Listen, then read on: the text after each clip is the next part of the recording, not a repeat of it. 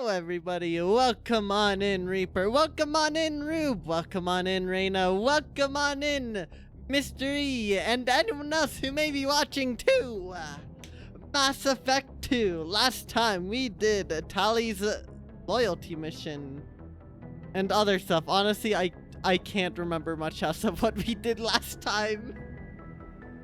Other than a lot more exploring. But you know, Tali's was cool. We got to learn about the Qwib-Qwib, which is still the best thing in this game by far. And it's been a great time. It really has.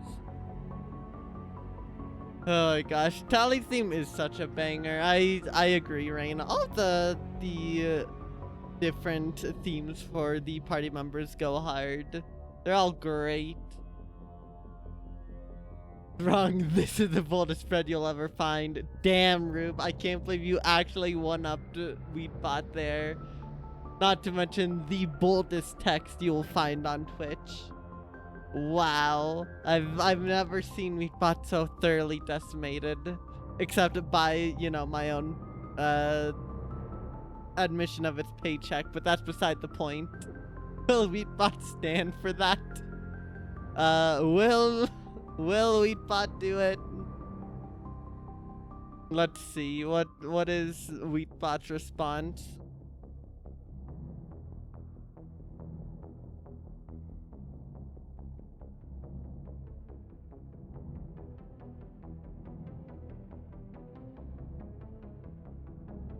You know what? I think Qwib-Qwib concedes. And you know what? Very understandable.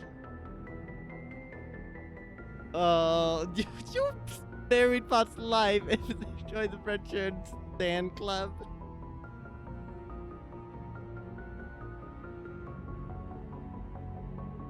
Well, very unfortunate. Qwib-Qwib is stuck being loyal to me, it seems. See, again, Qwib-Qwib would be too powerful if they're funded properly. We love you, Qwib-Qwib, don't worry. We love you for all you are. But yeah, hopefully y'all are doing well. I'm doing good, and I am so ready to get back into Mass Effect 2. We're nearing the end, apparently. It is ignoring the fact that we're still missing a party member. Nobody who's played this game tell me where they are. We're gonna find them eventually, even if it's the last thing we do before taking on the collectors. But we will find them. Oh my gosh, chat, remember you can always give Qwib-Qwib a little more bread by doing this. By doing any, like, emote bread posting, I imagine. Qwib-Qwib always appreciates it. Oh wait, wait, it isn't yet on? It should be on. No, it is on.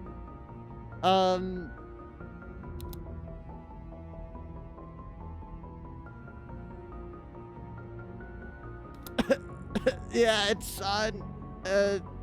Enjoy your bread, Qwib-Qwib. I made sure that any channel redeem works no matter what scene it is, after the login screen. That was one of my goals with this overlay, so I'd be very concerned if that redeem wasn't available.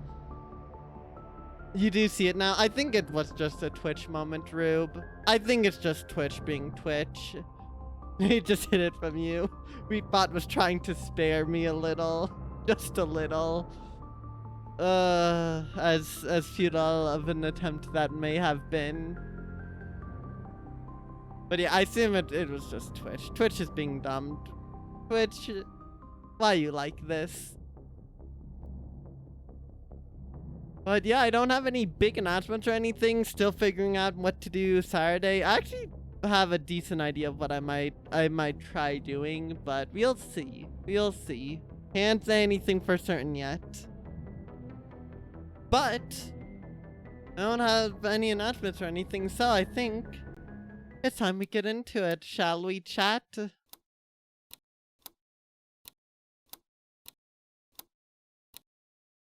I would not say wheat life and bread was on the equation.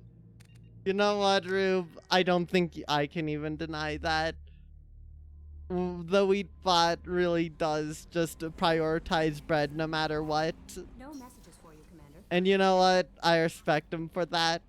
They're great for it. Oh gosh, okay. So, what else is there? We have a few things here. Is it just these two? Oh my gosh, that one is so far away.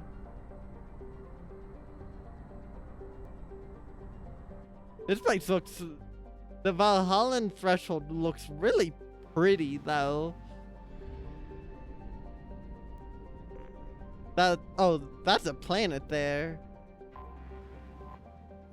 Israfil, largest of the Ezo trio, Israfil is a silicate-heavy carbonaceous asteroid. It is home to approximately 40 species of microorganisms in its liquid water, and was blamed as the source of the prion-based biowarfare agent EHE, exotic humanoid encephalopathy, used by the terrorist group Totenkampf in their attack on Gagarin Station in 2184. While many in the scientific community protested that Israfil did not have sufficient atmosphere or evolutionary history to sustain life at the prion level, the asteroid and its ESO miners were nevertheless quarantined to reassure the public that the Systems Alliance was taking action. Though no evidence has yet been found that the EHE organ originated from Israfil or was even synthesized in a local lab, the SSV Manila and a team of epidemiologists maintain watch over the asteroid's ship traffic for now. You pop and you don't magic to you lurk. The circle of life. And you know what? I respect it, Neko. You commit to it. You know what, since we're gonna be just doing some planet vibing for a while, we're gonna enable Undertale, since I don't think there's gonna be anomaly or anything.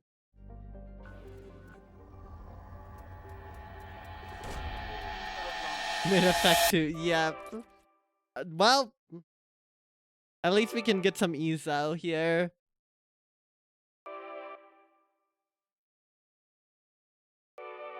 I like how Small Shock isn't even short enough to count as one of these short songs in the OST for my purposes. But you know, we're gonna redo that. We can do better. Alright, this is way more terrifying. Perfect. This is how it is from the perspective of the planets I'm probing. I'm just taking all of their resources. I'm the boss, but there's nothing they can do to defeat me. Matter of fact, when you ban letter E, mass. I would play a Mass Effect mod that just removes any instance of E in text and speech.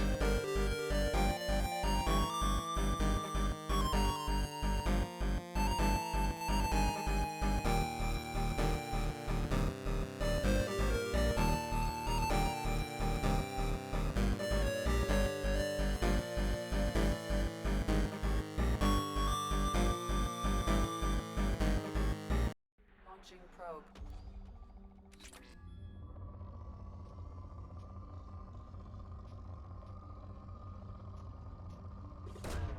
Oh, so much element 0.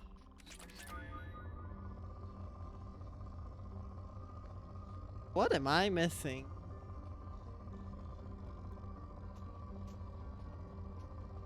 I mean, that's...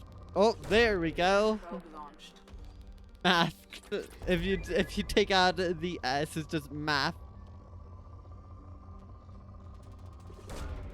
Launching probe.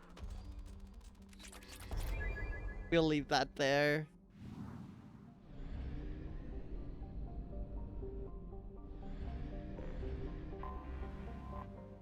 Duma, home to 51 moons, including the prebiotic moon Anaphiel. Duma is a standard hydrogen helium gas giant with violent surface winds exceeding 1900 kilometers per hour. Like its sister planet Elohi, it is believed to be an extrasolar capture. Matter of fact, when he put it through a shift cipher and turned it into an anagram.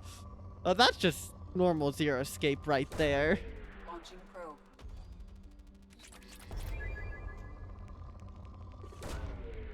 Probe away. Duma. Close enough.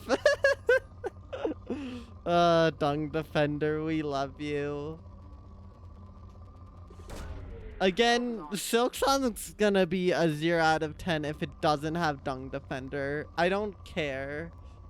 Bring back my boy. Launching probe.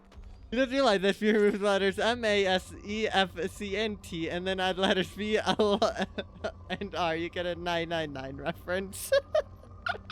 Now that's the convoluted zero escape, shoveling the, what's the right term?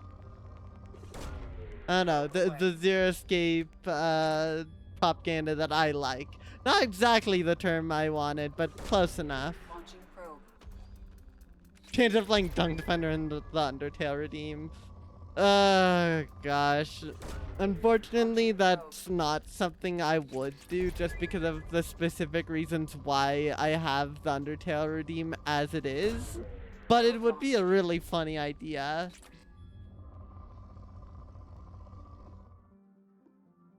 Exclusive redeem just for that. If I ever return to my one silly button that I had, what was it called? I think it's just called the button. Like, if I ever return to that, I would definitely add that in as a thing that could happen. Just playing Dung Defender's music. Either random Dung Defender noises or the entire song. It would have to be limited to something else because the thing with the Undertale Redeem is that Toby Fox himself has made it very clear that you're free to use his music in whatever you want.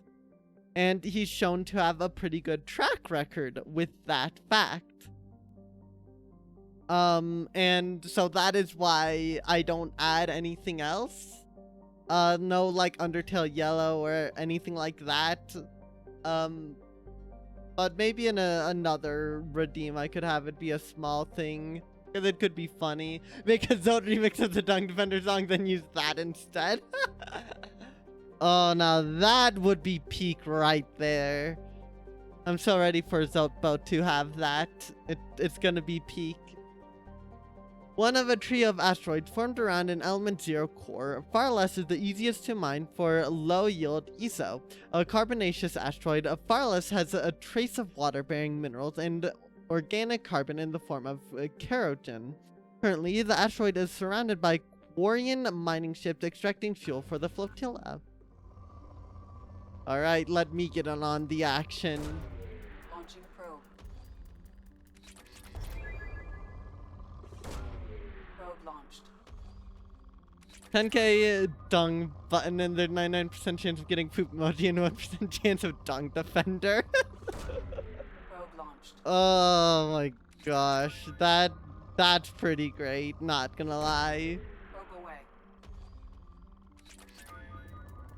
And hey, it would be more gambling because my stream doesn't have enough of that with channel points. Probe launched.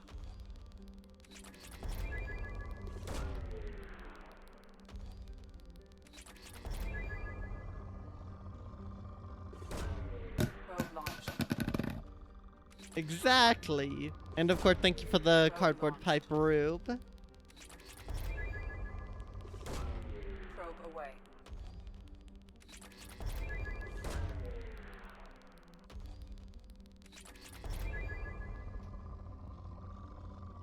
Oh, so much element 0.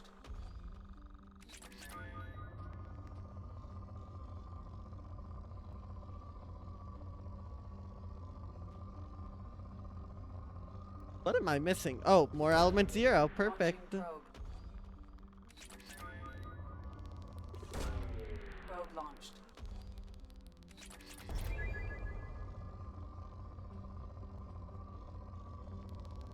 Oh my gosh, that's so much iridium. There we go. All right.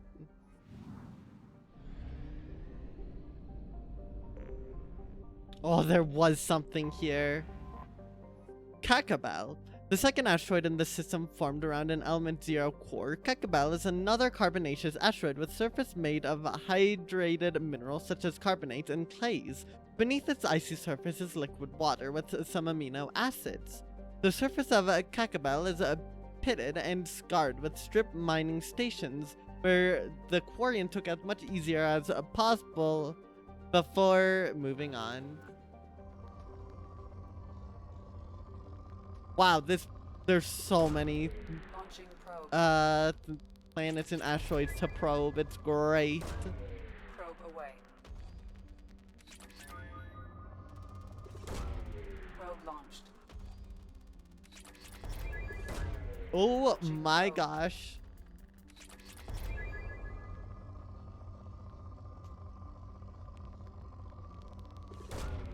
Probe away.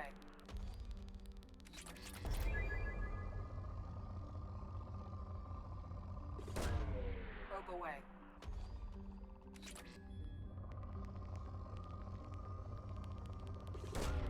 Probe away.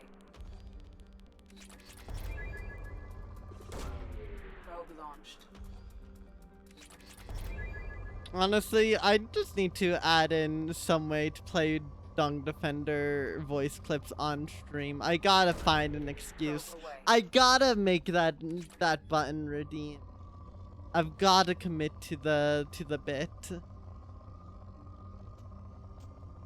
Oh, there's some not a lot of element 0, unfortunately. Probe launched.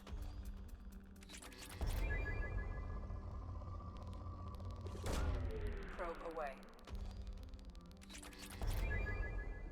Alright, we'll have just enough to scan the last one, it seems.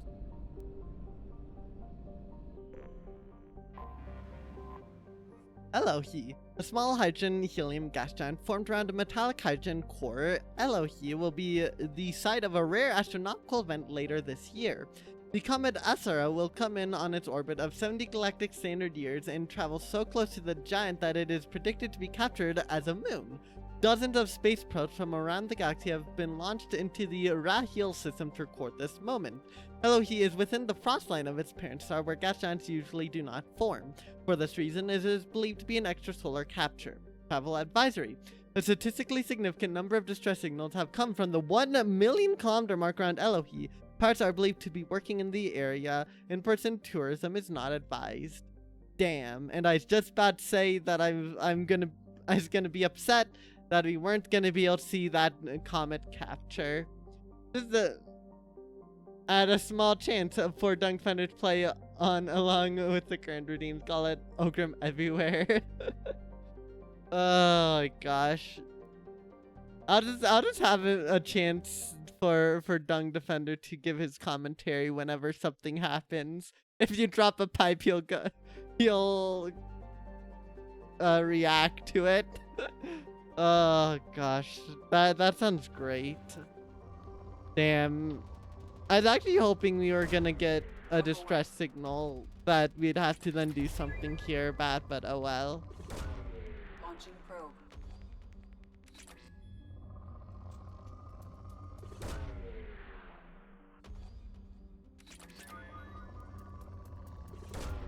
Probe away. A dung pipe. See, here's the thing, Rube. I did think about that. But also, that is a absolutely disgusting thought. I don't want to get hit with a dung pipe. I will take 100 pipe bombs before getting hit with a dung pipe. That's just what I'll say.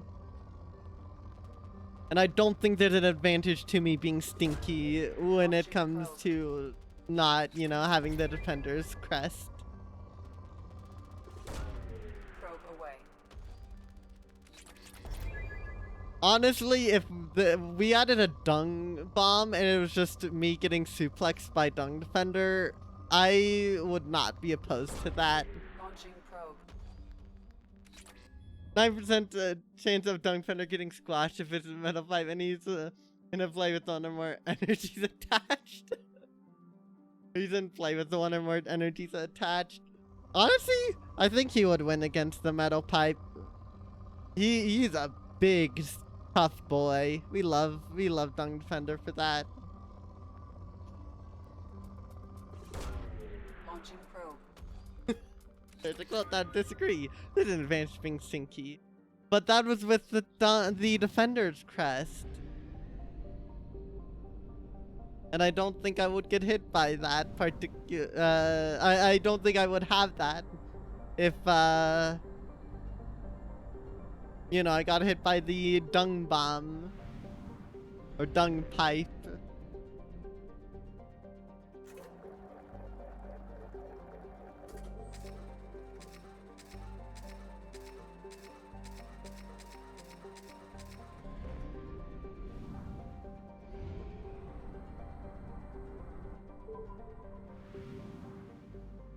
Oh, there's nothing here. Oh my gosh.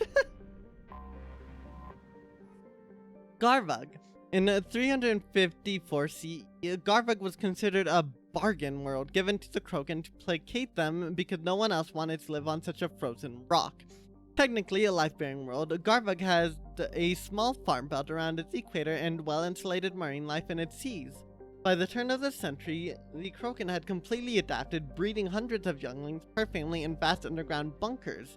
By the turn of the next century, Garvug's narrow strips of coral reef had been destroyed by overfishing and pollutants, and excess Krogan took to the stars to find another planet to consume. Garvug was treated as an object lesson by the Citadel Council. The Krogan could not be trusted to check their own numbers. Today, Garvug is a frozen wasteland home to corporate eco-engineering efforts to try to implement sustainable agri- and aquaculture practices. Krogan and Vorcha packs are a constant threat, and the corporations pay mercenaries well to keep their operations safe. No anomaly detected. I was also hoping we would be able to see the surface of this planet. Easy, just add another redeem. That's one time only per stream that's called Acquire Defender's Crest, then we can protect you from the tongue, though we probably won't protect you since it's funnier that way. That reminds me of the unused redeem that I had, which, on the splatted by redeem would add, respawn Punisher, so that the respawn took longer. And it's fully functional. I just never bothered actually using it on stream. It's basically the reverse of that, which would be really funny. That's a funny way to implement it. I like it. Yes, Neko, that would have been alongside the hydrate thing, and it's funny because I had to program it like it works in Splatoon, meaning that if you activated the respawn Punisher, and then also had the hydrate would override the respawn Punisher, because that's how it works in Splatoon. Why the hell I went to all that effort for something that doesn't even, like, I never even used, I don't know.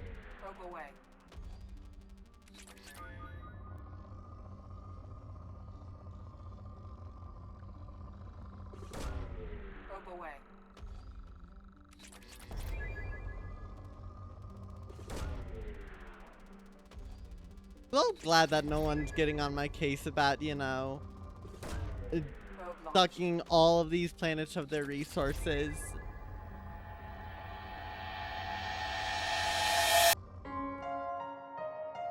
Yo, E0, let's go.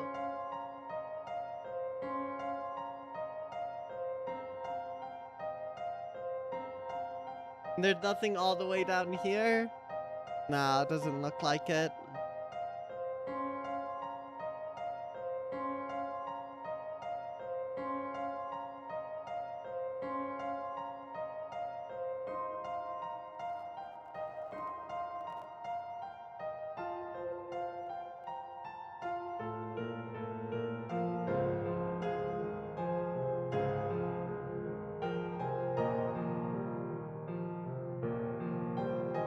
What else do we have?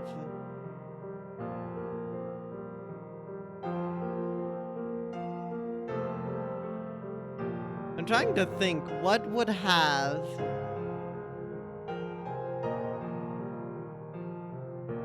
the Pylos Nebula. Let's see.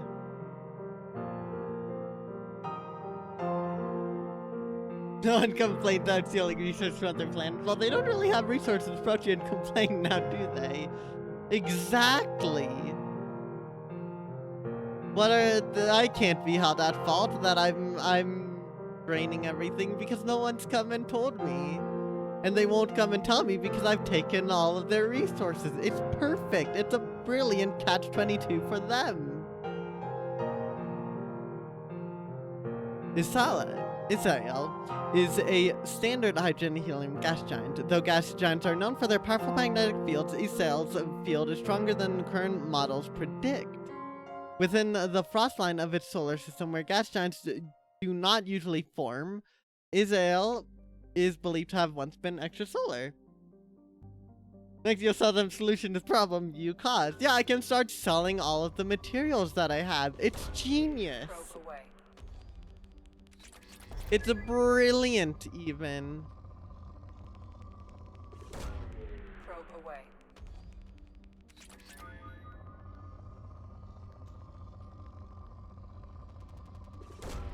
Probe away. Alright, let me disable Undertale for the time being, because we are approaching something we must do. Launching probe. Probe launched.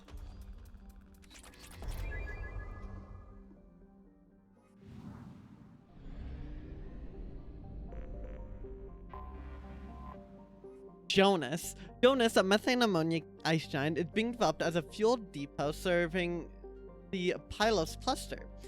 Eldfell Ashland Energy has established a base on one of its moons to crack water ice into hydrogen and oxygen and skim helium-3 from its atmosphere. Jonas is also believed to be an extrasolar planet captured by its star. From orbit, Normandy sensors can pick out a hand-painted sign some waggish employee left outside the complex. Last chance for fuel for 100 light years. Damn. Probe launched. Can't let you disable it when TV time once again appear next time. It'll be back. Don't worry, Rube. We're still not short of systems to probe.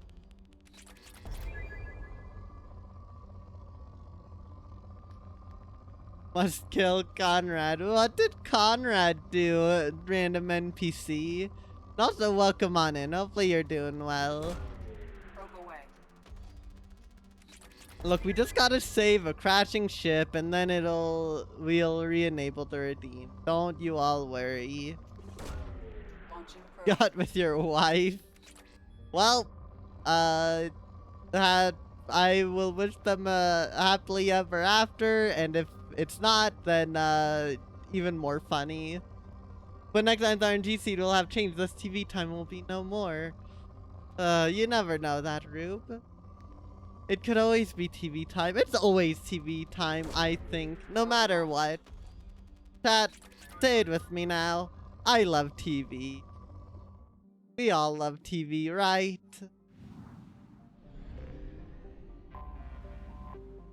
The MSV Broken Arm anomaly detected. Scans indicate a rapidly decaying derelict ship in orbit over Jonas. Registration matches the MSV Broken Arrow. Ships manifest note of volatile munitions cargo on board. If left undisturbed, the ship's trajectory will lead to impact with Jonas.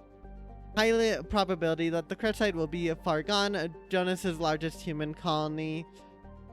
Guest signature detected aboard the MSV Broken Arrow. Alright!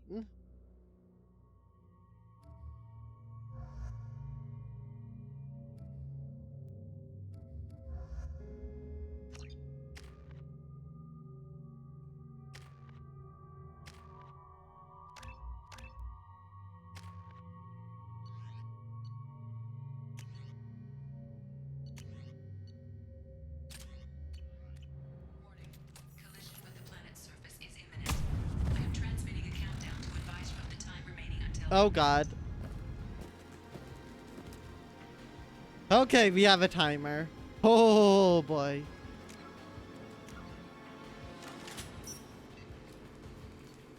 Counts log. Your engineer analysis is never wrong except times it's wrong, but don't worry about those. You're wrong. You're always right. 60% of the time, or is it 33% of the time? I don't remember what Hero's thing is. You're wrong, or you're right when it doesn't count. Or does. Depends on if you're a hero or not. I'm moving the ship to yellow alert. While we have seen no signs of trouble, I'm not so sure we won't run in to get this far out. We have to be prepared for anything. I've been told it's a terrible idea to go this far out toward Geth territory, but these colonies need to defend themselves. Sometimes I think the only thing keeping the crew from shriveling up in fear is the 100 crates of military-grade weaponry on board. A little shore leave when we get to the Niarif system will do us all some good. We have a lot of deliveries to make, and it's not going to get any friendlier out there. Moving ship to red alert, the Geth are attacking. We're ill-equipped for an attack of this magnitude, but we'll do everything we can to survive this. These colonies need these weapons, and this attack is further proof of how dire the situation is out there. This will be the last entry in this log. Given the severity of the Geth attack, I've ordered all hands to evacuate and head toward the colony. Should the Geth succeed in capturing the ship, they also gain control of the 100 crates of weapons in the cargo hold. Therefore, I'm using my authorization code to scuttle the ship, hopefully destroying the Geth that remain aboard, and then stay aboard to make sure the ship dies gracefully. My plan is to disable the ship's engines, thus causing our orbit to decay. This will bring the MSV Broken Arrow down to the surface, where the self-destruct timer will destroy the ship. I must be careful. If I fail, there's no telling where this ship will end up. Okay.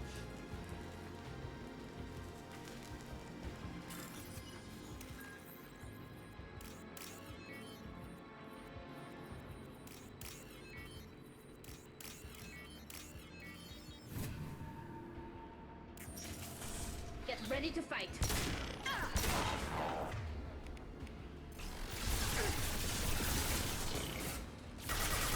Perish. Go get him, Chica.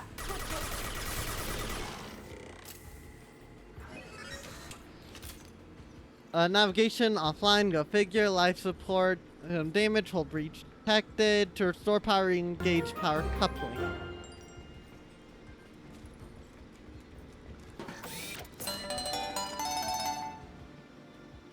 Thank you for the hydrate. And the stretch. I have done both. Go, go, go!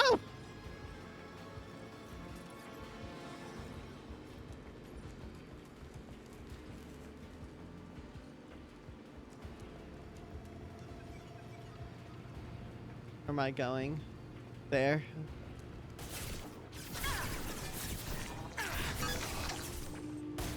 Oh, you've got to be kidding me.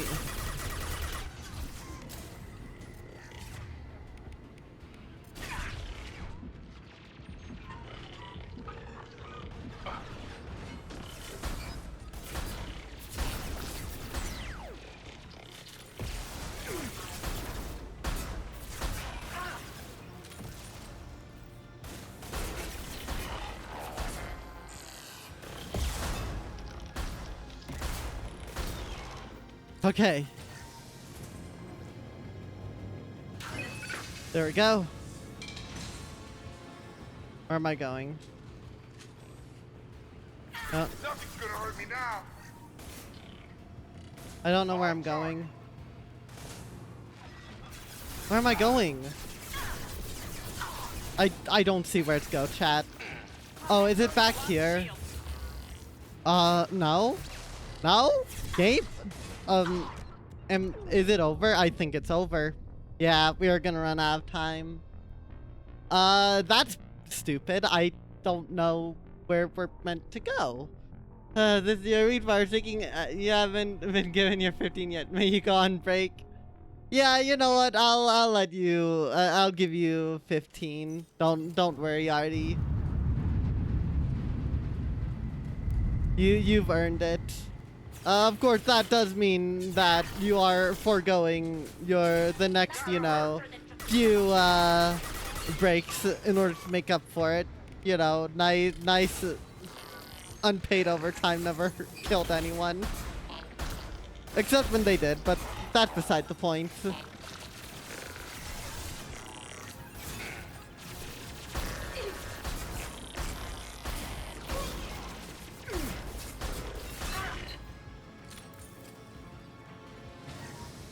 Okay.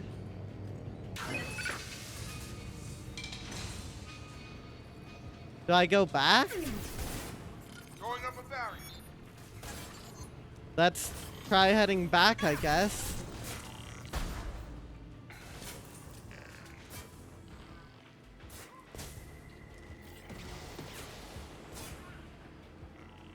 Raising their shield. No? Well, there's some iridium I missed. I guess I'm gonna have to restart anyways, so... Let's just try to figure out where we're going.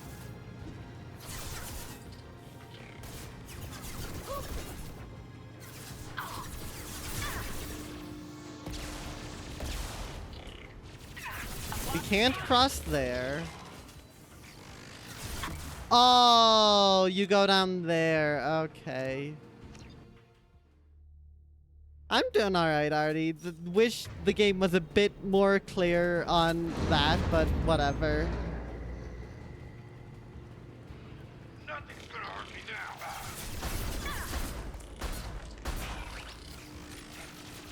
What? No, I didn't want to switch.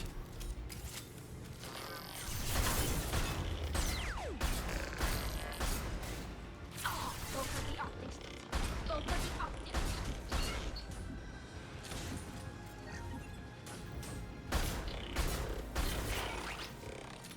Okay. Activate the power coupling. In plutocracy. So true, Artie.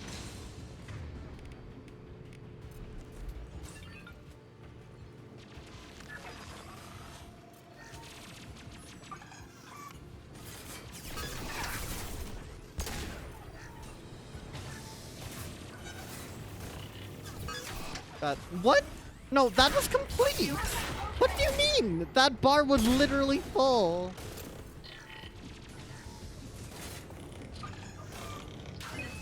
Okay. Go, go, go.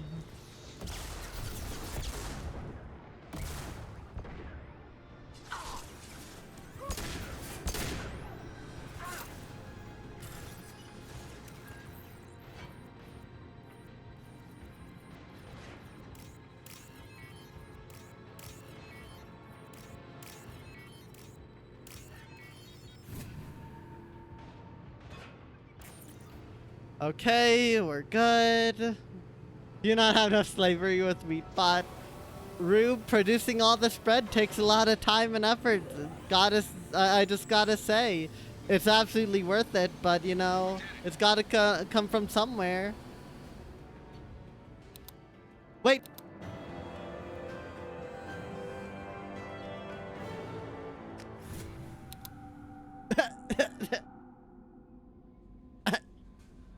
Commander, you've received a new message at your private terminal.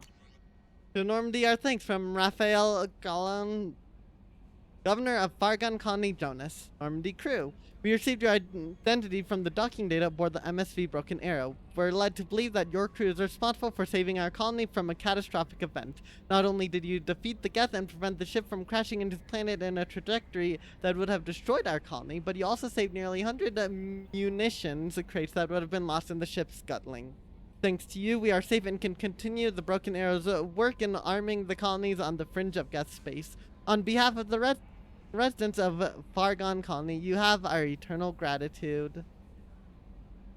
You know, maybe having broken in the ship's name isn't the best idea. From Admiral Darathan Vas Morde. Shepherd Vast Normandy. I've been digging through the LRA. Just wanted you to know that I did find a few things from the experiments Rael Zora was conducting. Had you shared them with me, humanity might have reaped the benefits. Instead, once my own experiments are complete, you and your people will watch from a distance as the Quarian people reclaim not just their homeworld, but the largest synthetic army in the galaxy. Rael Zora's death will not have been in vain. I'll complete what he started. Quarterly, Admiral Darazan. Oh gosh.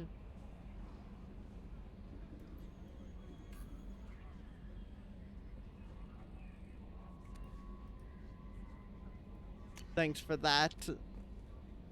Think about what chat is working. You think about the chat's also working for you producing wheat versus that being paid. We get gambling, so you think it's a fair trade, actually. Oh god. gosh. You know what? Touche.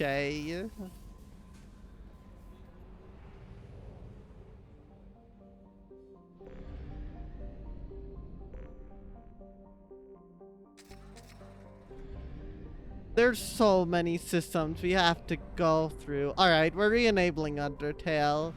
I thought crashing ship might have been where we get the last party member, but evidently not. Oh, 1, 2, 3, 4, 5, 6? 6 freaking planets. Well.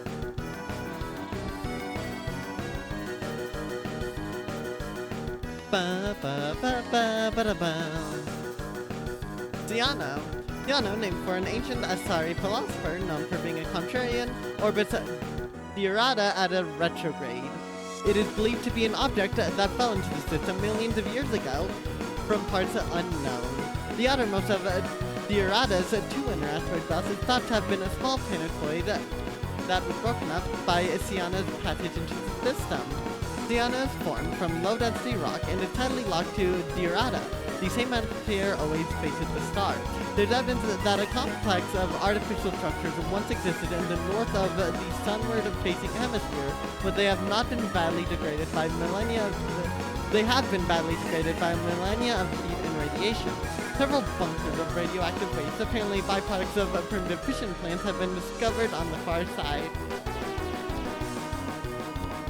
The RNG chain and it's the world of revolving now. You absolutely figured out, and this is real. That bangers are in their own group, so by disabling the regime and enabling it again, it's rich spot.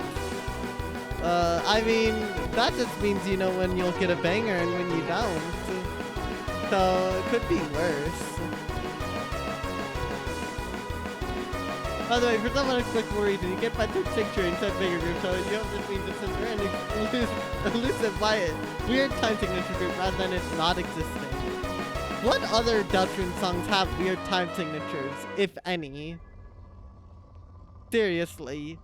Like, I think it's just Third Sanctuary, but also it's Toby Fox, so who knows? It could be like anything. Probe launched.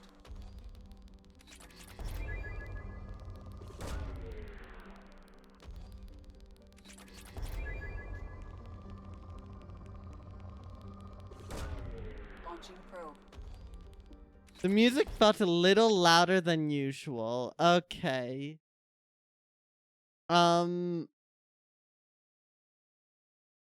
Let me check one thing and then another thing.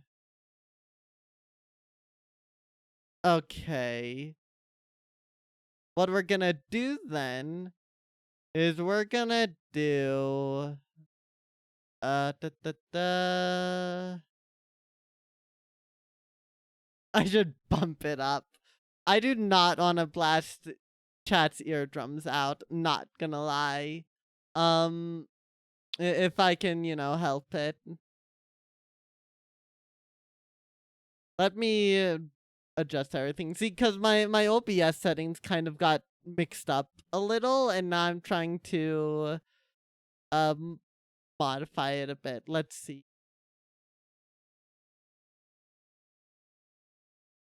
Where is it?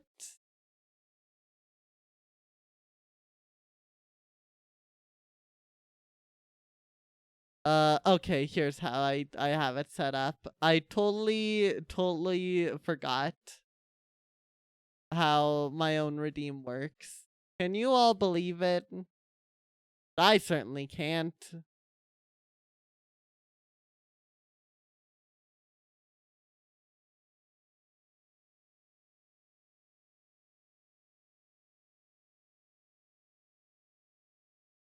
I feel like Third Sanctuary is alone inside group. Second Sanctuary is in the song that have better versions, so they're commonly overshadowed, even though they're still really good group. Yeah, now that checks out right there. Okay, so everything should be set now.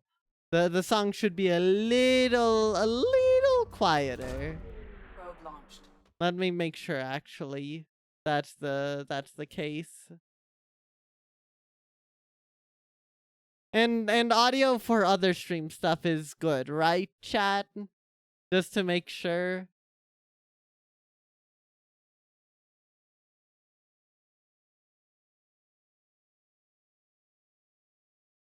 Because I want to make sure that, you know, things aren't absolutely terrible.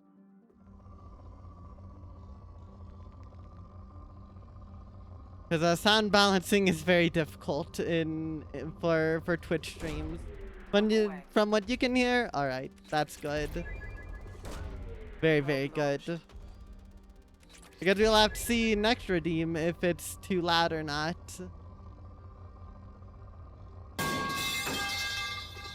Nice. Probe launched. How is this planet still rich in resources? It's taken up 11 probes. Chat, I'm not gonna have enough probes to get every planet in the system.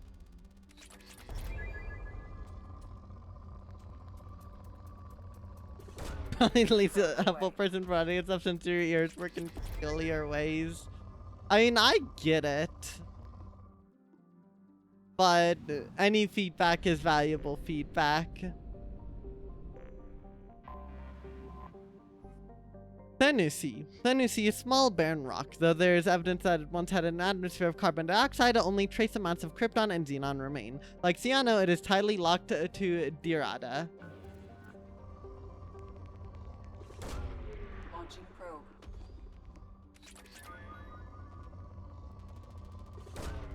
Launching probe. I hope the next party member gives me double the probes again, so I get 120 probes. And I hope that I get that upgrade as the last possible thing I can do in this. So it's not even useful. Because I get it so late. Launching probe.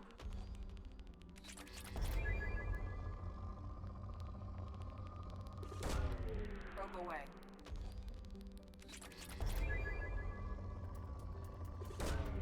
Launching probe.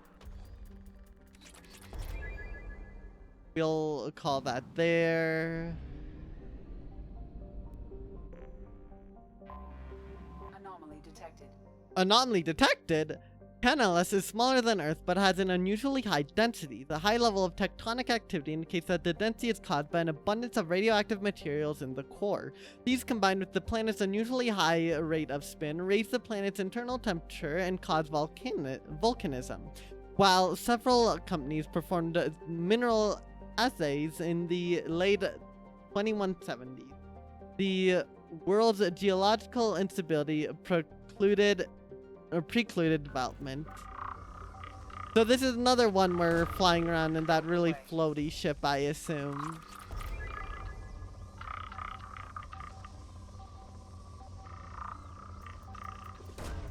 Probe away. Yes, I'm aware there's an anomaly. Probe launched.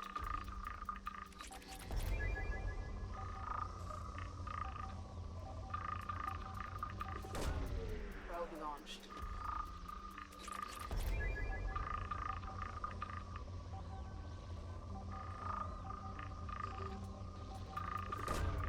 Probe away. Probe away. That's like someone just snoring, honestly.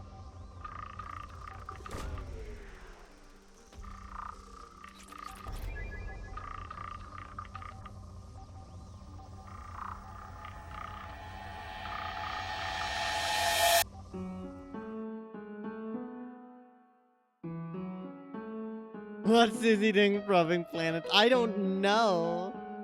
Sensor detecting anomalous weather patterns on the planet's surface. Gas activity detected. Recommend extreme caution. Alright, we land. We land these.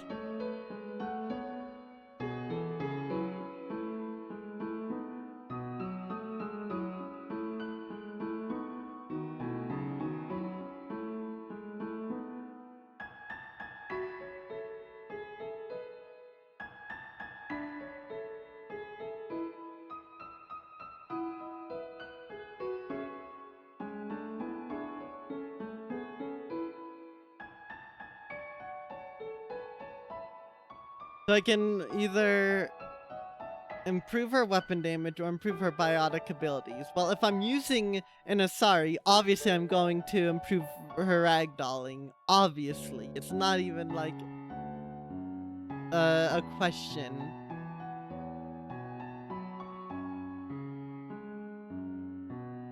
We'll increase the strength of his shields, I think.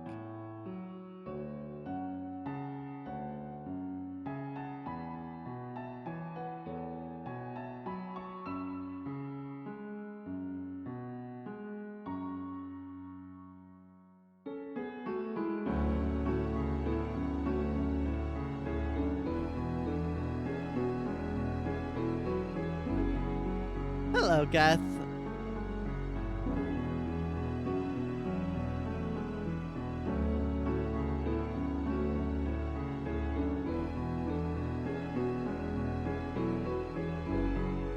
I still can't believe they stripped Tali of her ship name.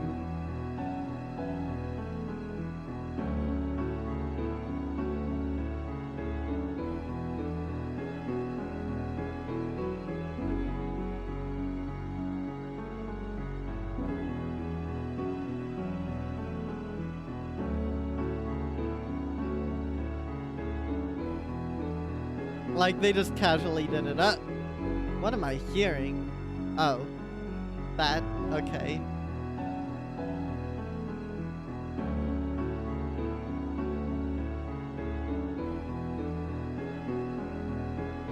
What?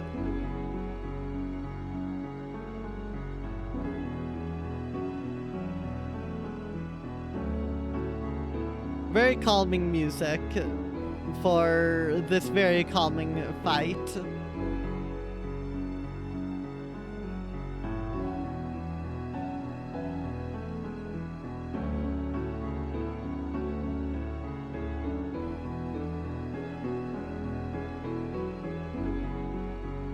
Nice.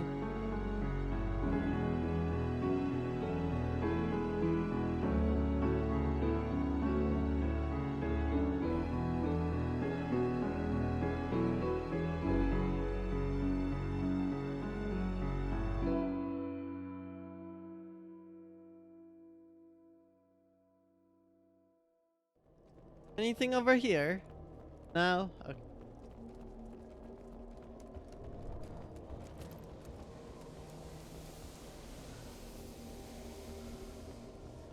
It is crazy how luck works though, like, cause we've only gotten like 50% of all possible songs in the Undertale Redeem since the update. I mentioned that a few streams back, but still. I would expect a lot more by now, but that's how luck is. We get query like 5 times.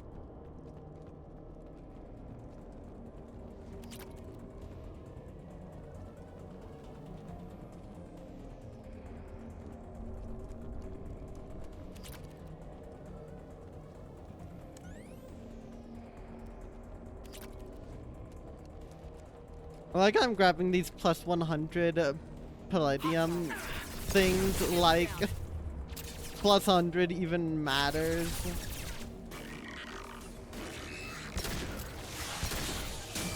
That's a flamethrower.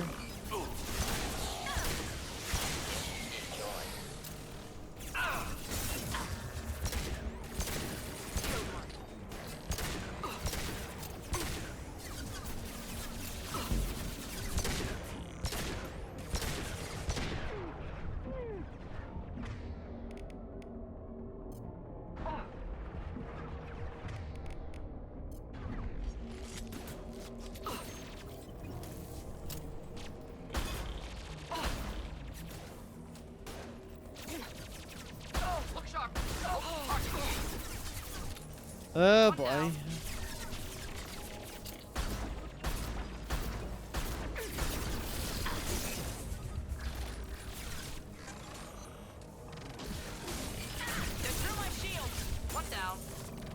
Come on.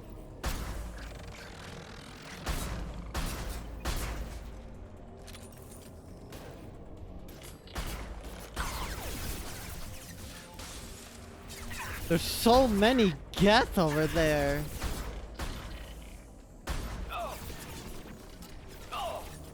We're gonna keep that one busy.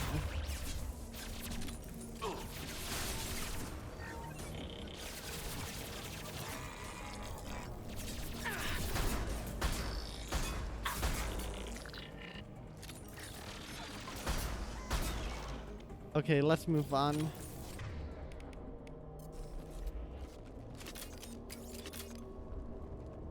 Okay, we're good. We are good. There really were just a million Geth. Oh,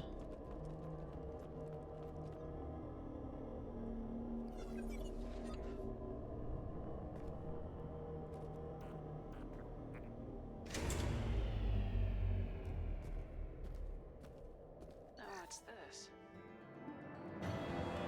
Okay, uses the... Oh, shield upgrade. Y'all, alright. Chat, we got a shield upgrade.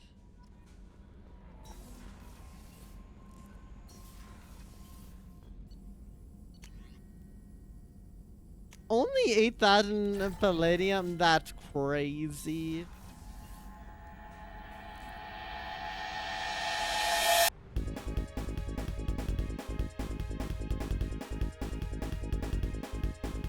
Why am I here? Wasn't it Canalus that had the anomaly? Whatever. Apparently, something's going on in America. You can't be able to check what it is. Rather sleep. There's always something going on here in US, for better or for worse. Death is a common hydrogen helium gas giant. An abundance of sulfur in the upper atmosphere gives it distinct yellow stripes.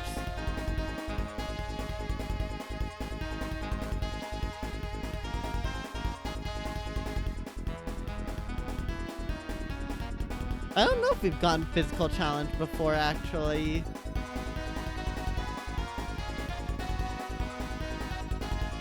TV time! We love TV here, Robbie. Welcome on in. Nice to see ya. Yeah, already. I definitely prefer to keep those kind of topics because I do know what it is. Definitely not appropriate for stream. I think we did get physical challenge. I mean, I can straight up check because I have a list of songs.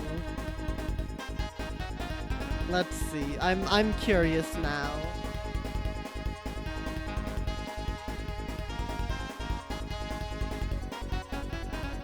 Yes, this is the second time physical challenge has played. Yeah, appreciate it. Very much appreciate it, NPC. Probe away. Feedback TS for you and mentioning it. Well, yeah, that's, it is just what it is. Cineas, a standard hydrogen helium gas giant. Cineas has more than 80 moons. Oh, wow. Also, you know what? Since we already got physical challenge, let's try it again. Why not? Probe launched. Well, we've certainly gotten live report. I feel like this is one of the more common ones that we get for some reason. Yep, I'm gonna be up bright and early for the Nintendo Direct NPC. It's gonna be a wild time. Yeah, we're gonna try to. It's gonna be a watch party in my Discord server. Probe away. Breaking news. Bits, I guess. Kind of. Especially with the Direct. I am looking forward to it. I am worried about possibly speaking something into existence, but we'll just hope it doesn't happen. What if you too soon you're even gonna sleep? You'll get some nice rest, Neko, definitely. Probably a bunch of third-party ports. Yeah, though unfortunately with the whole key card thing, I'm not looking all that forward to it. Not that I buy third-party stuff on Switch anyways, but still.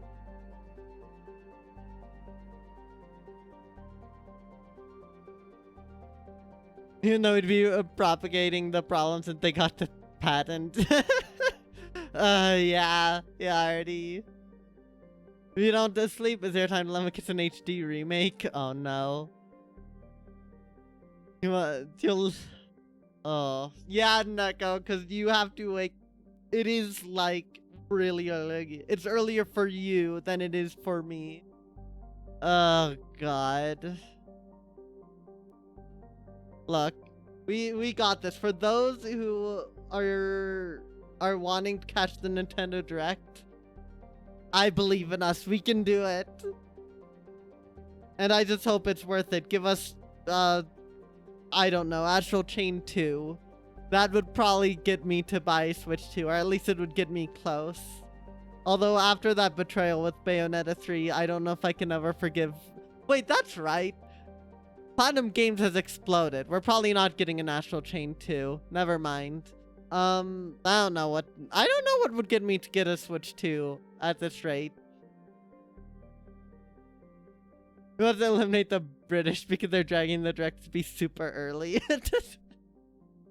Oh gosh. Now, Studio Clovers. I did not know that they rebranded and all of that, but I did remember that Platinum's dead. Just a little too late. It's a shame because I really liked Astral Chain. Its story was one of the most absolutely mid ones I've ever experienced, but you know, I loved the world. The world was awesome. File 6 is perfection. They're making Okami 2. That's right. I forgot Okami 2 was getting a sequel. Okay. You're still quite glad that you're from Europe for specifically Trek times. Yeah, Rube. At least we have some nice benefits here from our time zone, I guess. If Bayonetta 4 ever released, which probably won't, you'll have managed to get one within a millisecond of hearing it. Very understandable. People who like Bayonetta seem to really enjoy its gameplay. I'm hoping. I don't know what would get me to get a Switch 2. Genuinely, like, Astral Chain, again, probably isn't happening as much as I would like it to. Who knows?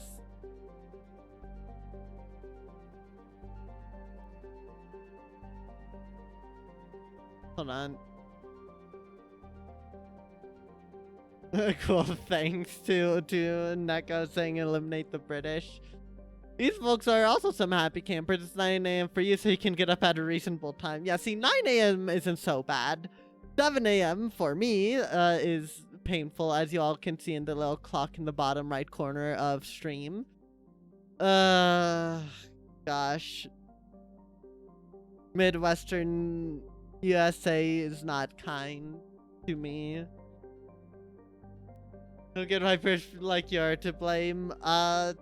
For being in a comfortable time zone, I guess. That's all there is to it. We must eliminate the East Coast.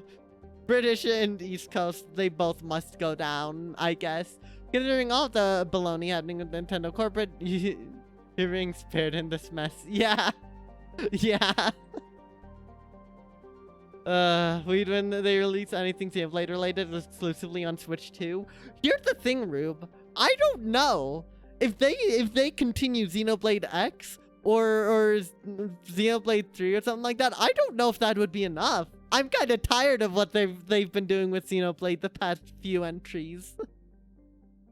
The only thing I think it would have to be something like Xenoblade X, where it's completely unrelated to the actual story of the other Xenoblade games. Xenosaga remakes, maybe. If only because I've heard the original games are kinda really bad to play. At least Xenogears sucks to play. Xenoblade 4 is its own thing. I don't know. All the numbered Xenoblade games are tied together story-wise with an asterisk. Although Xenoblade X is tied up with Xenogears now, so who knows what that's about at this point. Oh my gosh.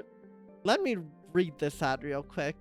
Vioressa, an orbital period nearly 2 millennia long, the cold and distant Vioressa was actually missed in the initial Asari survey of the system. Only follow-up mineral assays sent to Calanus by Evolus mining concern noticed its subtle movement across the stars. Vioressa is a methane ammonia iceland circled by a retinue of deep frozen moons. Its remoteness makes it a popular drive discharge point for pirates working with the Pilus Nebula cluster. In the last 2 years, several dozen ships have disappeared while passing through the Dirada system. As Pallas is currently unclaimed by any sovereign power, Council naval patrols are few and far between. Thus far, none of the pirates responsible have been apprehended. RIP. Okay, Xenogears like half done. Yeah, I don't know. A remix of Xenogears / Saga could be. They might get me to play, or get a Switch too. But also, I'm not the most interested in the game for a variety of reasons. Yep, Reaper, get PTSD.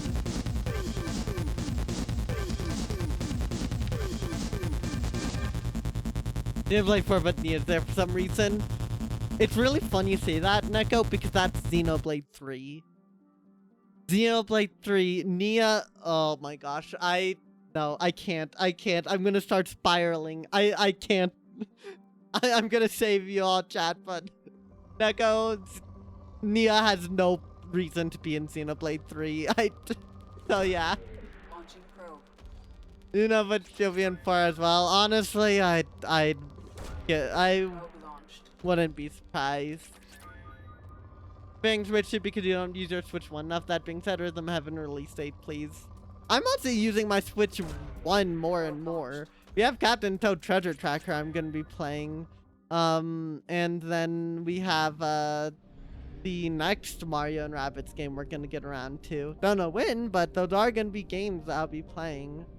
But even then, yeah, I can't justify getting a Switch 2 yet.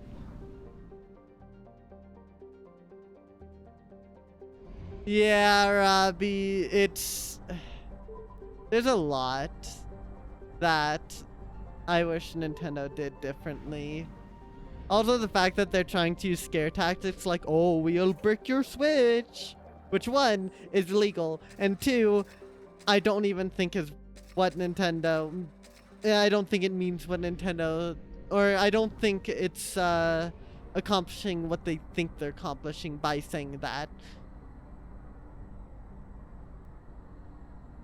Nintendo. You don't blame me, but also Kirby Your Eyes is looking kinda sick. See, it's nice because if I ever do get a Switch 2, I will, in fact, have a nice library of games to work with. I'm probably gonna try to get them on sale or something if I can help it.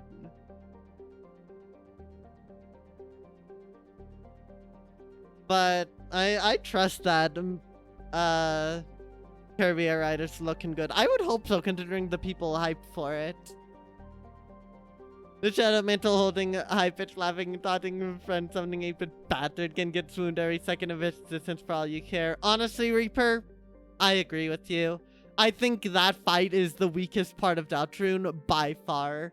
I don't like it at all. I've played worse, but it feels really out of place with Deltarune as a whole, outside of, you know, some themes. Rhythm Heaven is Switch 1 game, so you're chillin'. Yeah. Rhythm Heaven being Switch 1, that's gonna be great. Another game that I'll probably end up wanting to get. Well, you look at that, meant for report on Twitch, well, guess you have to play it now. I wouldn't buy it a second time, or I wouldn't own a second copy, considering I have a perfectly fine copy on my PC. I just haven't been, you know, playing all that much except for a few games, but I'll get to it. Yeah, Tomodachi Life being Switch 1 is really funny because that might have been what got me to get a Switch 2, but hey, I don't have to worry about that, chat. I'm just gonna be chillin'. I don't think I'm gonna stream Tomodachi Life, but I'm really looking forward to it. Less sales, yeah, and you made a PNG tip recently of your Mii. Nice. Mii's are great. Nintendo needs to commit to Mii's more. I'm really glad they're doing Tomodachi Life, living the dream, so we get another Mii-focused game on the Switch. Also, if you wait, there's a high chance of one of special editions being released. Yeah, Neko. I don't know what special edition would get me to get the game, but I don't have a special edition of any console except for a used DSi I got a couple years back. So, but maybe a Switch 2, a unique collector's edition of Switch 2 would get me to buy it. I don't know. You say it's likely the only time buying Switch 2 would be worth it is near the end of its life cycle once a lot of games are available and hopefully it goes on sales. Yeah, Reina. I don't know. I mean, you'll have to see. There's a... With the way my brain works, there's certain things I would be very excited for that I don't even know it yet. But nothing has quite scratched that, right? Nothing has really made me want to sink my teeth into a game. So I guess we're just gonna have to see. Not that it felt out of place, it's just fight. No, Reaper, I want to make it clear that when I say it feels out of place, that's only one thing. I just don't like the fight in general. I don't think it's fun to play. It's kind of clunky and restrictive, and it's not the kind of combat that I like. Or that I wanted when I got Datrun. Conversely, the Roaring Knight fight is just about the complete opposite of the fight. It's great. It's amazing. It's really brutal, but it's exactly the kind of gameplay I want from the game, so that's amazing. Need to get your money out of your long-term investment. All you're asking for is 5% equity in my company. Come back another year and I'll get back to you, Neko. Maybe like the idea thing of having really wacky text-to-speech. Yes, please. Give us the really wacky text-to-speech. It would be peak. The Animal Crossing Switch, yeah, that one was a good one. Who even knows if they're gonna do any special collector's versions of the Switch, though? The Switch 2, because they aren't doing any unique Joy-Con colors, or at the very least, if they are, it's gonna be exclusive to collector's editions. I don't know.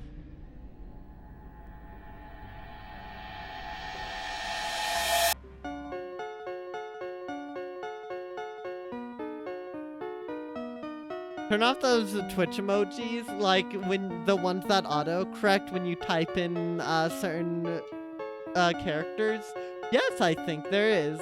At least there's a way to change them. Wait, no, I think that's Prime exclusive. Never mind, I don't think so, Robbie. Natus lies probably close to the red dwarf Briceroi. This allows it to approach habitability, though it is quite frigid. It is tightly locked with a hot pull and a cold pull. Along the Terminator, the temperature average is just above freezing. On the lee side, the temperatures are well below freezing. Natives have developed a limited native ecology. Much of it clusters permanently attached around geothermal vents. There are, however, more advanced forms of life. Several arthropodal herbivore species wander back and forth across the Terminator. They acquire nutrients available in both environments for sustenance. More dangerous are the omnivorous predator species that devour the arthropods. Most animal life on Natus has limited vision, but finally developed thermal sense. Interesting. No anomaly detected. How sad. There's no way they won't online. Next Pokemon entry will probably have one. Honestly, fair, Neko. That's with how expensive the Switch 2 is, it definitely feels like they wouldn't miss it out just for the monetary possibilities. Yeah. It's depressing, Robbie. I'd change the emojis I have, but I have Twitch Prime, so it checks out.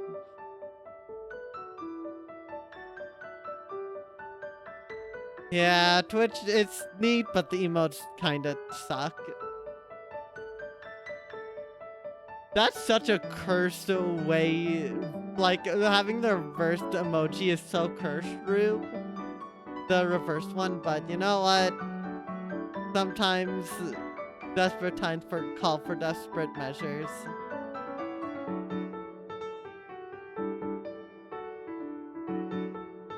This is not like Discord, unfortunately can't change it. Yeah. Blame Twitch for that. I mean, yeah, this is just a truly Twitch moment. Theonax. Theonax's surface is covered by water and ammonium hydrate ices, which are constantly repaved by cryovolcanic processes.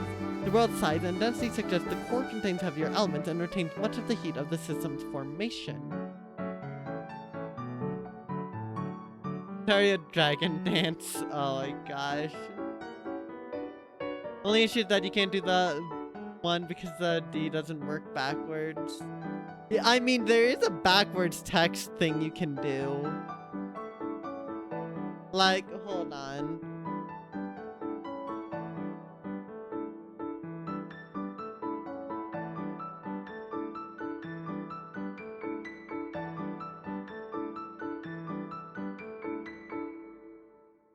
Where, hold on, let's see here. That didn't work.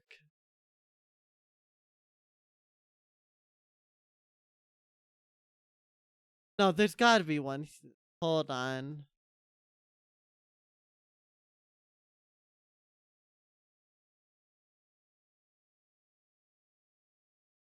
Okay, well this kind of works, I guess. At that point, you can just use bold. You know what? That works. Bold smiley face is pretty great. The one with V is also a really fun one. You can also put the Jara face. Hell yeah. Finding ways to break or subvert Twitch's systems. Don't worry. They'll update it soon so that all of those are fixed into their emoji chat.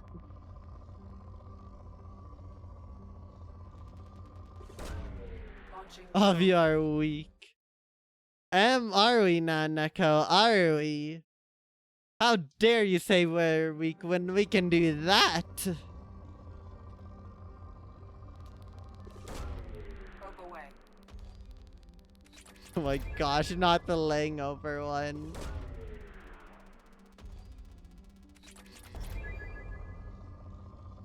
Of course, Neko, you missed the most powerful one of them all.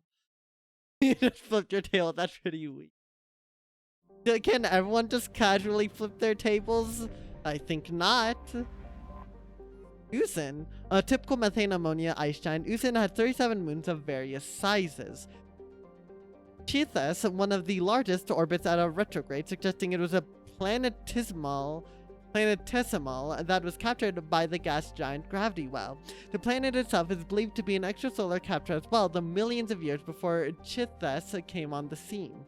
Evidence collected by planetary geologists suggests that Chithas was for many centuries a water world, heated by tidal flexing as an orbit circularized around Usin. The planetary ocean, once hundreds of kilometers deep, must now be frozen solid. Some have recommended drilling test bores to see if life has developed in Usin seas, but the question is considered academic. And yeah, we can. Well, there goes me flexing by flipping my table. I need to get back on Tabletop Simulator and fix that evidently. Thank you for the hydrate. And the stretch, Dill. And welcome on in. Enjoy your bread. Also, lobster mentioned. Perfect. Yeah, everyone has flesh lobsters. Of course, of course. Probe launched. Blue lobster. Oh my gosh. If we had a blue lobster in the one quest in Xenoblade X, I think I would have been just very scared. But also we could have gotten a 1-up from it, so that would have been rad. You may be able to flip your table, but you'll never be Yakuza 0 Couch Grunt #1. I think I know what you're referring to as well, Neko. And you know what? You're so right. Probe launched. Because you're a catch grunt, no one can't do this though. Never underestimate the power of Toad. That emote's gonna be used so much in Captured in Toad Treasure Tracker. I'm looking forward to it with glee. Probe away. The one that's inventory during the office raid and has like 150% knockback. Yeah, I know what you're referring to, Neko, and you know what? Yeah, no one can compare to that. Genuinely. Tenoth. Tenoth is little more than a glorified ice dwarf that has drifted inward from Chrysaroid's orc cloud over the millennia. It is extremely elliptical orbit, it's ultimately unstable. Computer projections suggest it will impact the atmosphere of Geos in a few billion years. Damn.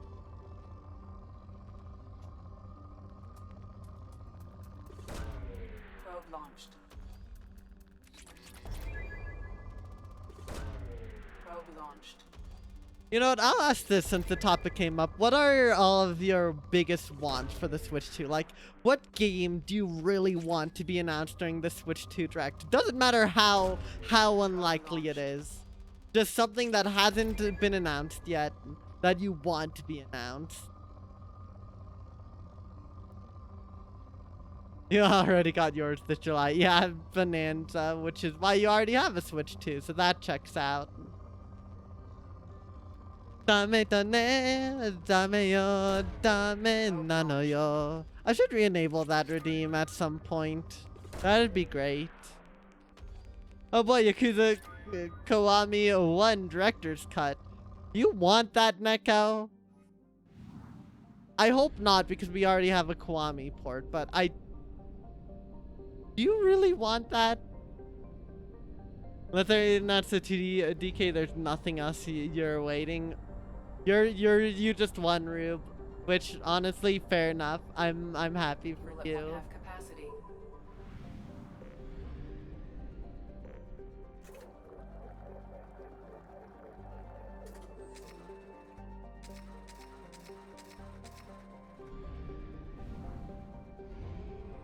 All right, Satan.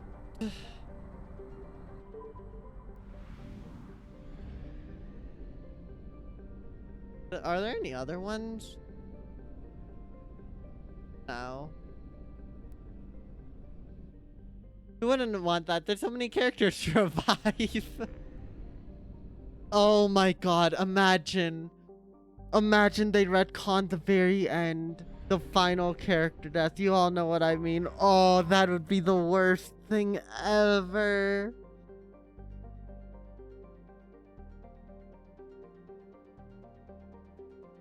But technically, you'd play the next 3D Mario since you played basically all of them, but it's not something you want this year. Yeah, I mean, it's probably not happening, frankly speaking. Natesa, an unremarkable methane ammonia gas giant. Natesa would be of no consequence if it weren't the only approachable gas giant in the Satan system. Boros of Volos colony has set up a few automated ice cracking stations around the planet, and Naru Combine has been contracted to set up a helium-3 extraction facility. Construction has lagged due to the CEO's arrest in a kickback scandal that reaches to the highest levels of the Vol Ministry of the frontier. Oh boy.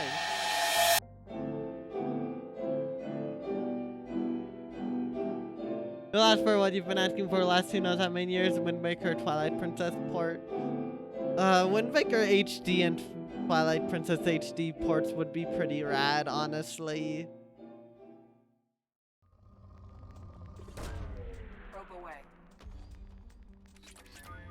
I definitely think those are some pretty low-hanging fruit for Nintendo, especially since they'd be better Zelda games than the most recent entries. Well, Echoes of Wisdom I can't really say much about, but what I've seen of it, I'm not all that impressed. Wind Waker got out of GameCube Sync for online, so it's not happening. Well, maybe Twilight Princess can join it then, and then that would be less of a problem. I didn't know that, though.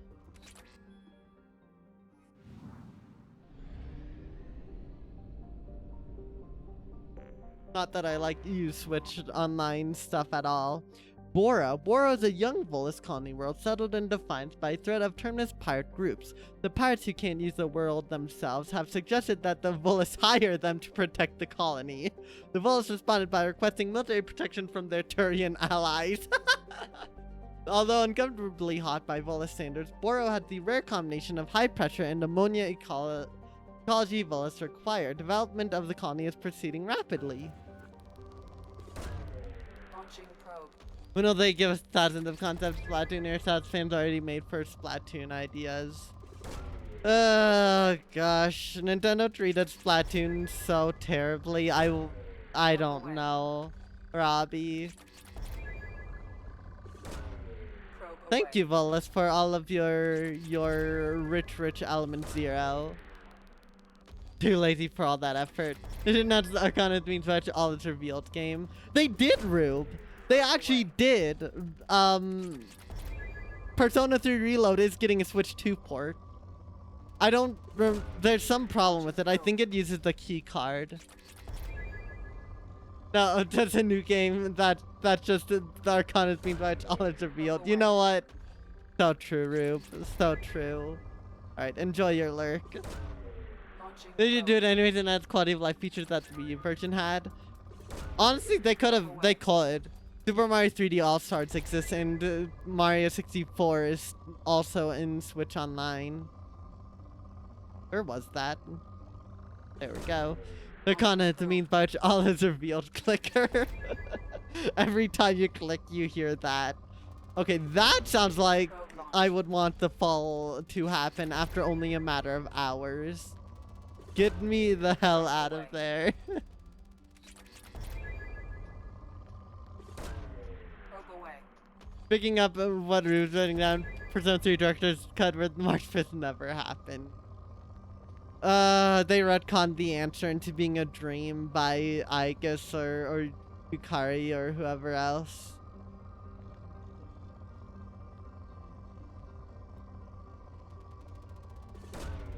Launching probe.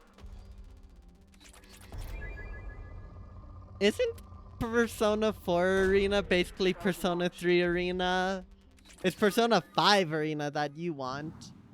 Where again, they'll make sure to make the validity of Royale questionable at best.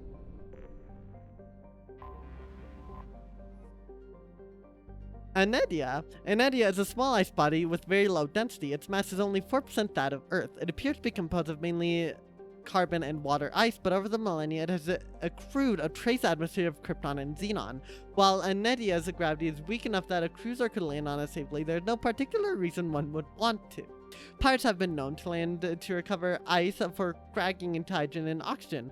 One area in the southern hemisphere, the so-called Anedia Scrapes, is so frequently used for this purpose that higher albedo raw ice can be easily seen from orbit. Interesting. Launching probe. No, you want Makoto to be back for some reason. Makoto will be back either way, Neko, don't worry. Launching probe. Chapter 5 tomorrow. Why tomorrow? I don't think I would be upset, Probe launched. but you know, releasing chapter 5 after a week of Deltarune would be unhinged, to say, or after a week of Silk Song would be unhinged. Probe launched. Probe away. Probe launched. We're almost at 600,000 Palladium chat.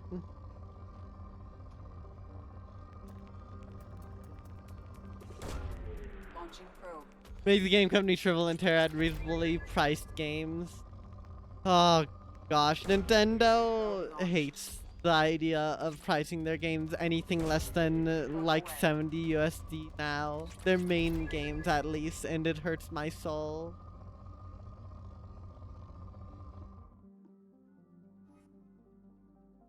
Enraged game companies even more. They already got mad at Silksong. What's one more indie game?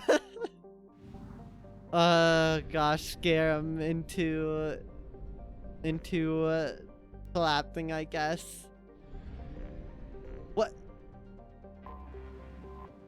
Wait, the sun itself? Wait, this is hold on. Reskel. Reskel is massive hot Jupiter gas giant that whips around the star Satan once every 4.5 days. What am I looking at? Like most planets of its type, it migrated inwards from its neutral position in the system, thought to be around 0.3 astronomical units. Reskel is one of the few close orbiting gas giants to show a marked temperature difference in its sun-facing and dark side hemisphere. The atmosphere absorbs and re-radiates Satan's heat quickly for winds carry the heat to the dark side. There's temperature difference of over 1,000 degrees between the gas giant's hot and cold poles. My gosh, how are we even sending probes to this thing? Probe launched. Another 17 years. Isn't it funny how Nintendo games always go up and never down since they increase in value by like 50% every few years after console ends? Nintendo is unhinged for that. I'm still never gonna forget them for the fiasco that is Luigi's Mansion Dark Moon HD. I'm never gonna forgive them for that. What do you mean? It's a fairly basic port of a 3DS game over a decade after it released, and you're charging $20 more than it did on launch.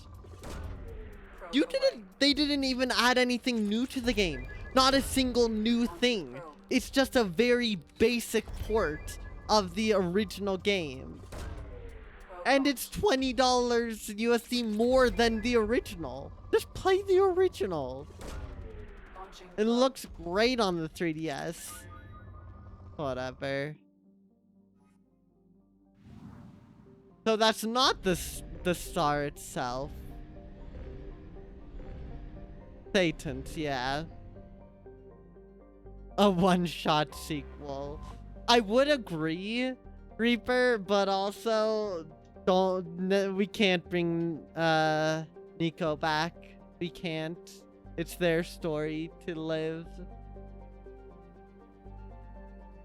But you know, a similar concept would be cool. Seeing them expand on it would be really neat. Cause I really like how one shot breaks the fourth wall. Can't believe they put the Radiance in your Mass Effect 2.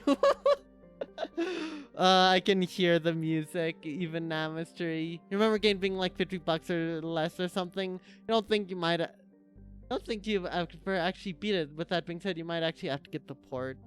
Oh yeah, Robbie. Here's the thing, like, it makes sense for games to be more expensive as time goes on because they take more resources to make. But my problem is that a lot of the time it doesn't feel like it's justified, especially in the current gaming market. Like, at least Nintendo does release very good quality products, even if their own hubris constantly holds them back. Mario Kart World's not worth such an extensive price hike. It's just not. Like, the interim tracks or whatever they're called. I don't know why I can't remember the name. Those just aren't interesting. And the open world stuff's fairly limited. Like, other Mario Karts have a lot more interesting single player content.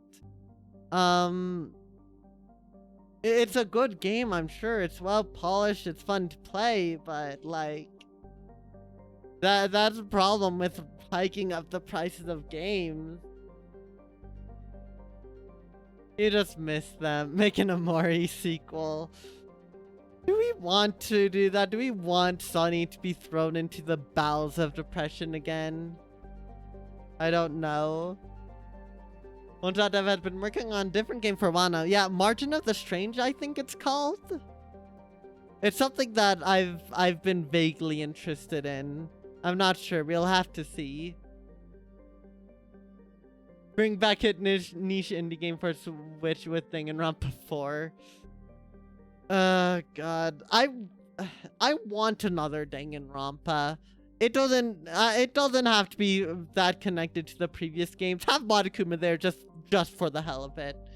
Genuinely, I don't care. I just want more Danganronpa. Maybe I'm part of the problem. Maybe I'm why Danganronpa V3's and terrible ending exists. If you know, you know.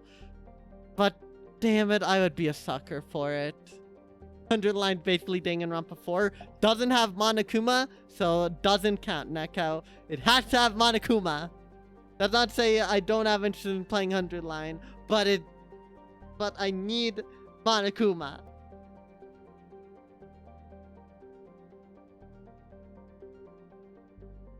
Mario Kart World is also Switch 2 exclusive. Yeah, it was gonna be on Switch 1, but then they couldn't make it work exactly. Probe away. Yeah, games just don't get sales anymore. To be fair, there is a reason why games have a set price. Sales are nice, alright? But there is a reason why games do have a base, a set base price. I think a game's set base price is probably tells you more about the game and the expectations of it than the sales do. Probe. If a game has such a high base price that you don't care to buy it and you'd rather just wait on sale, like under any circumstance, I think that's more of a base price problem than a sale problem. This planet looks like a raisin. It does. I would love to explore the surface of this planet. There's a couple other planets. I'm never gonna forget them. I'm never gonna forget them for saying one planet has a massive purple desert in the southern atmosphere or hemisphere, and we don't even get to see it on it, and we don't get to go visit it. That is a genuine crime that still upsets me to this damn day. I'm never gonna forgive the Mass Effect 2 devs for that. I will only forgive them if Mass Effect 3 lets me do it, and they probably won't.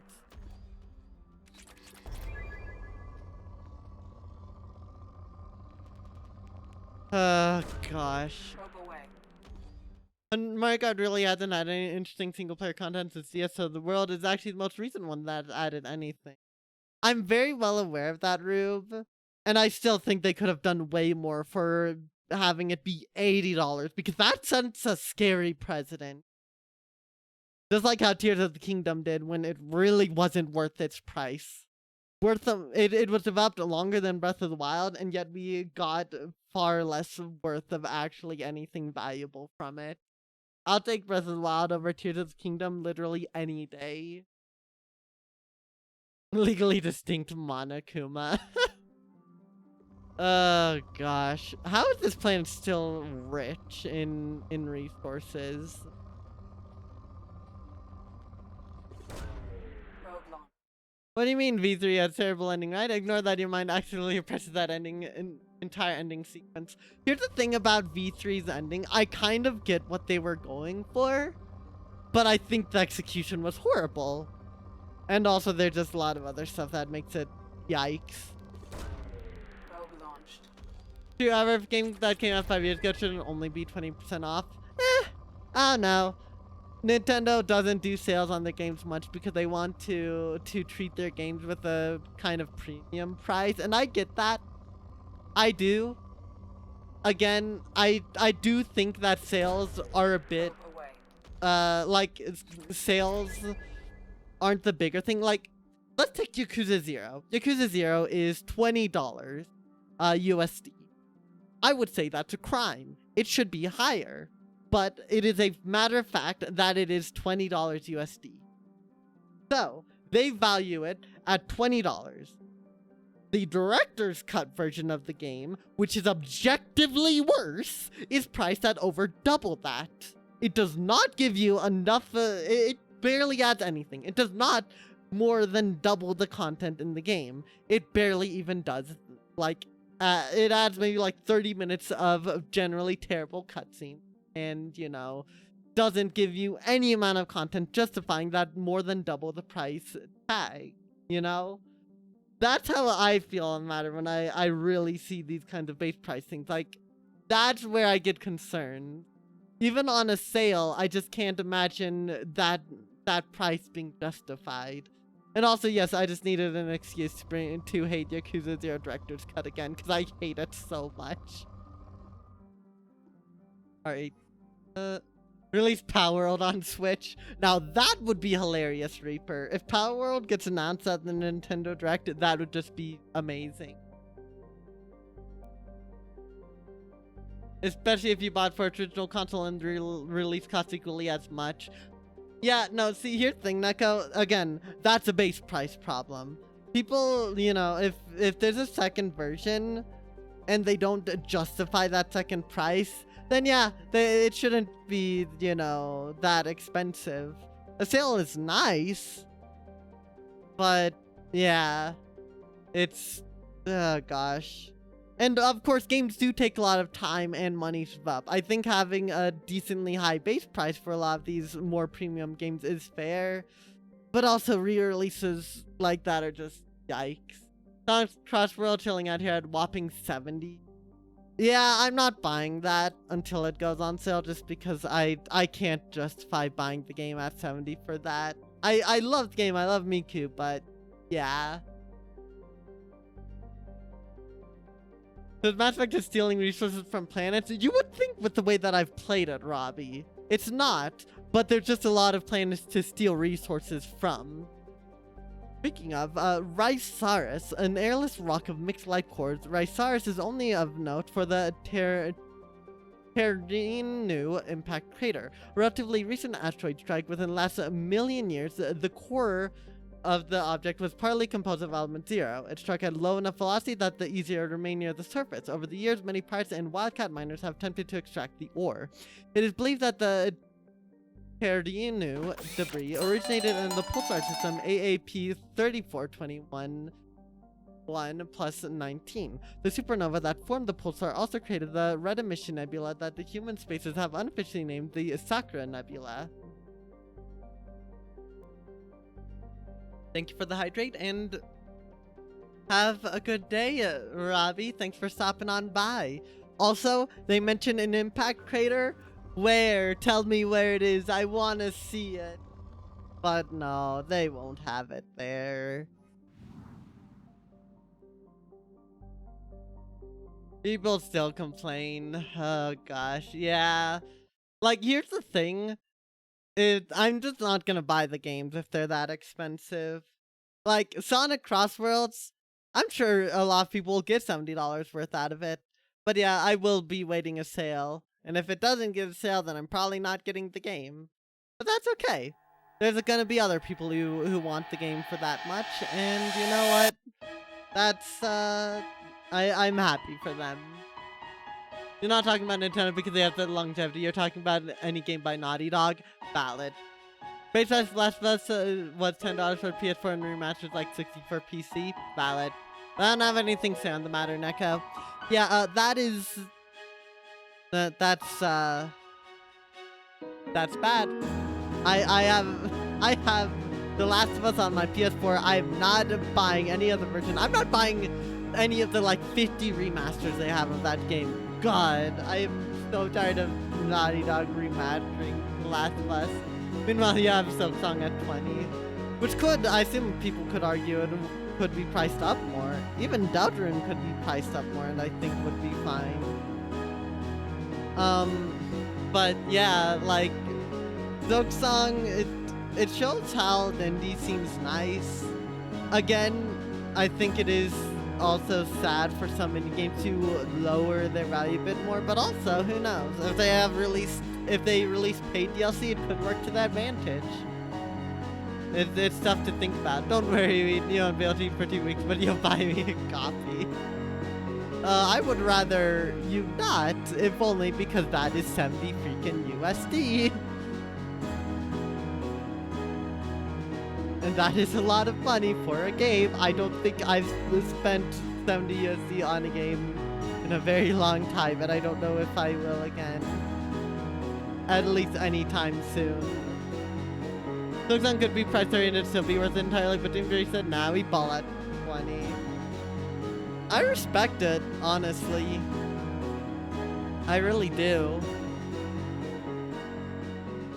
But let's finish up here in the Hades Nexus.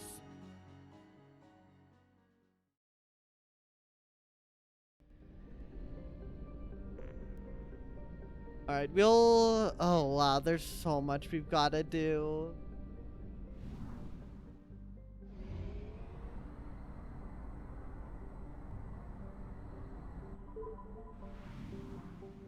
Oh, hello. Anomaly detected. Anomaly. A nearly atmosphereless, tidally locked planet orbiting a red dwarf star. Gay Hinam was the first place human explorers discovered a dedicated Prothean burial ground. While a few sites were saved for posterity, Eldfell Ashland Mining successfully lobbied Scott's restive planet for Element Zero, and soon was embroiled in a scandal. Mining teams were looting grave sites, searching for E0 and other treasures, and many got rich off the so-called cemetery business. While EAM officially brought a stop to the looting, its mining teams remain on planet, prospecting the unclaimed territory and taking their ore to the Pamiat system for refining. Travel advisory. Armed conflicts have broken out between miners and scientists staking claim to Prothean ruins. Visitors are advised to employ its security while exploring unknown regions of the planet. Oh boy. Launching probe. You know, it's illegal to sell your own kidneys, however, it's more legally great to sell someone else's kidneys. In other words, kidney swap at the convention center this weekend and we can all become $100,000 richer. Probe launched. You know what? So true. Probe away. I will never get over the classic meme of when someone sells one kidney, they're a or when someone donates one kidney, they're a hero. When I donate 5, I'm a criminal.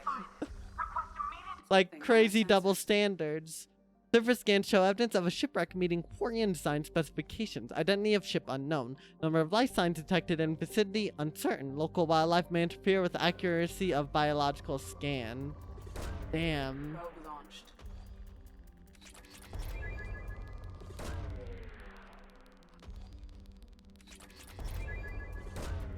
Launching probe. Yeah, 600,000 palladium. Probe launched.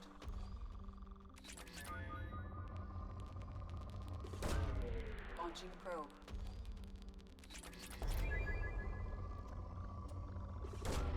Probe away.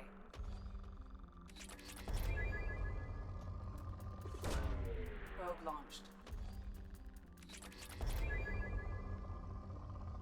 So much easier out, chat. So much. Away.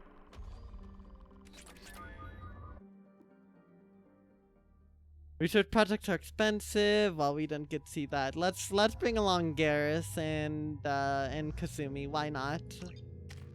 No, I just kind of bring people at random.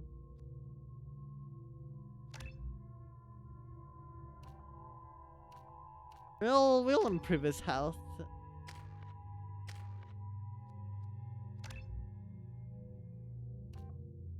And yeah, we'll do that. Perfect. Ooh, liking the time and the atmosphere of this place.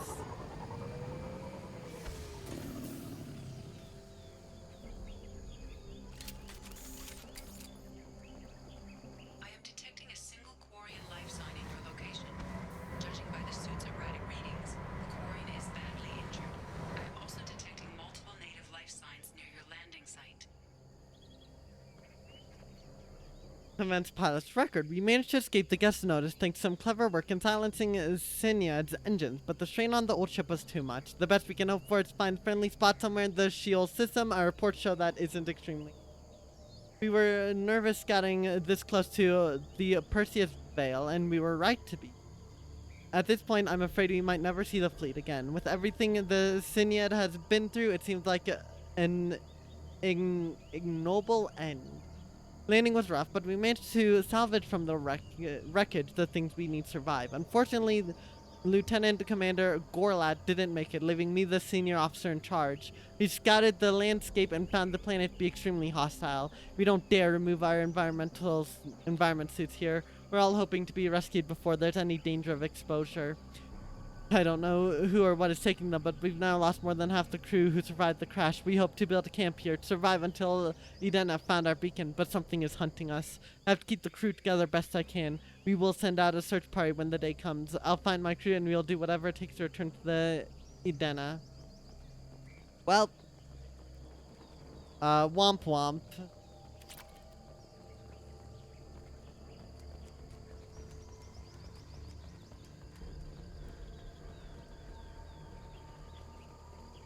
I definitely hate the trend of, you know, constantly remastering games. Although that's really a trend of like a couple companies. Life signs are stabilized.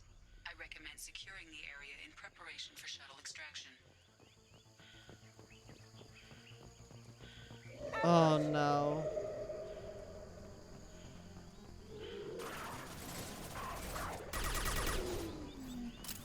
Now you see me. There we go. Yes! Can't do that right now. For you. There we go. Scratch one. All left to worry about. This should slow him down. You know, I got reminded of this earlier, but like I'll never ever forgive Platinum Games for teasing Astral Chain in the Bayonetta 3 trailer. I actually popped off so hard when we saw Lappy, and I know this was who knows how many years ago, but I don't care. Concussive shot ready.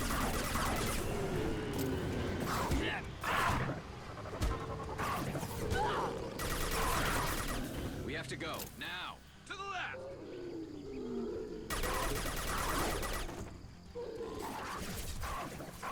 Are we This should slow him down.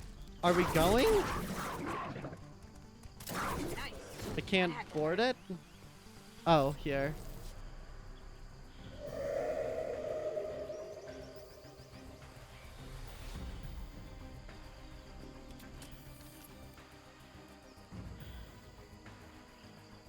Hello, friend.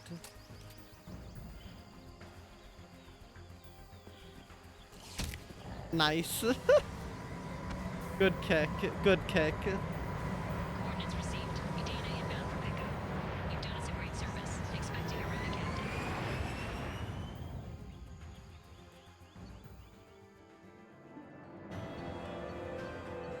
Found an extracted Quarian survivor. Notified Edena of Sinyad scout ship location. That was supremely simple, I guess. Commander, you've received a new message at your From private Captain terminal. Yisin Malvas Edena, Commander Shepard. Please accept my sincere appreciation for your efforts in locating the wreckage of the Sinyad. That ship has a storied history with both the migrant fleet and Cerberus, and we are pleased to know that her wreckage can be salvaged by my people. In finding and stabilizing Lieutenant Forzen, you have returned to the flotilla one of her newest and most honored heroes. Your efforts in furthering the Quarian search for a new homeworld will be remembered.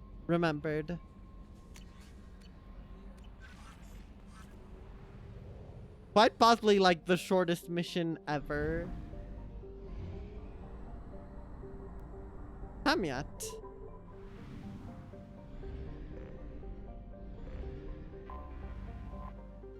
Volkov. A dwarf planet, Volkov has a thick atmosphere of nitrogen and krypton. Home to a thriving iridium mining community, Volkov's reputation is summed up as rich but dangerous. Pirates often lurk behind Volkov's two moonlets, Vieva and Alena, and cripple fighters leaving the atmosphere. To make matters worse, Volkov sits in the Chazov belt, a field of asteroids and other small bodies which leads to frequent meteor strikes on the planet. Meteor-related casualties remain rare, but on Volkov, the chances of such a death are high enough that they are factored into insurance premiums. Wow. Probe away. Wow, that's so much iridium. We could breach 800,000 iridium at this point, considering we still have a million freaking systems to probe. Launching probe. I don't know if we're ever gonna run out of planets to probe. Probe Oh, launched. well, that's unfortunate.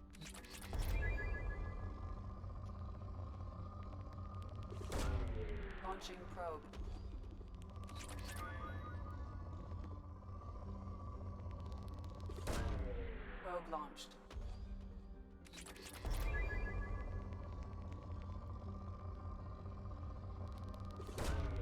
Probe away.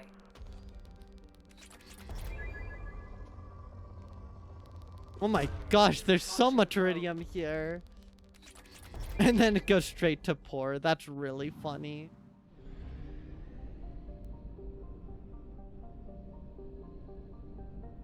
Anything else here? I don't think so, no. Just these three. Patsayev, a rock planet encased in frozen oceans, Patsayev is notable for the largest written message ever created by a human being.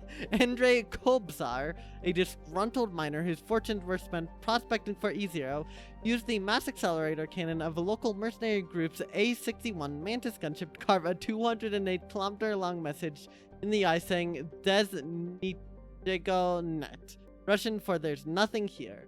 I butchered that, I'm so sorry. The message can easily be seen from space. Ironically, the message itself intended to discourage future colonists now draw small tourist crowds. Alright, chat, are they gonna be cowards and not actually show the message? Or can we find the message? I'm already gonna say this now. I'm gonna assume the message can't actually be. Probe away. As much as I would love it to be.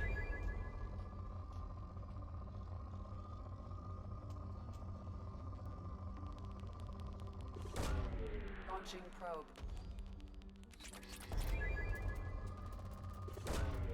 Launching Yeah, probe. it's not here. Gosh, how I wish they reflected the lore of these in the actual, you know, planet models or textures. Probe launched.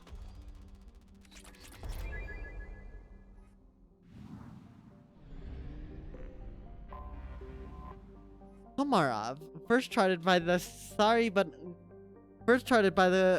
colonized by humans. The Pamiat system is home to Komarov, an Earth-sized body near the star. It has little atmosphere to speak of, but this had not stopped exploration by robo-miners who have recovered iridium from the planet's crust. Ooh, alright, Chad. It's iridium time. Probe launched.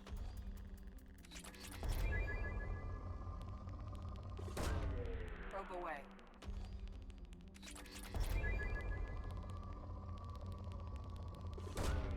Launching probe. Probe away.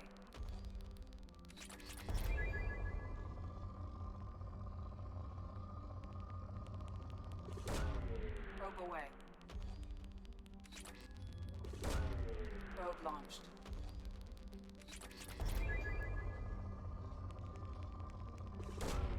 Probe launched. Probe away.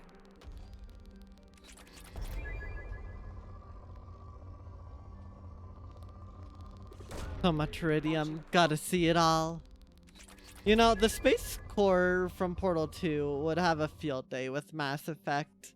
Install Mass Effect into its core and it would be satisfied for life, I think. Dobrovolsky, another near-Earth-sized rock planet without much atmosphere to speak of, Dobrovolsky is home to Altai Mineral Works, a local extraction company noted for its success in E0 refining. The planet itself provides aluminum for local fabricators, which are churning out habitats at an astonishing rate for a system that had no garden plan. With its ore supply coming all the way from the Sheol system, Dobrovolsky is held up as the proof of the miner's cliche, where there's E0, there's an economy. I mean, I can't deny that. I myself am loving all the E0. Oh my gosh, I broke 100,000 E0. I just realized. Probe launched. We have so much, chat. Probe away.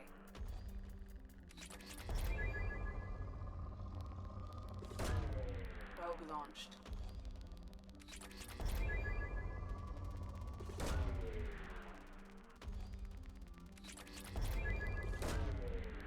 away. Oh, we're about to breach 800,000 iridium too.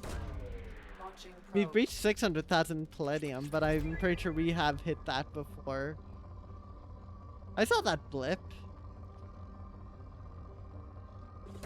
I'll take that. Probe.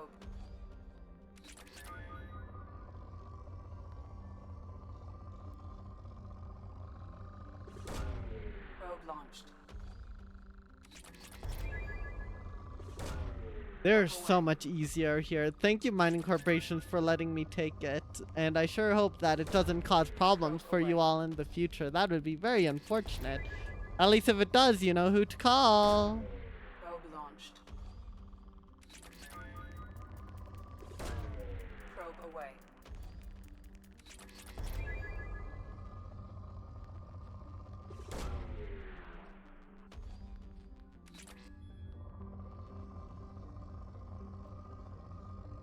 Alright, that looks to be about that.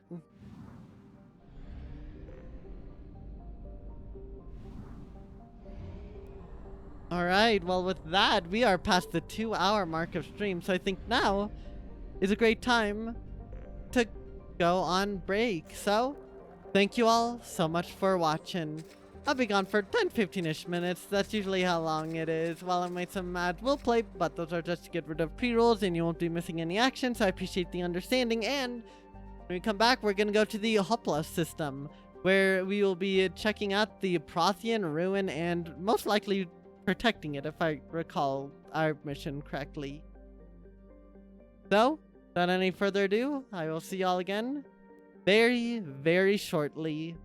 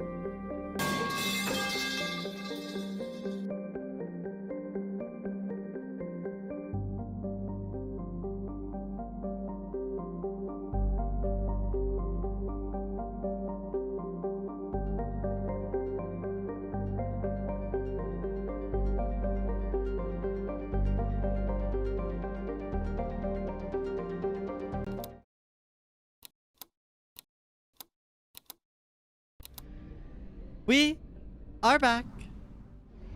And we are ready to continue into a Hoplos.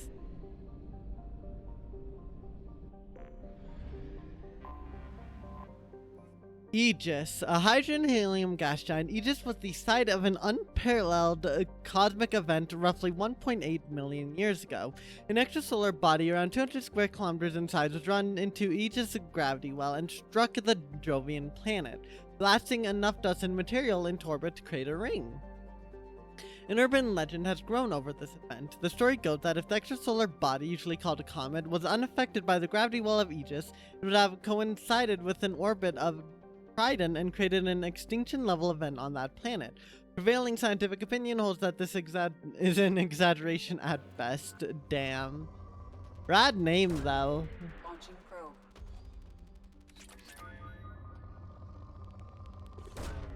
Probe away. Launching probe. I love the way that the planet's surface is kind of, you know, it actually looks kind of cloudy. Of course, that's moving way faster than it realistically should. I don't want to imagine the speeds at which those would be moving if you know, it was the clouds were actually turning at that rate, but it's a cool sight to behold.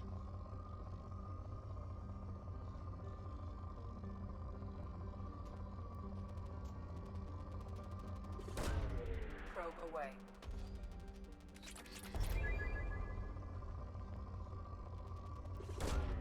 Probe launched.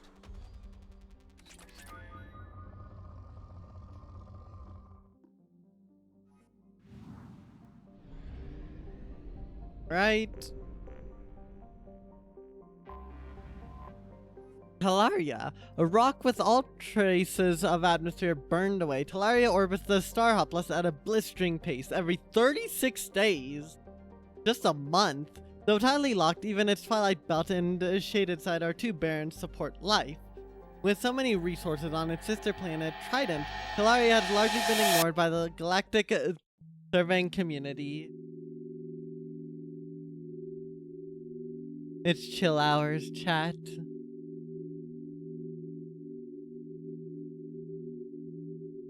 Guess, really likes that number, Rube.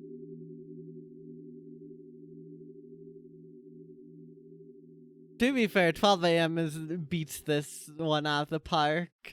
One off the song. Oh, no. It's not even, like... It's not even that late. 12 a.m. is actually, like, one of my favorite Deltarune songs. I unironically listen to that at 12 a.m. It's great. It is 13 a.m. for you right now. Oh, boy. So what that means is that then Third Sanctuary is gotta be next, right, Rube? If it's in this list, it's gotta be next. Cause you're just gonna be hopping right into the fountain.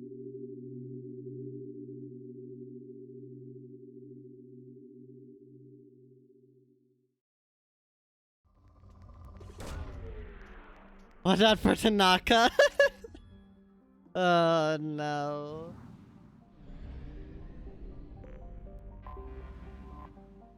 Trident. Birthday Third Sanctuary is not in area, so that'll have to wait.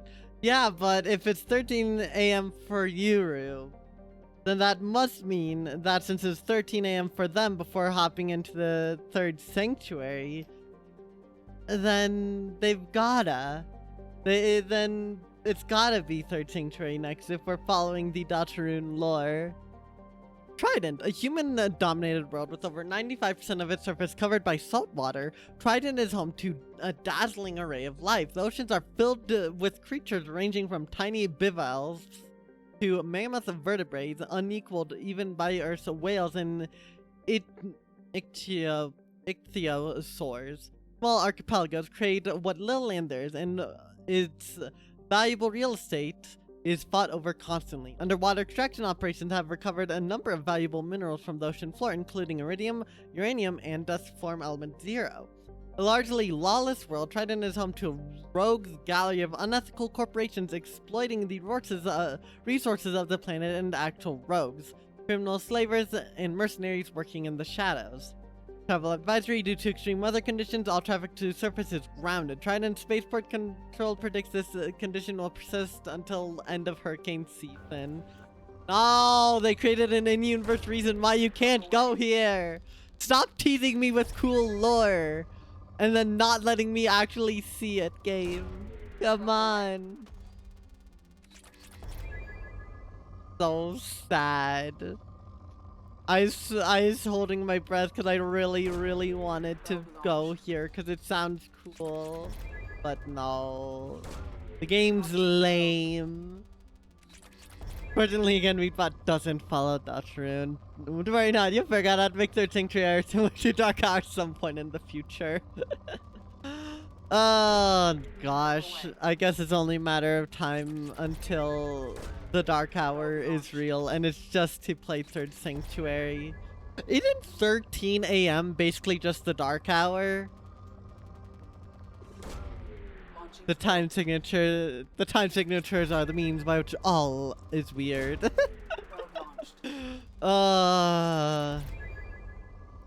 Tartarus, but the final floors music, it just Third Sanctuary.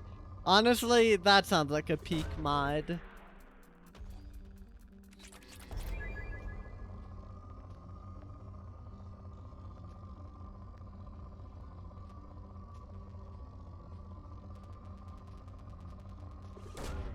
Probe away. Alright, that looks speed just about everything that's relevant.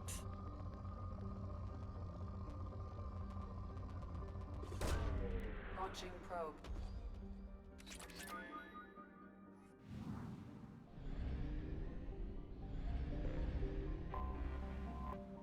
Makaira.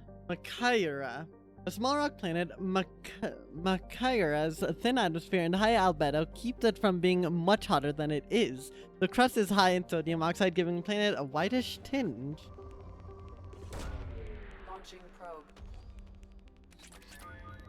Look, I still have faith, Rube. I still have faith the next one could be Third Sanctuary. If it's really here. If it truly is part of this list.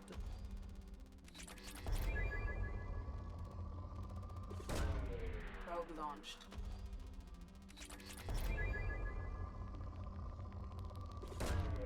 Launching probe. I still have that wheat bot thing in. It's too great. It's too perfect.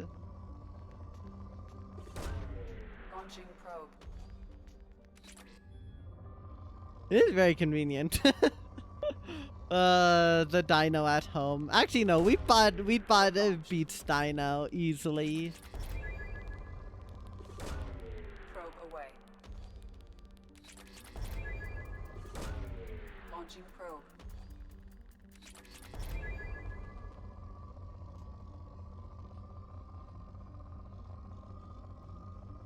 Where are all of how is this still a good rating? There's like nothing here. Oh, there we go. There's some. Probe away. Then you look up share rice emoji on Google every time you just one type out the word wheat. Gosh. Very specific name too. Probe launched. They should just make it the true wheat emoji there. Anomaly detected.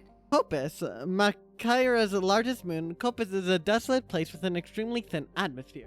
Its crust is largely silica-based and there are no signs of water. Like its parent planet, its high albedo keeps it from being a total inferno, and when occluded by Makaira, its temperatures can be nearly tolerable.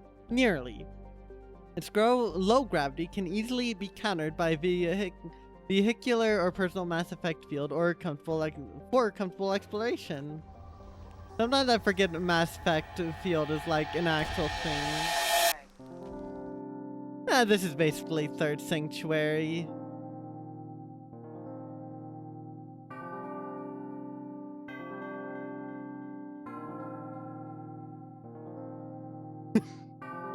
I think it's about Third Sanctuary, Rube.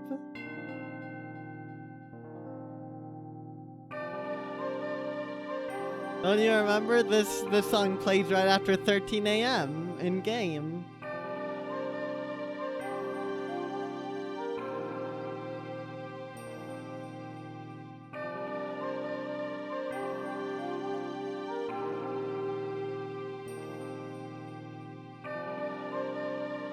Oh my gosh, that's insane. Put on him, your beloved. It's a very nice song. Probe away.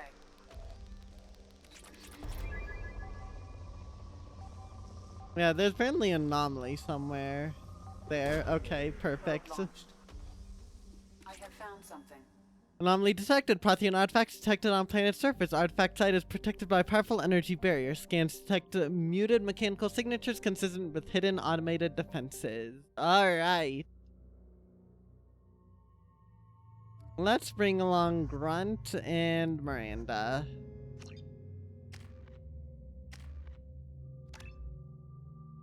Increases Grunt's regeneration.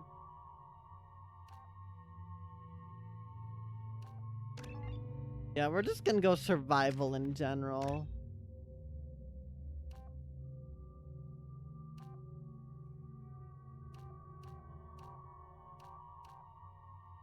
But we'll do that. Perfect.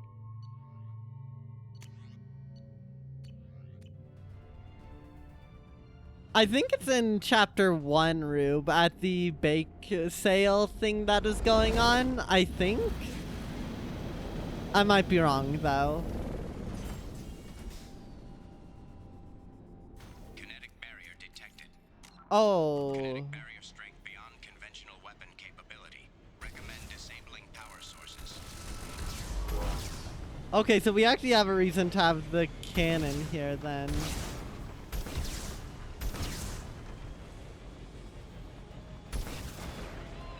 Kinetic barrier strength reduced.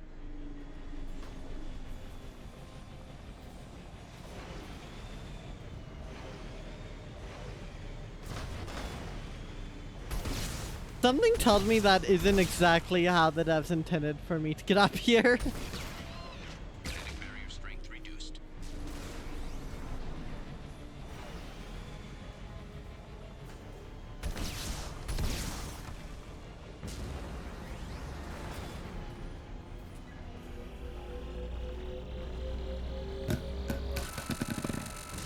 Thank you for the pipe.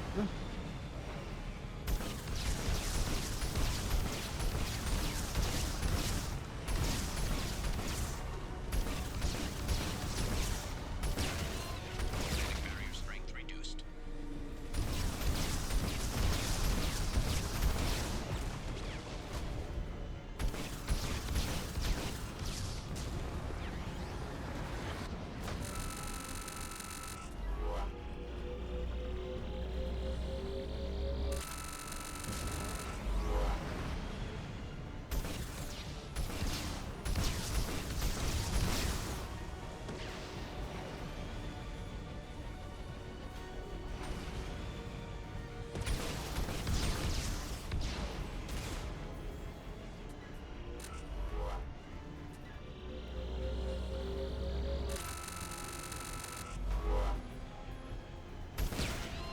Kinetic barrier strength reduced.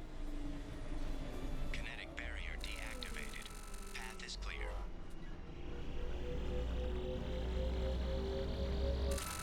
All right.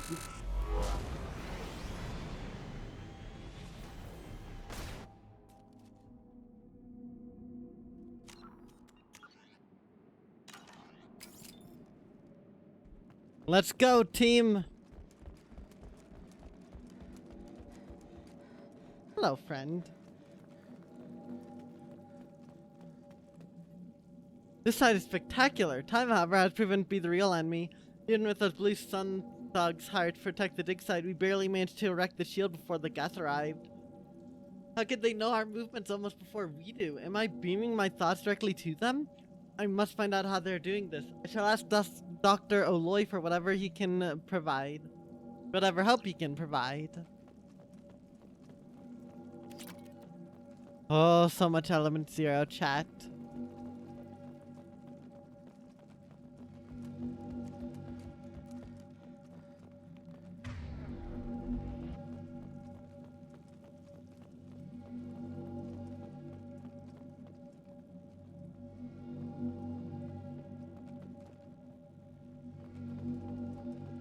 I like. Oh wait, Miranda does have something on. It's just a face mask rather than a helmet. Dr. Oloy must have been indoctrinated by the Reapers. I found him sending our data to a Geth ship. I won't be responsible for another Geth attack, another Eden Prime. I've silenced Oloy. Forever. Well, that sucks.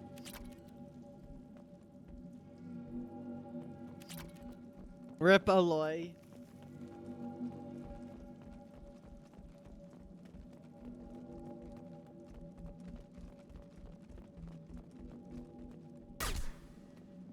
This is valuable.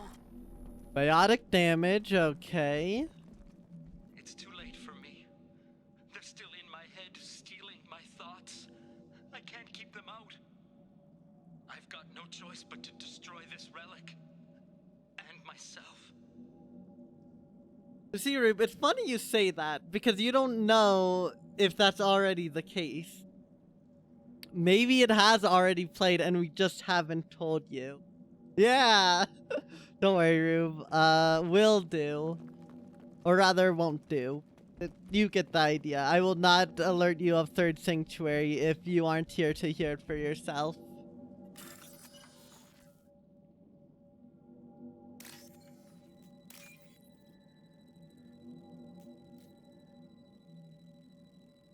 Are you kidding me? The piece is over there. There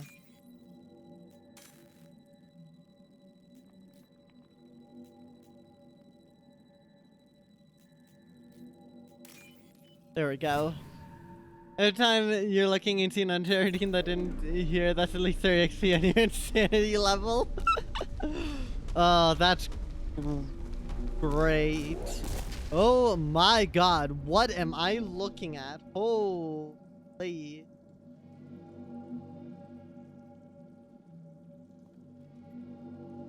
Dr. Case would never understand the deal I made with the collectors. He's obsessed with these Protheans. He sacrificed everything to learn their secrets. It's nearly cost me my life, but I did it for you, Helen, to ensure you remain safe. The damned collectors agreed to spare your colony in exchange for this Prothean find. I can only hope you remained innocent of any of this ugly business. It was all for you. Damn.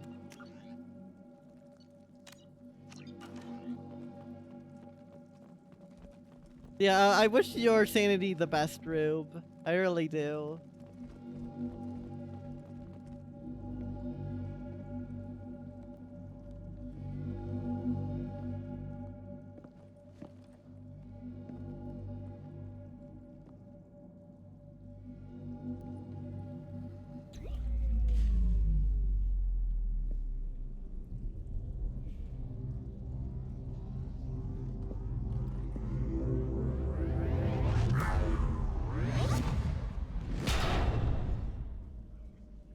Ball?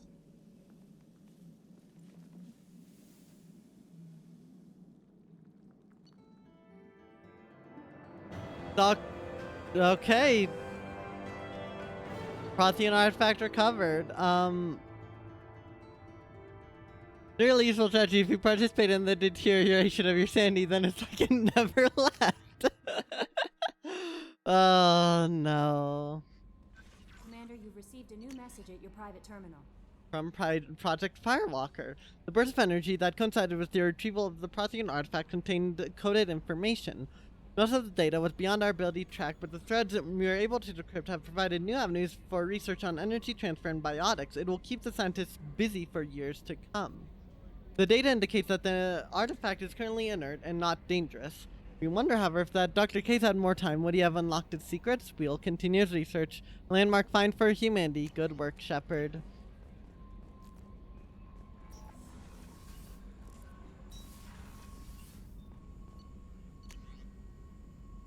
Easy.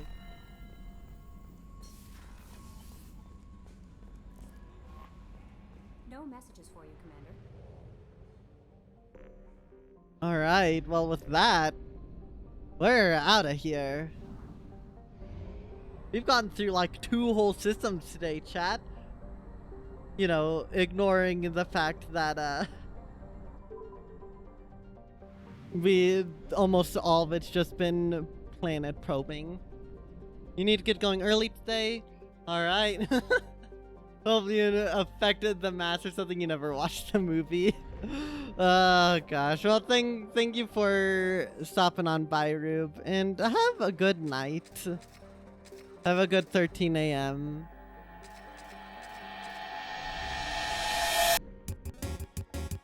Perfect song. Absolutely perfect.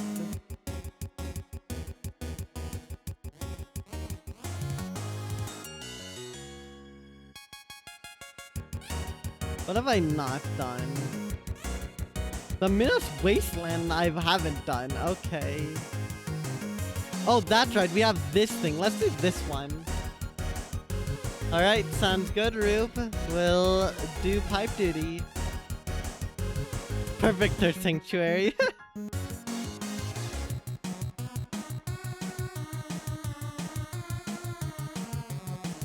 That's a rad looking gas giant. Okay, it doesn't look like there's anything in the orb belt or whatever it is. Ermula? A hydrogen helium gas giant, Ermula is home to infrastructure that generates both helium-3 and antiprotons. Both sources of fuel are restricted to hegemony ships, forcing merchant vessels to dock at Basuda to refuel before their journey. A sizable naval station is stationed at Ermola, its ships guarding the installation from enemies without and within. As with other planets in this system, spy satellites are ubiquitous.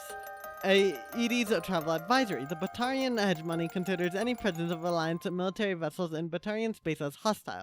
The Normandy SR-2, while an independent vessel, strongly resembles Normandy SR-1, an Alliance ship. Use of stealth systems is highly recommended.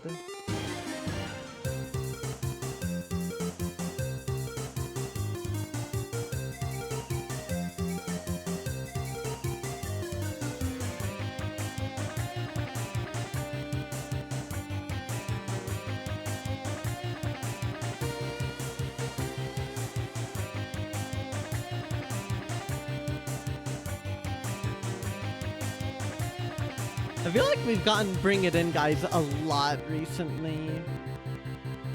Like, a genuinely unhinged amount.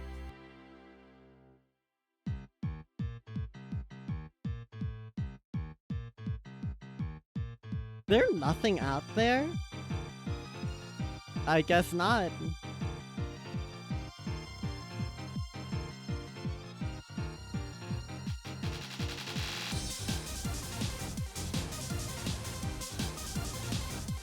Basuda. This planet looks sick. Hydrogen gas giant Basuda is home to infrastructure that gathers helium-3 as well as military space stations that supply and protect the resource. Spy satellites are in abundance here, watching for undesirables entering the system or fugitives fleeing it. ED's travel advisory. The Batarian hegemony considers any... Yeah, okay, we already know that.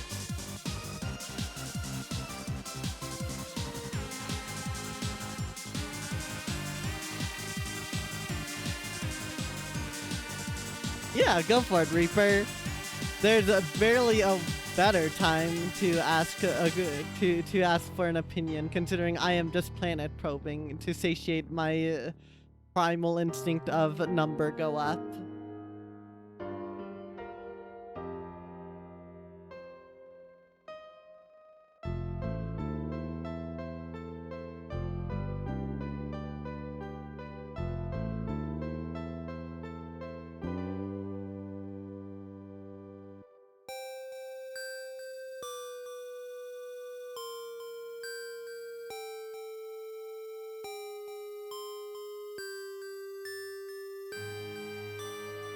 Yunaka, a tiny rock planet. Yunaka's atmosphere is a thin sheen of carbon dioxide and carbon monoxide. Yunaka has abundant metals, but edge money protectionism makes mining on Aratot more profitable for Batarian corporations. A few aging spy satellites circle it, watching for unlicensed mining operations. Launching probe. This an unauthorized mining operation? If so, too bad.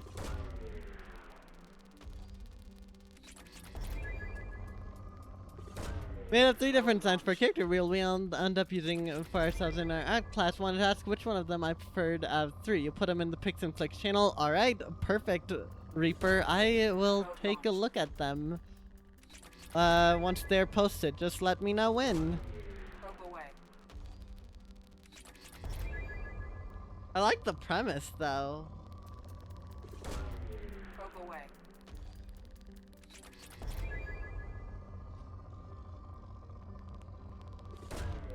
Launching probe.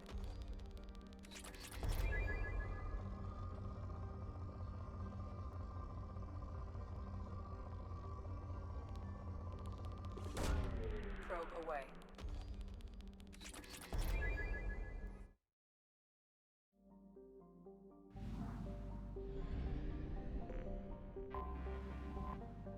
Plogon, a hothouse planet with a thick atmosphere of methane and ethane. Plogon has been left relatively untouched by the Batarian hegemony. As many Batarian planets, spy satellites circle it, watching for pirates or other enemies of the state to come by the planet to discharge their ship's drive cores. I really like the look of this planet. Probe launched. Doesn't look habitable by any stretch of the imagination, but it looks very rad.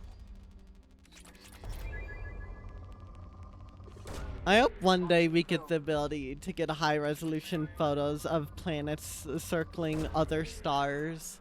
I really hope we do. So we can see how cool or not cool exoplanets could possibly be. Alright. Let's take a look-see. Okay.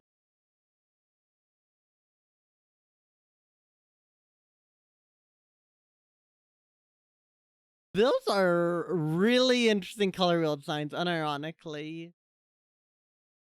I'm a sucker for the geometric look of the second one you posted, Reaper. But the third one's also really unique and really stylized with the leaf, flower, and butterfly things going on. I personally prefer, I think, the second one, again, just because the geometric look is really neat. But you couldn't go wrong with the third one. That's my opinion, I think. First one's not bad either, at all.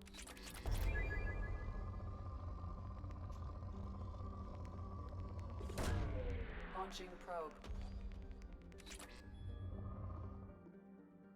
Alright. Of course, Reaper, of course. Aratot. Like Mount Everest inside an oven was how John Grissom described Aratot while on a fact-finding mission to see if the Garden World was worth contestation with the Batarians. The team ultimately decided that the planet's air pressure and oxygen content were too low for large-scale human habitation. Undeterred, the Batarian hegemony colonized the planet's polar regions and began an extensive terraforming effort with cyanobacteria and invasive plant species. Alliance intelligence has confirmed that the colony has several Batarian military installations which are too close to human space for the Alliance's comfort.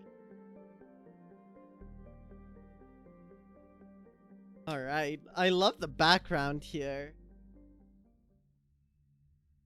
No probing this. Oh, I don't... It's just me. Okay.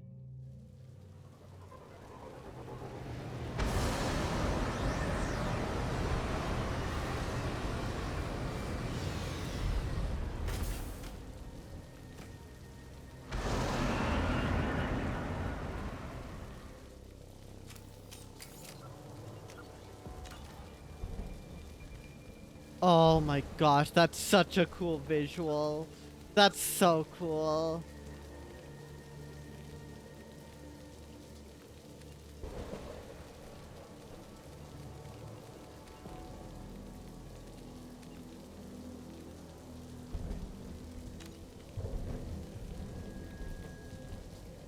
I love the vibes of this place already.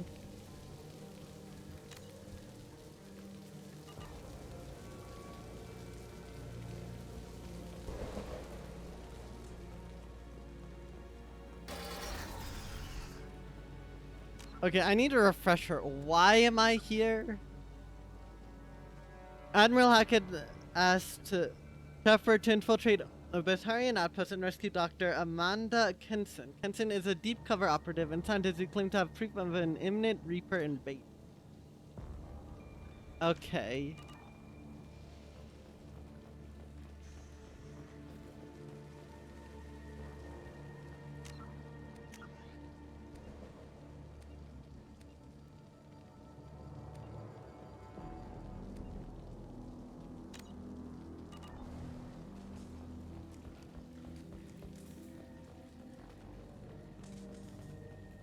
Bridge control.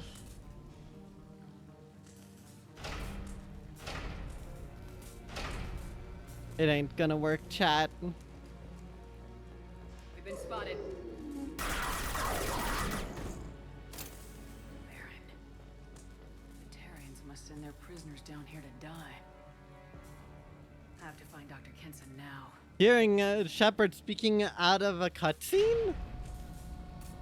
Crazy. So we're gonna be heading down there at some point.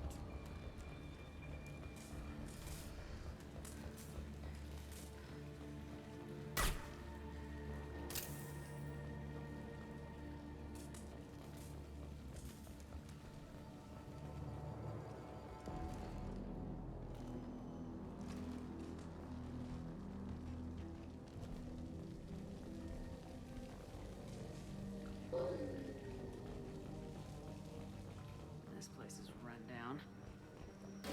Prison.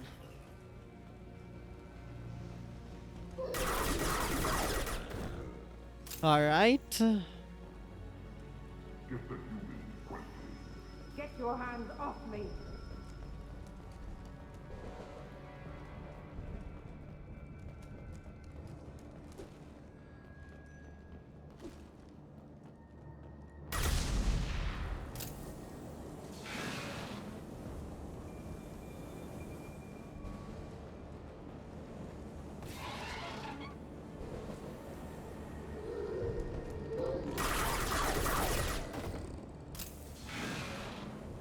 I see.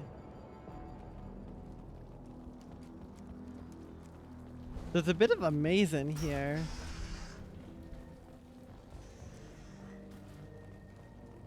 They wanted to slam an asteroid into the mass relay. Can they even do that? What difference does it make? We caught them.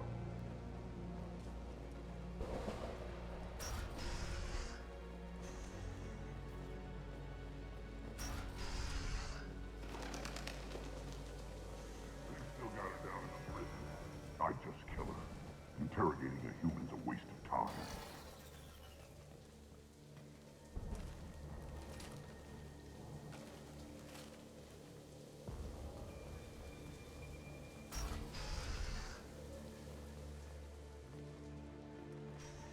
It seems like fighting those two guards might be optional.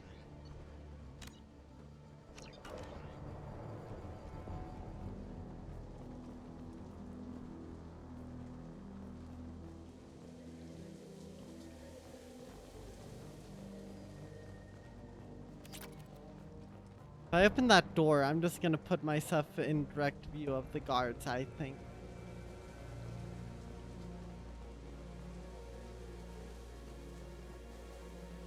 Kinda like this stealth mission thing going on here.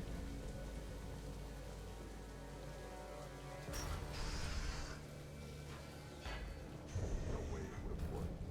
Relay can't be damaged, much less destroyed. Those humans will do anything for the Floors, I swear. We have to make this one an example to the others. We can't respond kindly to terrorists.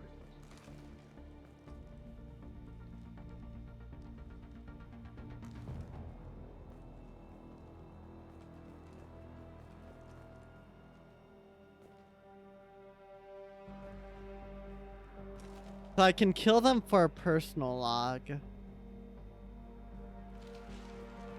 Oh.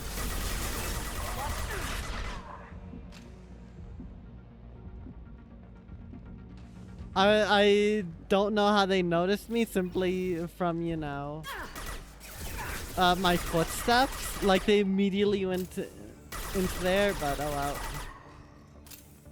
I worked 47 days straight without time off, and now there's humans in the prison below. I can't get a break. There's 300,000 people in this colony. You'd think someone could cover for me one night. That was not worth breaking my cover to hear, not gonna lie. There's a shuttle incoming. Clear the hangar bay. Shuttle? There's an artifact was stopped in that asteroid zone. Humans got it. They did, then swarmed in and put flags all over it.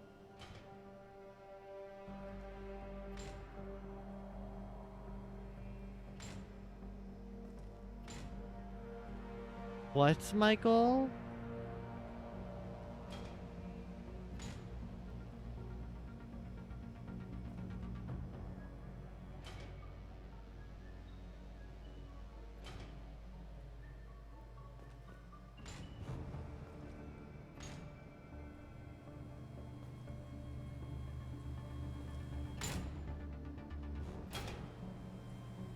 I have no idea what I'm trying to do.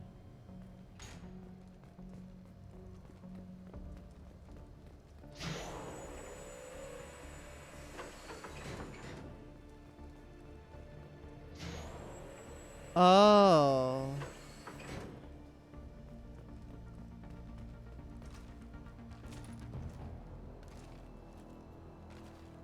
Am I trying to get...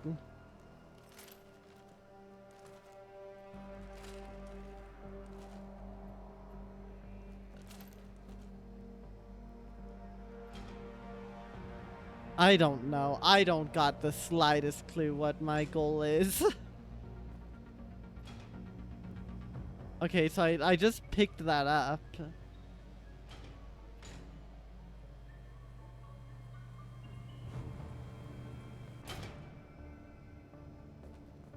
That just blocks me. What am I trying to do? Access is restricted.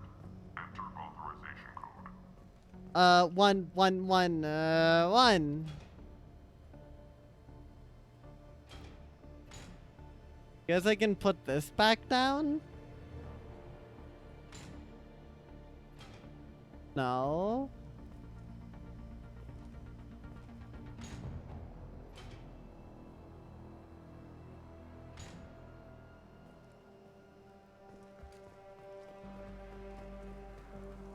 Oh, it's just to get to these, I guess. What's this?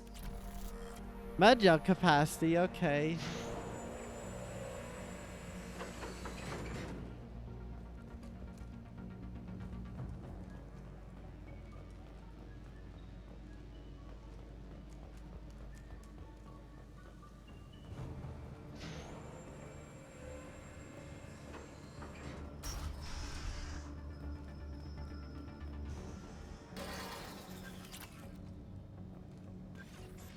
Our convoy intercepts paid off. We picked up a message to the Alliance coming from somewhere in the asteroid belt. We listened to the feed until we discovered an operation run by a human named Kenson, smuggling engine parts and guidance systems into the system from Omega. We intercepted Kenson's vessel and took her and her people into custody. Interrogation has produced nothing but frenzied rambling so far. Okay. This one's apparently the mastermind. If she doesn't talk, kill her.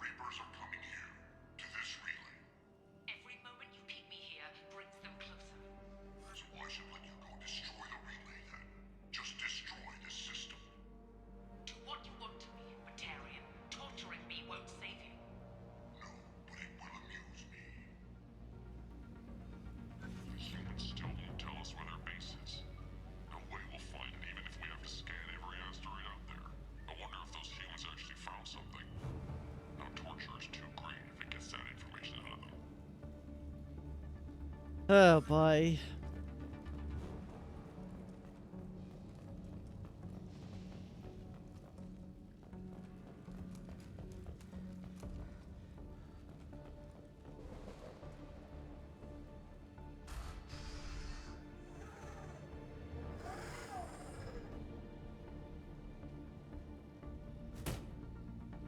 Who are you? What are you doing? Dr. Kenson? I'm Commander Shepard. I'm here to get you out. Commander Shepard? I'd heard you were alive. Hackett must have received my message. You have to get out. We're not safe here. Can you walk?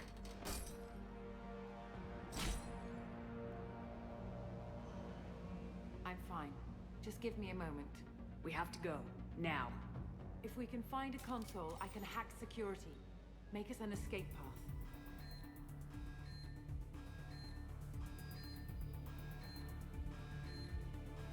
Then we'll find one. Go! Ready.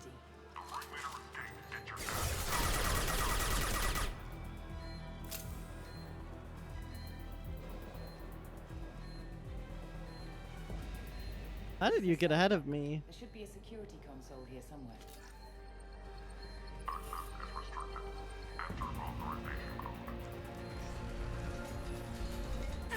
Not even escort, it seems. Kenson's just ballin'. Got no shields!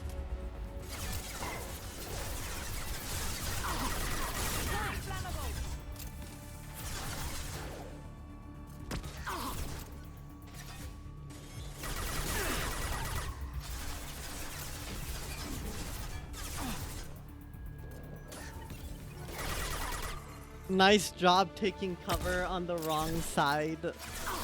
That's a story I know all too well.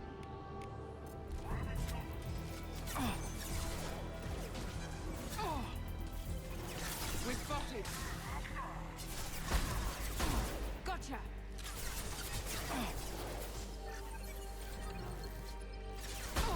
Impressive!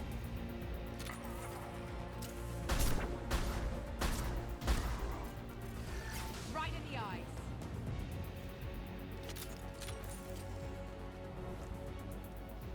Sniper rifle, my beloved.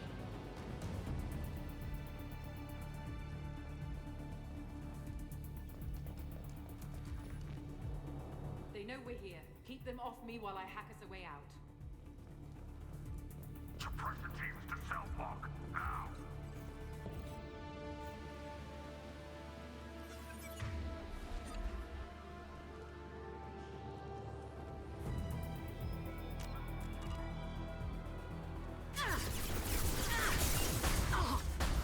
Okay.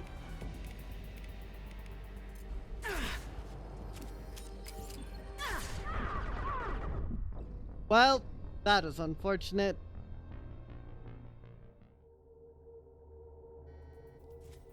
They know we're here. Keep Okay. them off me while I hack us a way out. Yeah, sniper rifle's not gonna work. Suppress the teams to cell block, now!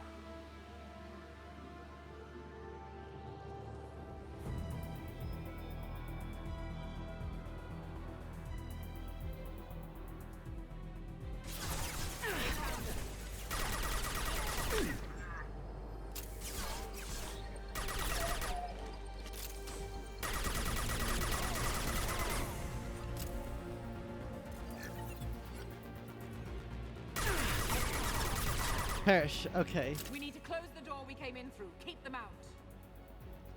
They're coming through that door in the back. Lock it down. How do I lock it down? Oh.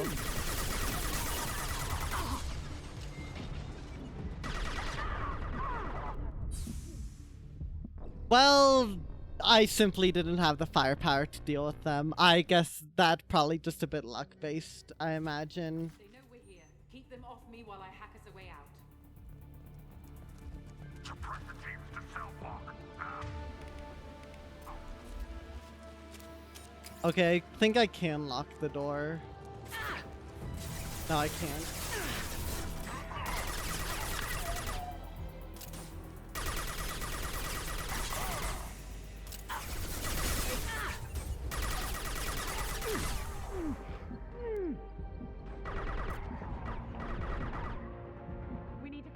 door we came in Okay, through. yeah. Keep them out. They're coming up. They're coming through that door. Other side. Go. All right.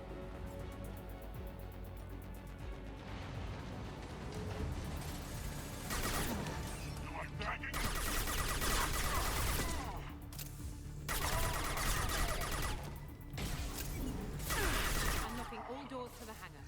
Still need more time.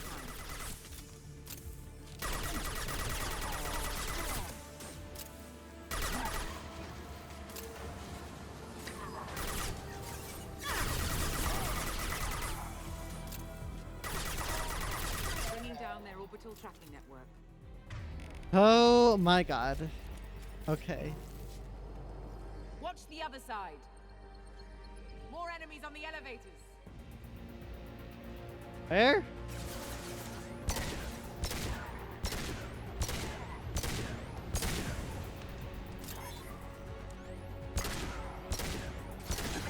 There's an elevator that leads up to the hangar. I'll bring it down to us. Almost done.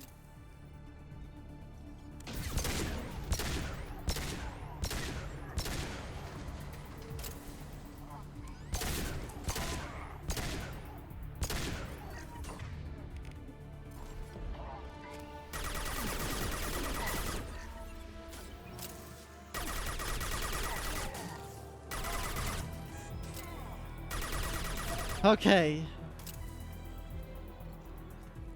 That did it. Let's move. Come on, Kenson. Let's get out. Get to the hangar. Do not let them escape. Come on, Kenson. Oh, one last thing. The hangar doors are hard locked. We'll have to get those open the old-fashioned way. Kaboom. Leave that to me.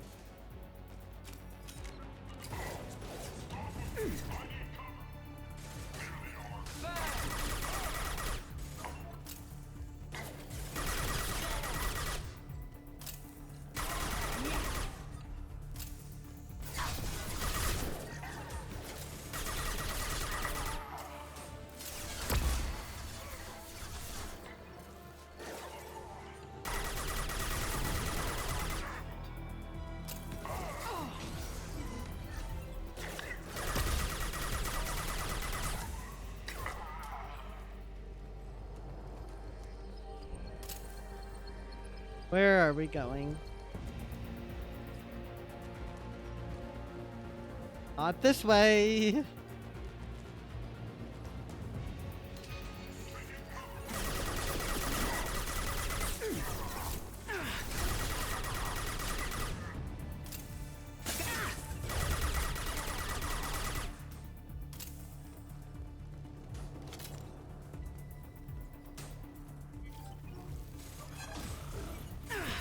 Oh wait, we're here. Welcome on Inran, and of course thank you for the lurk. I appreciate it. There we go. Easy.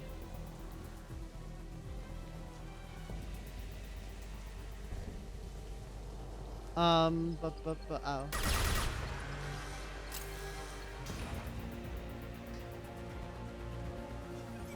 Where? What? What are we doing? That's conveniently auto-blocked. Did I not do everything? Oh, no, we're leaving in this shuttle. Okay. Very convenient for them to have a hijackable shuttle.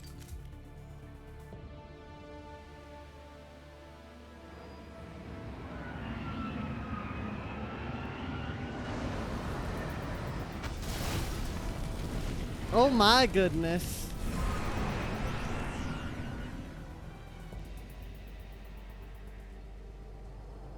We did it, chat. We did it. Engaging autopilot.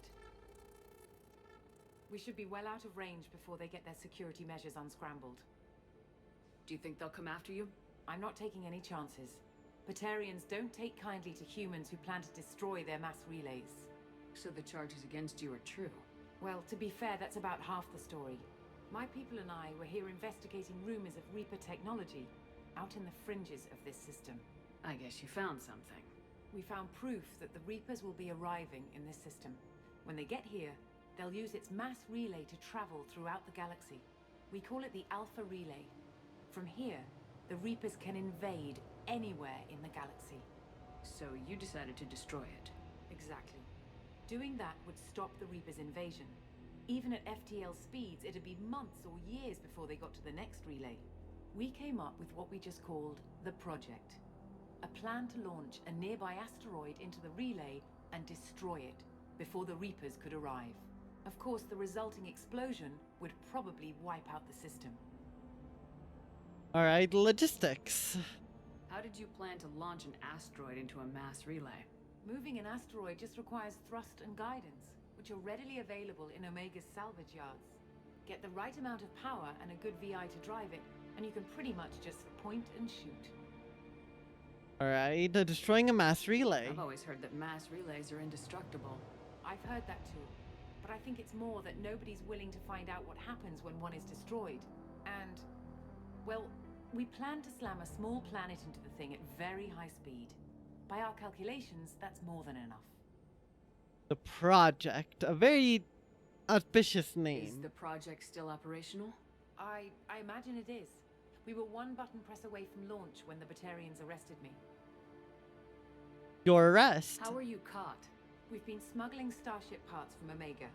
Thrusters, guidance, and aftermarket ESO core. The Batarians thought that looked suspicious. A few days ago, I took a few of the men on a scouting trip, and the Batarians pounced on us. They never found our actual base. The explosion. Why do you think destroying the mass relay would destroy the entire system? Mass relays are the most powerful Mass Effect engines in the known galaxy. The energy released from a relay's destruction would probably resemble a supernova. This is a remote system, but just over 300,000 Batarians live on the colony where they held us. The explosion would undoubtedly kill them all. Yeah, what proof do you mean? I still don't see how you learned about this supposed invasion. The evidence came from what we call Object Rho, a Reaper artifact we discovered among the asteroids near the relay itself. When we get back to Arcturus Station, I'll explain everything and provide copies of all our notes on the artifact. The artifact. What's a Reaper artifact doing in an asteroid? We don't know, or even what its purpose is. Some things are just too old or large to comprehend. Even a Reaper thousands of years dead contains power. Their artifacts are worthy of study, regardless of their purpose. Proof of invasion. How exactly does a Reaper artifact give you proof of an impending invasion? It showed me visions of the Reaper's arrival. Much like your Prothean beacon, I imagine. The Reapers are coming, Commander. That much I know for certain. Indoctrination. If you're working near a Reaper artifact, how have you avoided indoctrination? We've been very careful. We know what we're dealing with. You're not speaking to a child, Shepard. I saw what Sovereign did at the Citadel. Trust me, I know what's at stake. Well, we have to see it. Stakes are too high. If you were willing to destroy a whole system over this, I want to see your proof. I guess I can't argue with that. Give me a moment. Kenson to Project Base. Affirmative. And I've got Commander Shepard with me. Shepard? Really? Tidy up the lab. The Commander needs to confirm the artifact. Right. I'll get everything set up for your arrival. Project Base. I just got a very deep pit in All my set. stomach Just with sit back and relax. the implication We'll of be there in no time. indoctrination.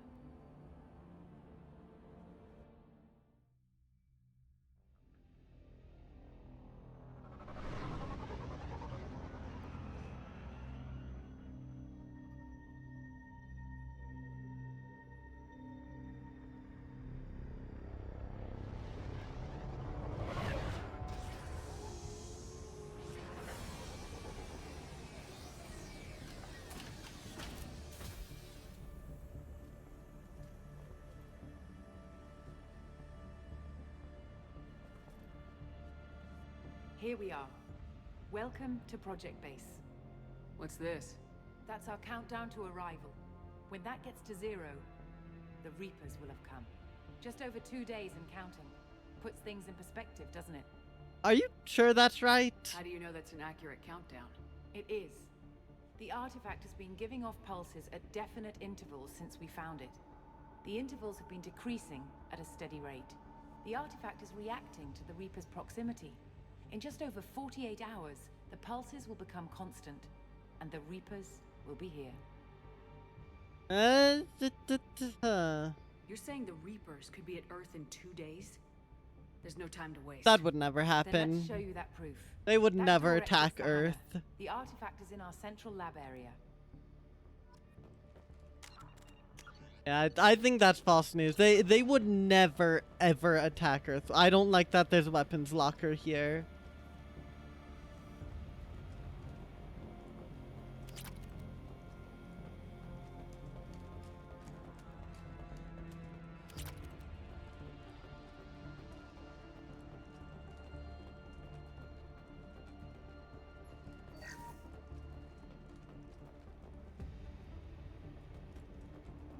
Just what is gonna go down here? Go through the door at the end of that corridor to your left.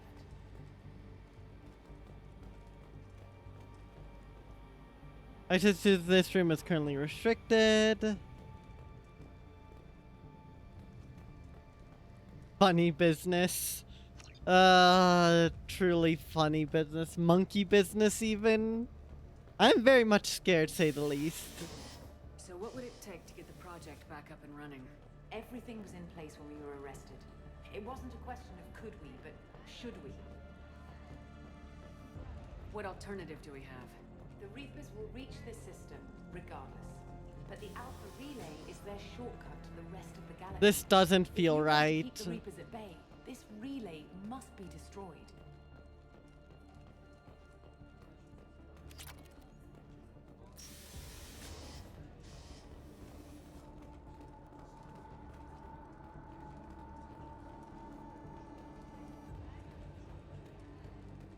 Is that the artifact? Let me closer. Oh, that's such good framing though, letting you see a taste of it.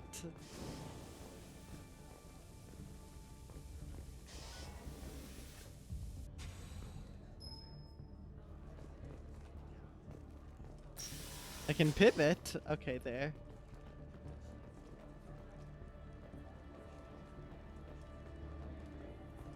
I have to bypass the door? Why?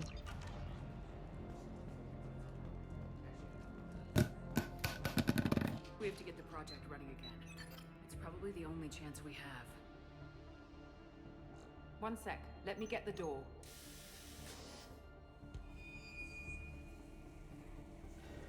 We can soft. Commander Shepard, I give you Object Row. Oh my god. You I have the Reaper artifact just sitting here?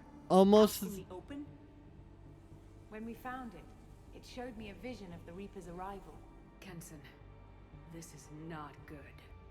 Give it a moment, Shepard. It'll give you the proof you need. I'm glad I didn't soft lock. Whoa.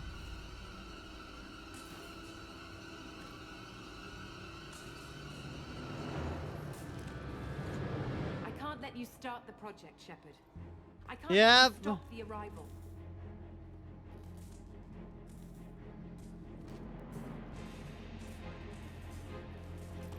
They've been indoctrinated. Take her down! They've seen us. Power level.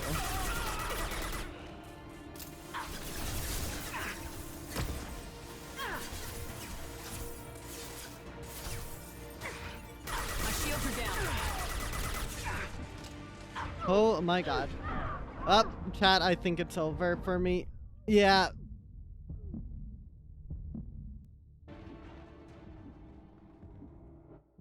What? No. No. Like Shepard was waking up a moment ago.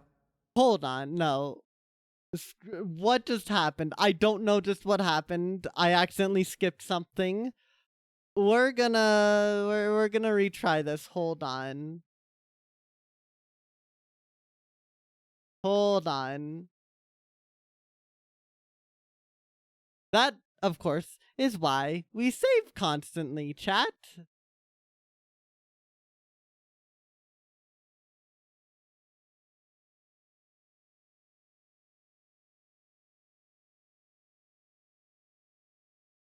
Are you gonna open up? Okay. EA launcher being slow and dumb.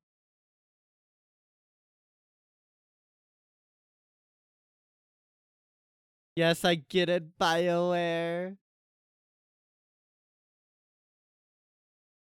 Okay.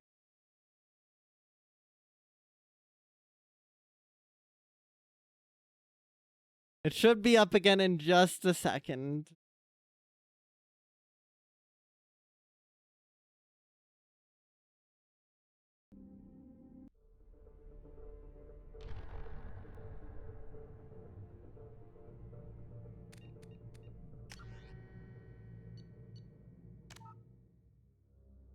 So this should put me right here. Okay.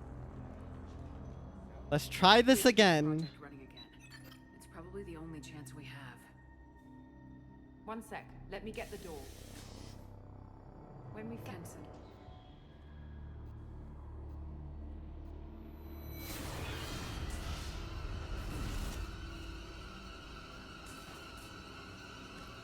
We can do this, unless it's like intentionally a scripted loss, but no, I believe I can't let you start the it's project, gotta be Shepard. possible. I can't let you stop the arrival.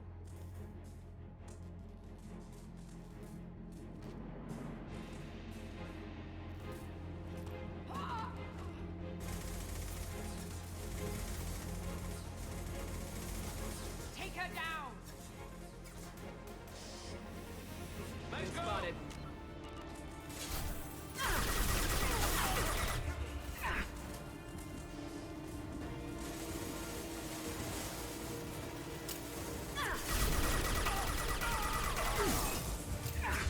Game.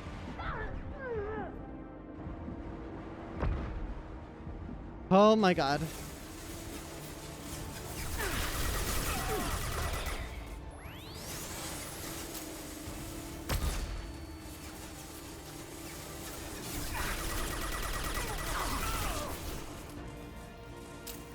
Keeping an eye out.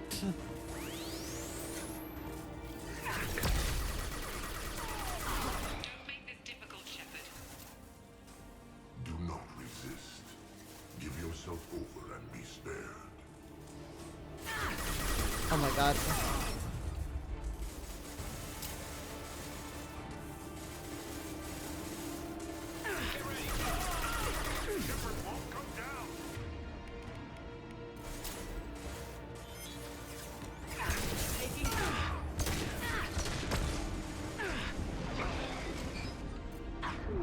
Okay.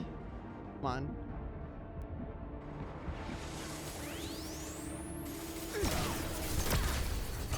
We don't want to hurt you, Commander. Lay down your weapons.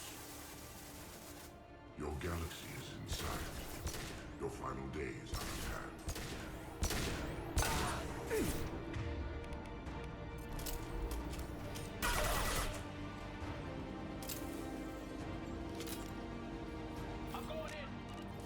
Who else is alive? Oh, that's it.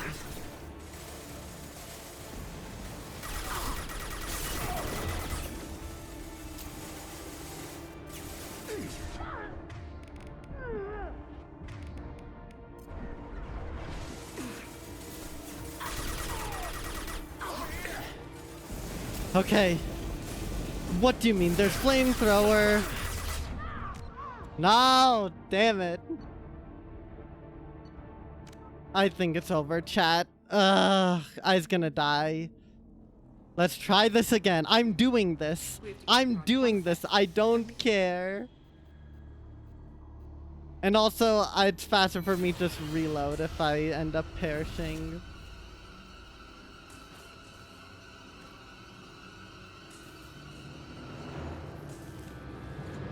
I can't let you start the project, Shepard.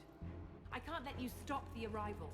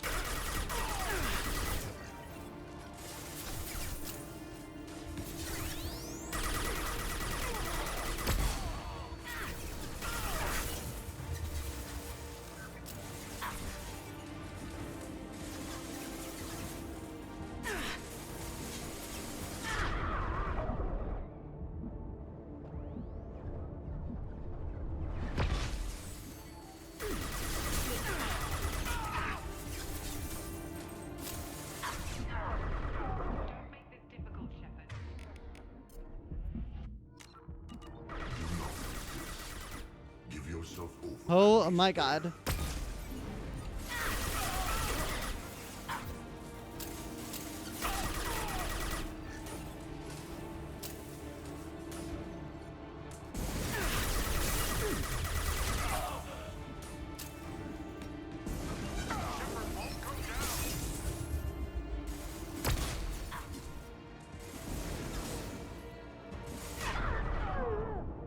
What?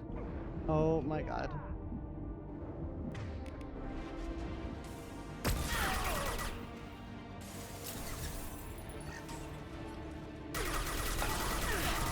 We don't want to hurt you, Commander. Lay down your weapons. Your galaxy is inside. Your planet. No. Damn it. I just couldn't get a good angle on the dude. He is staying away too long. Oh my gosh. We have to get the project. One sec.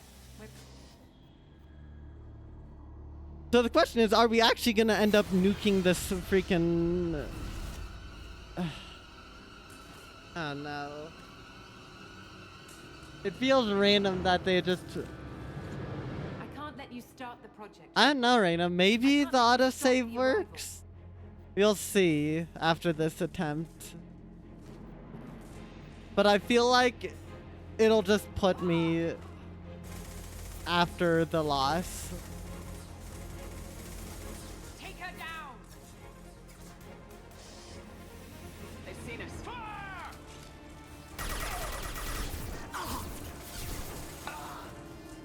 That's not who I wanted that to go after.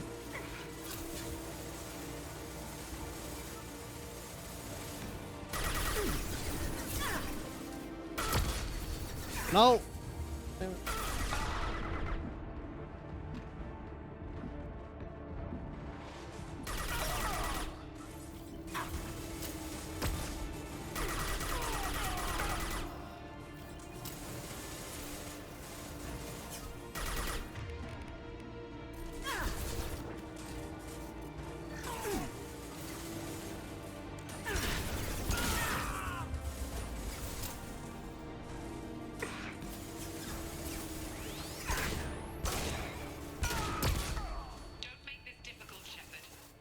I'll make it as difficult as it needs to be. Give yourself over and despair.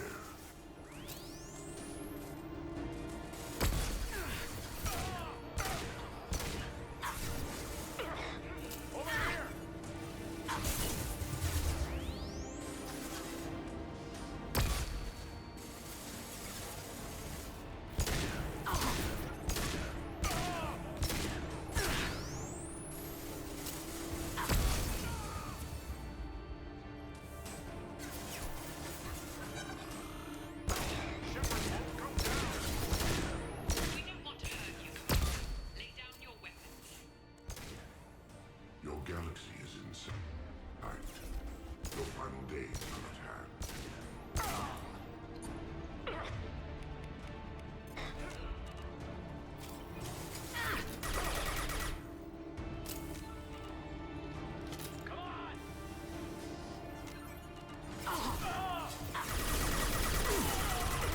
We can't keep this up much longer. The flamethrower guy's running around, I think. Yep.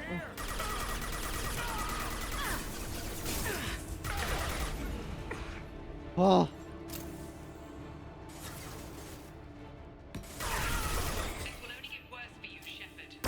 Oh, you haven't even seen me yet.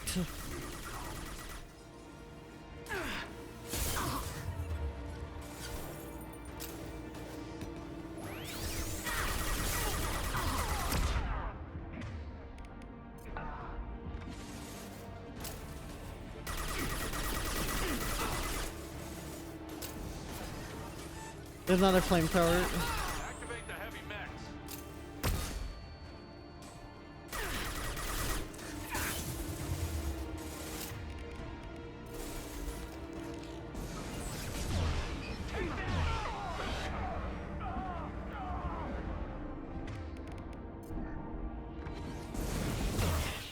It's only a matter of time.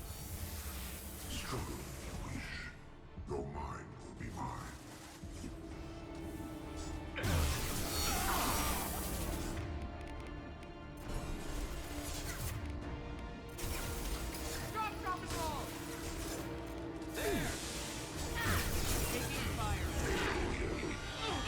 Oh my god.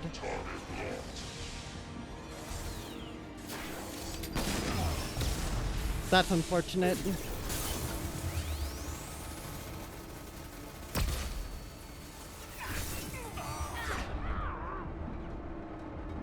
I think I probably have to take down the mech.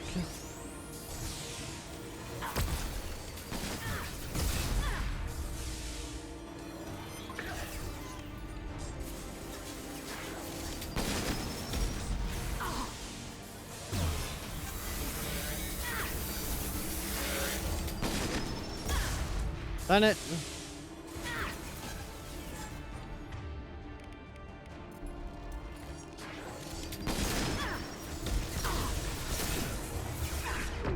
Huh?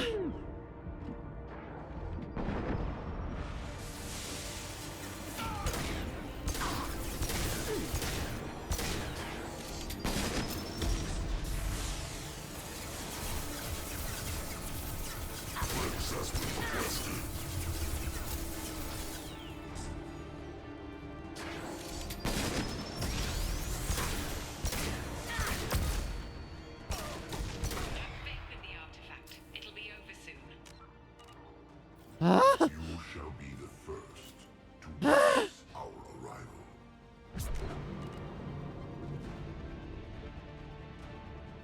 I'm going to assume that I did it. I lasted long. Unless God. I survived! Take her to the med bay and patch her up. Well, I don't We think it want mattered. Shepard alive. Did it not matter either way? Did it really? It didn't matter. I'm so mad. But it could be a glitch in the system. I'm so freaking mad. I've the first one. The sedatives are Hell yeah, Reina. And on the not normal difficulty, slightly higher difficulty. At least I get bragging rights. I'll take it.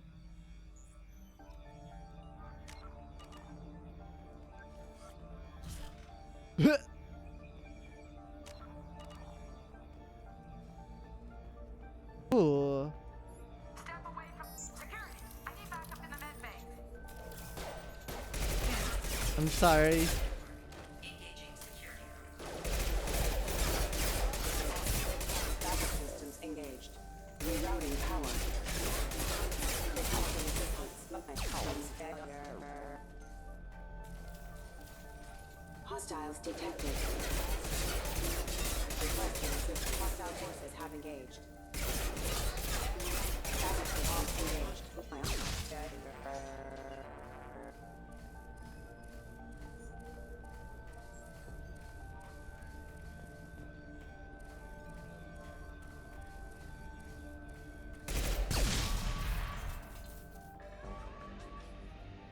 Shepard's escaped. All available personnel. The project is almost complete. I thought I'd feel a sense of accomplishment, but instead, I feel dread. I can't help but think we're doing something terrible. That was so freaking difficult, but that is great.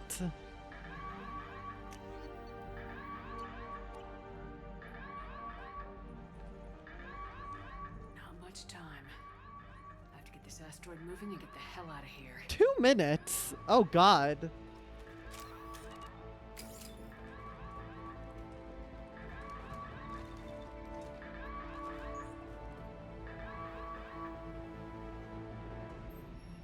Shepard has been sedated constantly for 2 days now. We've had to increase each dosage.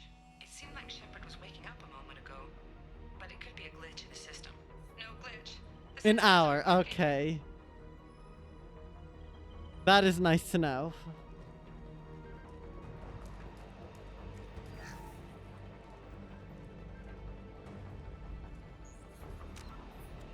Yay, I get save. This morning in a cold sweat. The nightmare was back. The one with the enormous starship crawling through the citadel and all my friends turning to dust. Even now I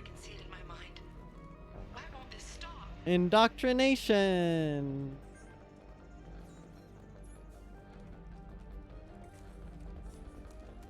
Okay, I actually do need the med gel now.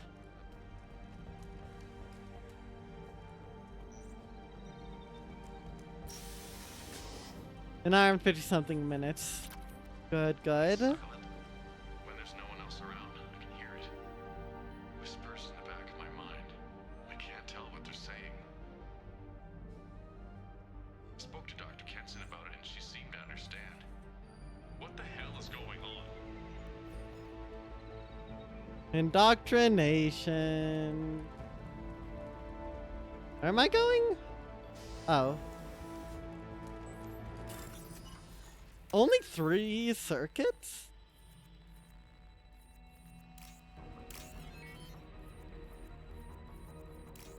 That's new. I always expected them to add another, but not take one away. I wonder if there's lore or like world building behind that.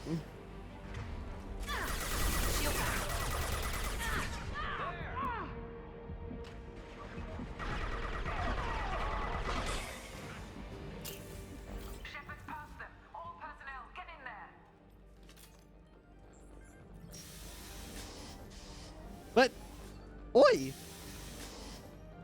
Who just overrode that?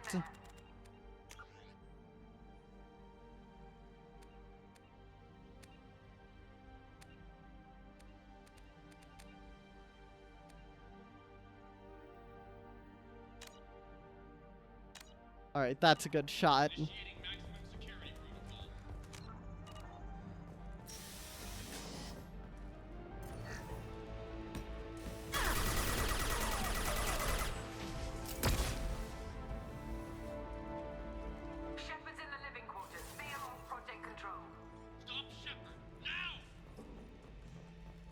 Okay, but what if you just didn't?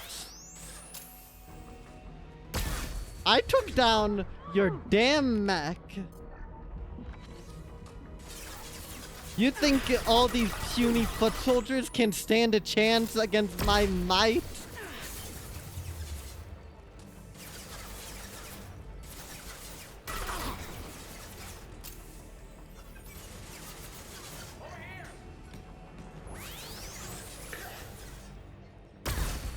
I was hoping if I turned away that wouldn't happen.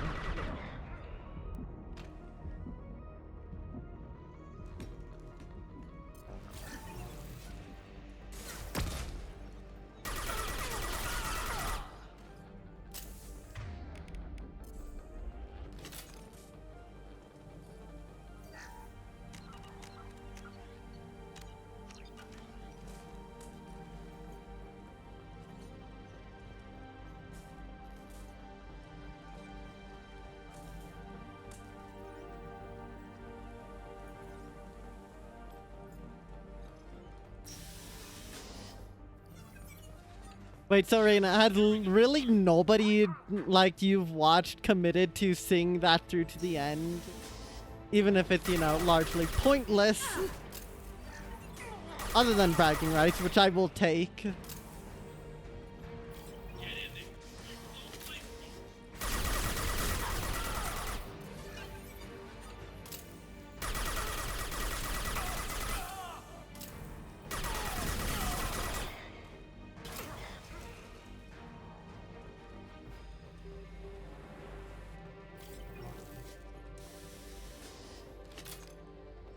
Why'd that open on its own?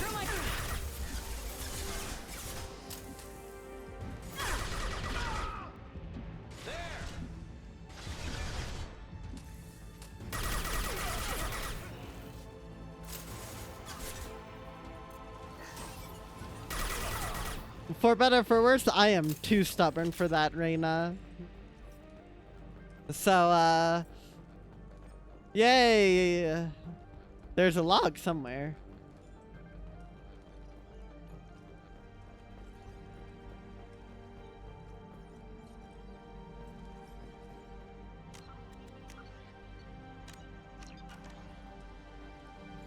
After the whole, like, whatever, the Thresher Maw, I'm determined also to just push on. You know what? It's not the winning, Oh, is it? It's that's the taking it. part that counts, and you're doing that. We've done the taking and the winning. I know I'm not the only one having those dreams. The Reapers are coming, she says. But I'm not sure if I'm hearing fear or hope in her voice.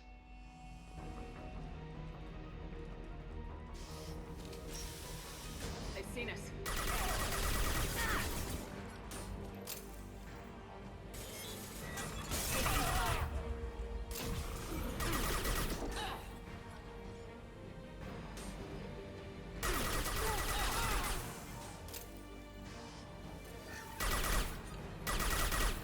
You won't get through here, Shepard.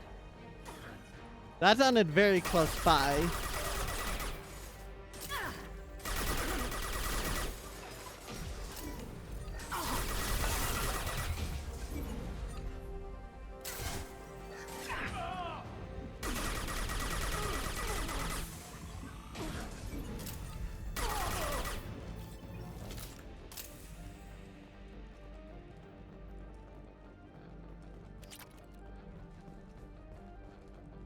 The longer we're here, the more I'm convinced.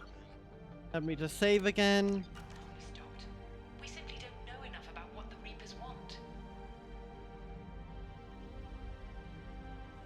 So she had It's foolish to assume that the Reapers mean doom for the galaxy.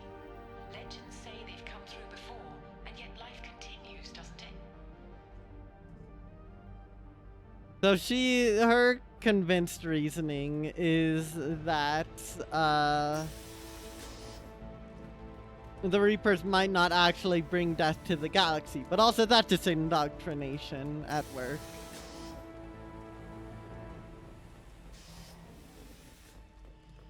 Shepard's heading for Project Control.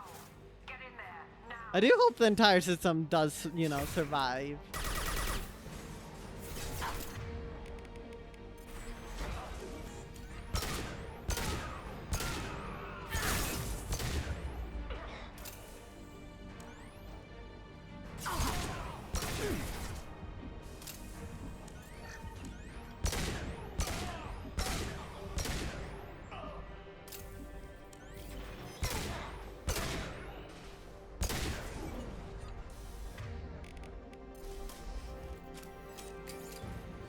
Oh my god, that's a lot of enemies.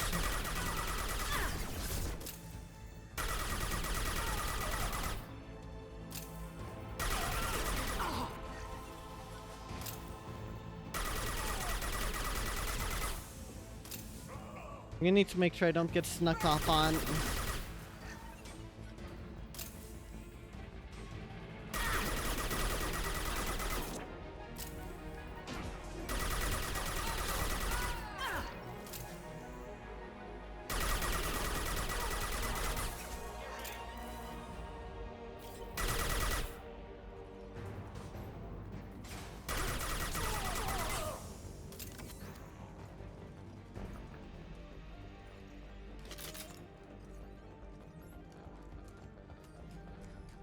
Welcome to Project Control. I want to activate the project. Warning. Activating the project will result in an estimated 305,000 casualties. Do you wish to continue?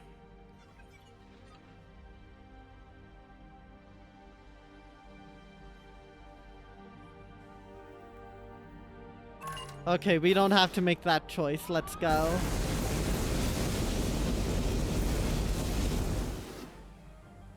Project activation in progress. Warning. Collision with mass relay is imminent. Begin evacuation procedures. Born Batarian colonies. Alert. All colonists living in the Bahak system. This is... Shepard, no! Do you have any idea what you've done? Oh, it doesn't matter. If we can't stop this asteroid, it must be destroyed. Tell me where to find Dr. Amanda Kenson. Dr. Kenson is traveling to the reactor core module. An ESO-core meltdown should do it. Because of you, everyone on this rock will be obliterated. Not if I get to you first.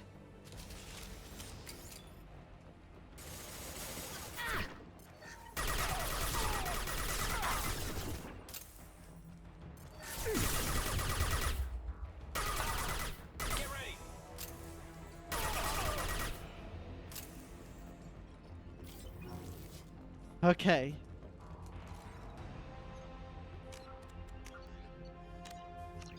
So we didn't even get the choice. How unfortunate. But that's fine.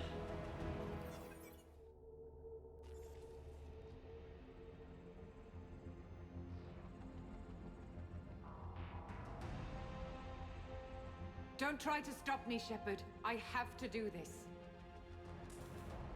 I will stop you. Stop now, Kenson. Hackett's friend or not, I will kill you. You're forcing my hand, Shepard. You know that. And you're forcing mine. There is no escape. There's no redemption for what you've done. I will die, never having seen the Reaper's blessings, and you will just die. Damn it, Kenson!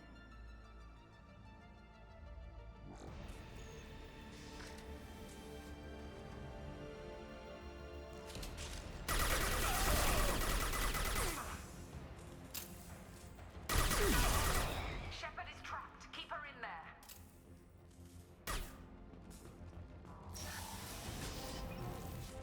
Trapped, you say? I'm not trapped here. You're all trapped here with me. Safety protocols disengaged. Core temperature rising. I'm going in. Get ready. Stop with your damn grenades.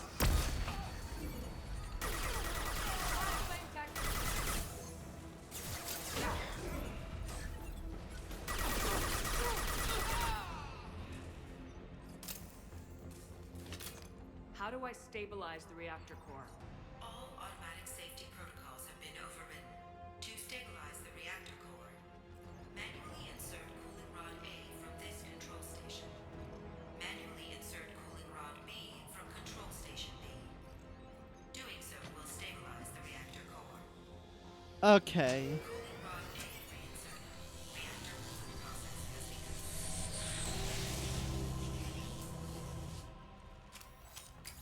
I need more time. Get in there. What? Oh. Lost shields.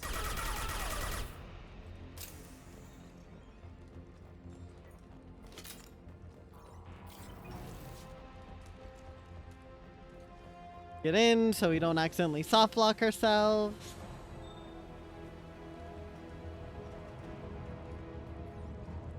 Plasma venting aborted.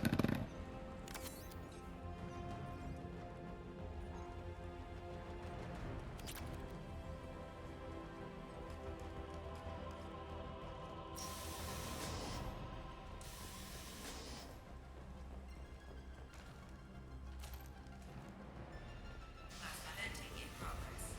Shepard is in the maintenance area. Go. I'm not getting flamethrowered, you absolute frick. What? Oh. Oh my god, there's a lot of people over there.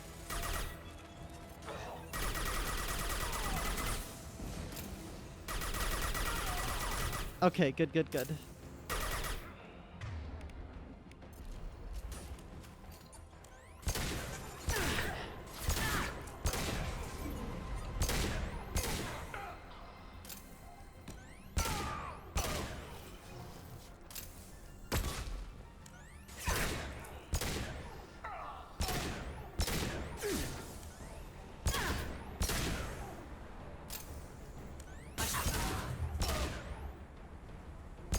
That's another flamethrower prick.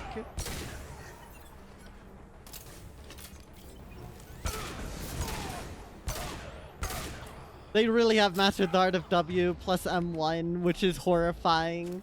But I think the more horrifying part is that they really don't need to do anything else. W plus M1 is actually scarily effective in this game.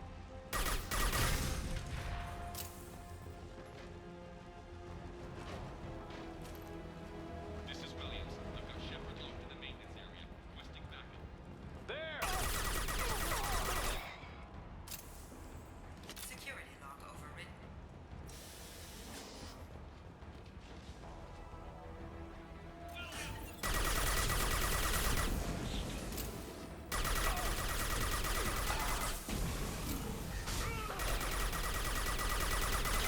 fighting fire with fire. Warning. Access to the reactor area is restricted. Okay.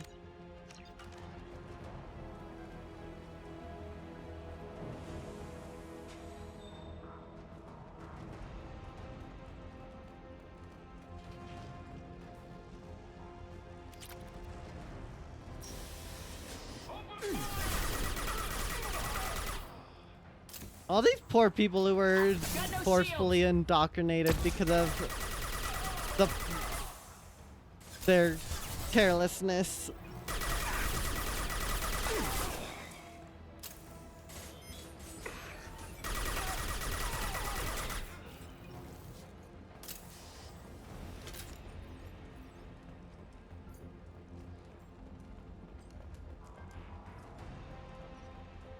Reactor temperature approaching critical.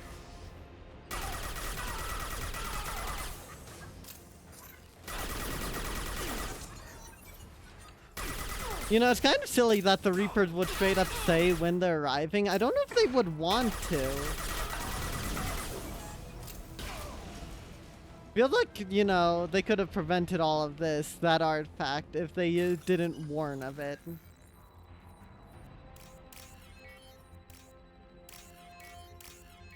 Not that I'm complaining, but...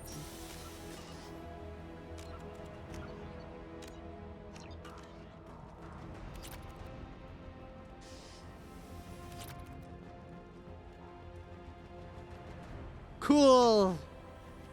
Time for you to chill out. Normandy reinserted. Reactor meltdown averted.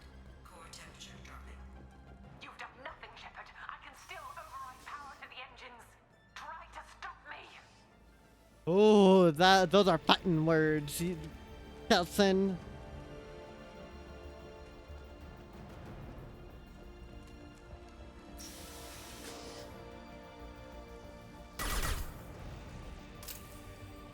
I assume I'm heading... No? I thought I was gonna head down and around.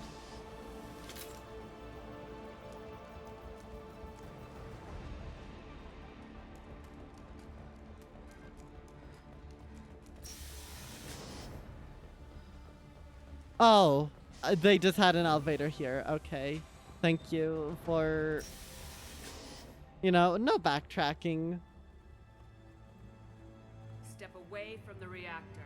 You've ruined everything. I can't hear the whispers anymore. Turn around. Now. You've taken them away from me. I will never see the Reaper's arrival. Just wait till Mass Effect 3. All you had to do was stay asleep. None of this had to happen. Kenson, you don't have to do this. We can get off this asteroid. No, we cannot.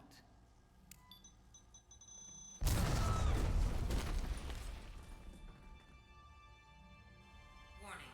Collision imminent. Warning. Collision imminent. Warning. Collision imminent. Warning. Collision imminent. Warning. Collision imminent. Warning. Collision imminent. Warning. Collision imminent. Joker, this is Shepard. I need a pickup now. Communication system damaged. Damn it! Evacuation protocols in effect. All personnel report to escape shuttles. We have to get to an escape shuttle. Where can I find an escape shuttle? Take the lift from this room to the external access. From there, proceed to the communications tower. Thank you, Project VI. Escape shuttles will be located on the tower's landing pad. I have to get to that comm tower and take a shuttle. It's my only chance. Oh boy. This is a mission that keeps on giving.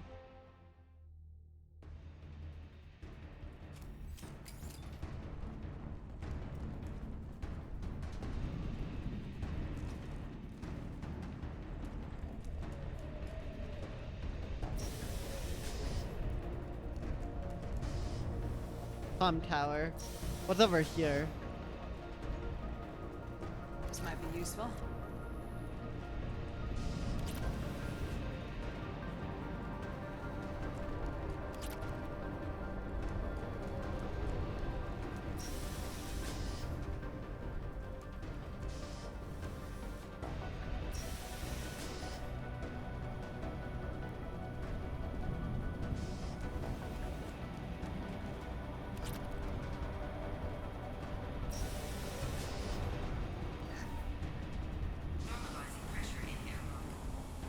We're gonna need our helmet on? Probably. Proximity?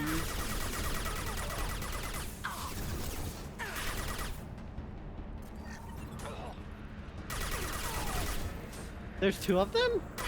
Oh my god, there are.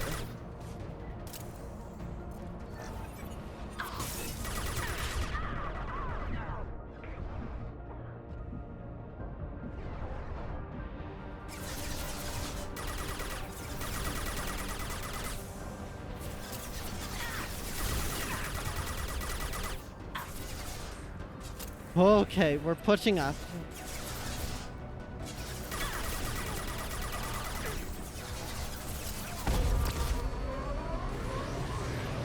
Is that the last shuttle? Oh my god, how am I supposed to do that?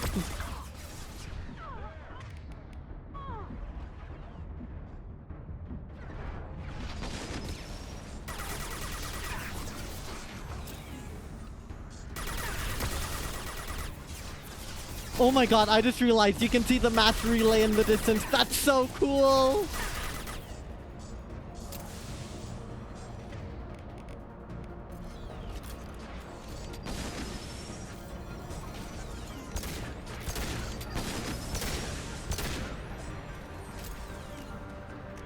Okay, this has gotta be one of the coolest sights.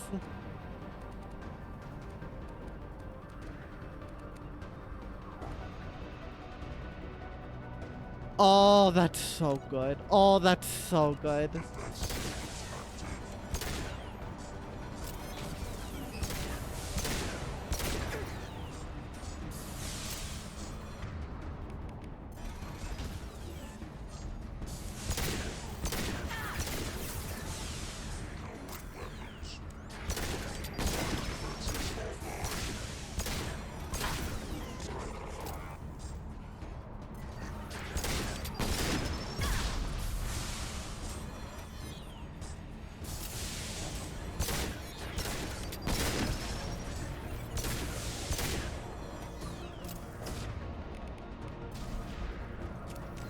I just need another shot of this, because this is so cool.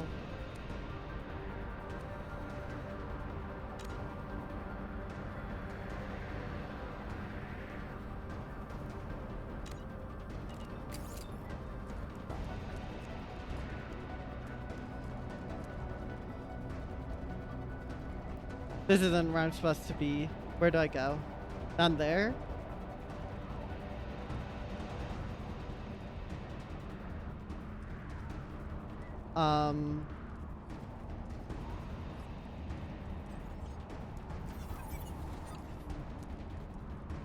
Where am I supposed to go? I don't know.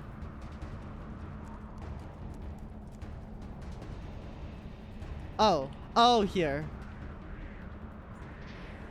External comm channel open. Shepard to Normandy. Joker, do you read me? Collectors!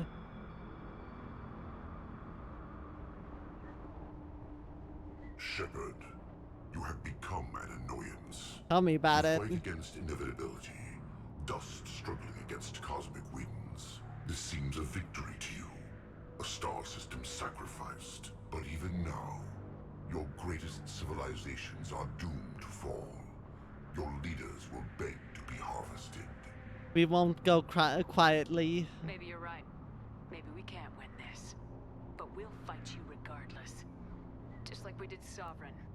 Just like I'm doing now.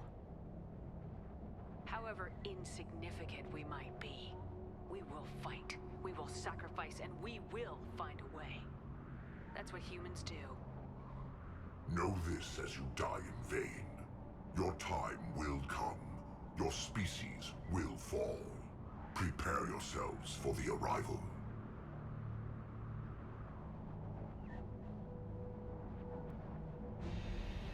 Commander Shepard, Normandy inbound for pickup. Yeah! Roger that.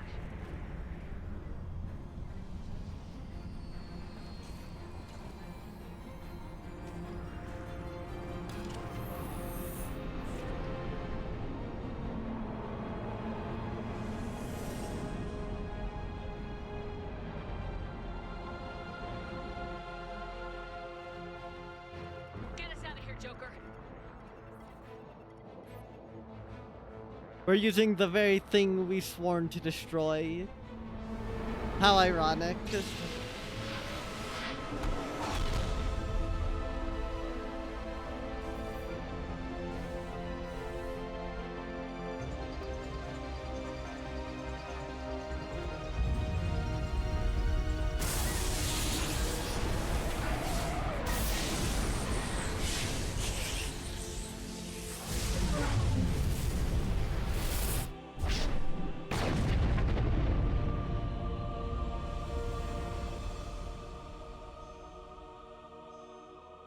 Well, there goes a star system.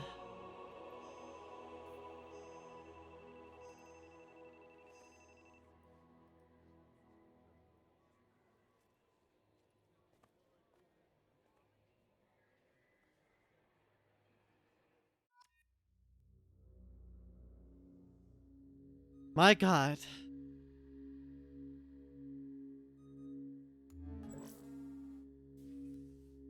Huh. Looks like you've recovered. Admiral Hackett. Sounds like you went through hell down there. How are you feeling? Fine. No more visions, if that's what you mean. I wasn't expecting to see you here. You went out there as a favor to me. I decided to debrief you in person. I assumed Sidon's gonna be very That pissed. was before the mass relay exploded and destroyed an entire Batarian system. What the hell happened out there, Commander? What have you heard? Have you received any intel about what happened? All I know is I sent you out there to break Amanda Kenson out of prison. And now an entire system is destroyed. I hope you could fill in the leap of logic between those two events.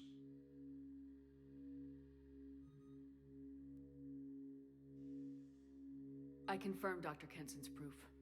The Reapers were coming, and destroying that relay was the only way to stop them. Kenson sedated me for almost 2 days. I started the engines with little more than an hour left. I tried to warn the Batarian colony, but time ran out. The Batarians report no survivors from Aratat. At least you tried.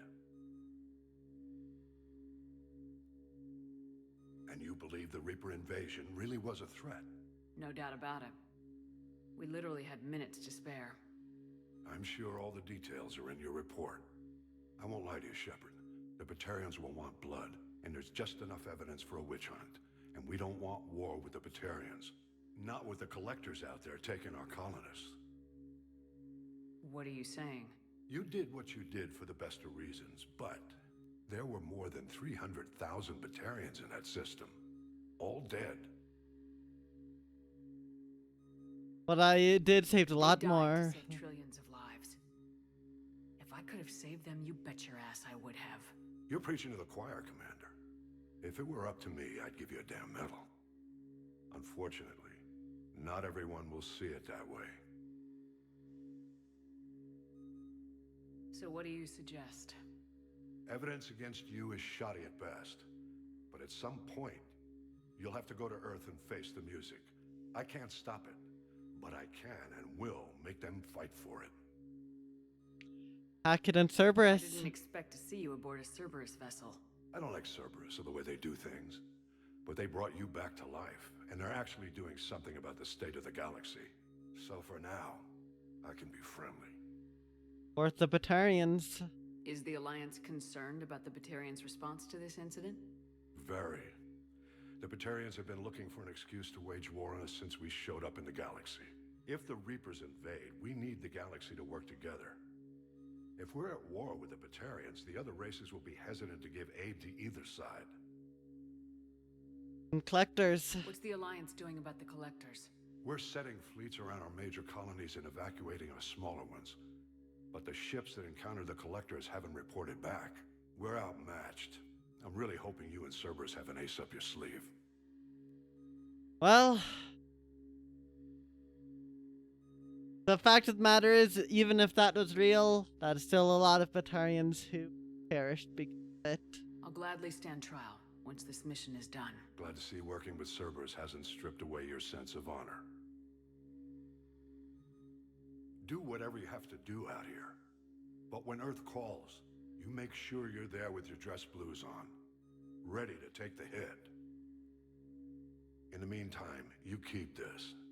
I don't need to see a report to know you did the right thing. Yes, sir. You've done a hell of a thing, Commander.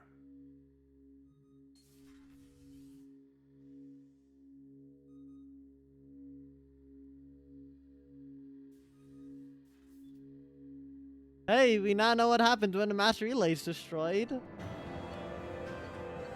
Dr. Amanda Kenton was rescued from a Batarian prison on the planet Aratot, and Shepard confirmed her proof of Reaper invasion. Shepard was captured by Kenton, who had been indoctrinated by Reaper artifact. Shepard escaped and activated the project, destroying the Alpha Relay and ending the Reaper invasion. Dr. Kenton did not survive. The Bahak system and all its inhabitants were destroyed. That's one DLC down of 3, yeah. One hell of a freaking DLC. No messages for you, Commander. My god.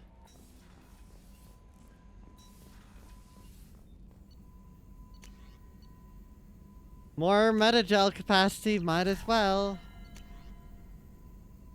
Plus 40% health, hell yeah.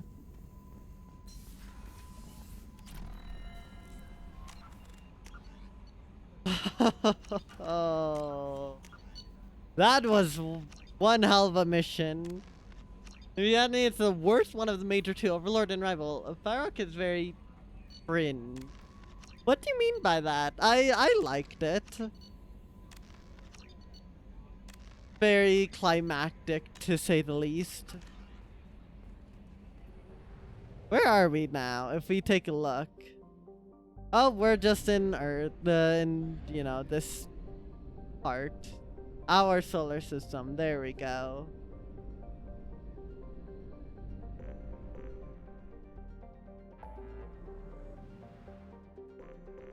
And yeah, it's gone. Just out of here. Variety of short missions aboard pretty gimmicky vehicles, so you suppose underwhelming would be a better word. I suppose that makes sense. It is definitely a series of very short, very specific missions, but I still really like it. You'll have to see what happens with Geth Incursion and the artifact collection.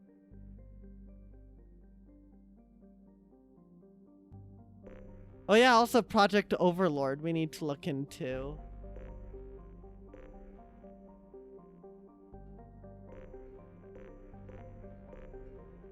No, let's take a stop by the Minos Wasteland. Well, at this point, I'm not gonna do any more major missions, but I wanna take a look around these planets and see what we got.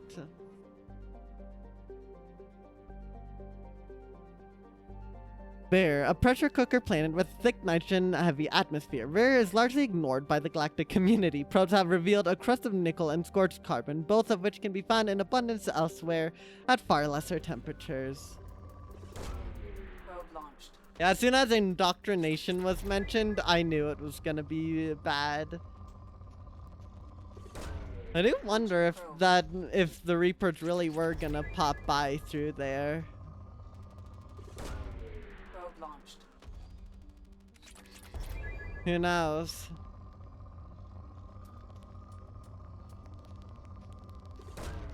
Probe launched. Only having the one party member was interesting, and by that I mean not having any. It was a cool little twist on things. Probe away. And also, yeah, I ripped the freaking Batarians. Like, if we had any more than just 2 damn hours, we definitely would have done what we could for them. Probe launched. It was just 300,000 of them. I mean, 300,000's a lot. It is so much.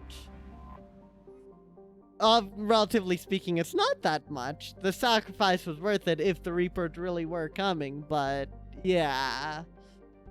Pietas. Though Pietas has a combination of features that make terraforming a possibility, the rights to the planet have been tied up in Citadel Council courts for the past 8 years.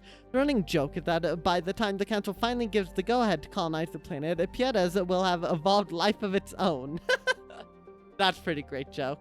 The home to comfortable temperatures and a mild atmosphere of mostly nitrogen and argon, Pietas could be habitable with the addition of oxygen-producing cyanobacteria. Its crust is high in silicates and carbon, allowing for easy fabrication of construction materials. Smugglers, pirates, and other unregistered starships sometimes touch down to Pietas to lay low or make repairs. Civilian travel is not advised. Would have been better if a couple million tons the Batarian population numbers. Look, I don't like the Batarians, but we gotta keep in mind the wider universe. We really don't want to go to war with the Batarians. I think they would have gone for bloodshed and war if it had been millions. I can't deny that they seem like they're just very angry all the time. Somehow they're even more, even less social than Krogan, and that's a damn achievement. It's just a running joke in the community that Shepard secretly wishes they could kill more Batarians. Thoroughly racist. Honestly, Renegade Shepard would do it. Let's be honest. Renegade Shepard, absolutely. Renegade Shepard seems to only care about, humans. Which, I mean, in Mass Effect 2 isn't entirely unfounded, considering the Council refuses to lend humans aid, but... yeah, not great. Anomaly detected. Oh no. Home to the famous Iron Canyons, Aquidus has a reddish iron oxide hematite covering much of its surface, and significant blue cobalt deposits that freckle the terrain. Korean explorers have discovered hot springs in the polar ice caps heated by magma in the planet's crust. In a strange combination of science and hucksterism, a small facility exports water from these springs, which is bottled and sold as having medicinal properties. Never change. Pseudoscience and all that. The funds are then used to maintain a research station which has discovered some fossil evidence that Aquidus once harbored microscopic life based on deoxyribonucleic acids in these springs. Great Arrival resulted in a lot of funny memes. What other ones are there? I'm curious now. Also, thank you, game, for giving me a really cool planet with a cool premise to go on to. I can't imagine this would be long, so I'm gonna do this.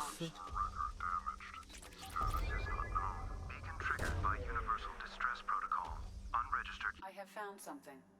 Surface scans report potential alien signatures from within the mining facility. Anomalous life signs detected. Whereabouts of facility staff are unknown. Probe away.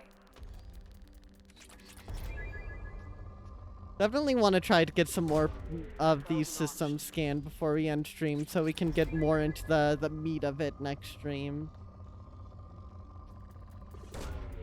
Alright, sounds good, Reina. And feel free to put them in my Discord server too, in the Stream Stories channel. That channel doesn't get enough love. 7-hour stream of planet probing.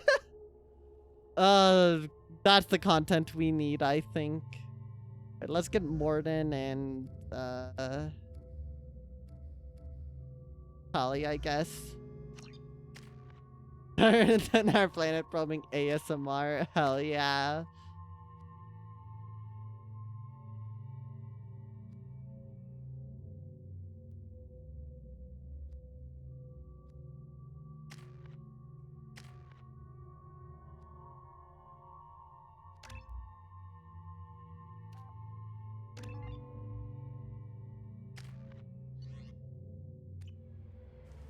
Okay.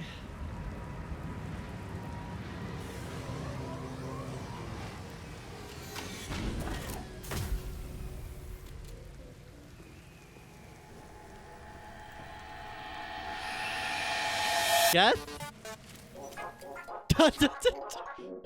Well.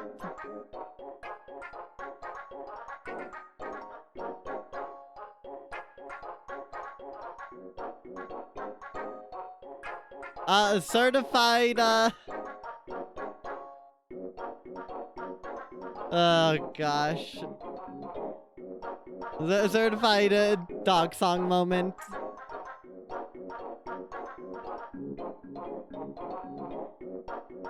Welcome on an antonym.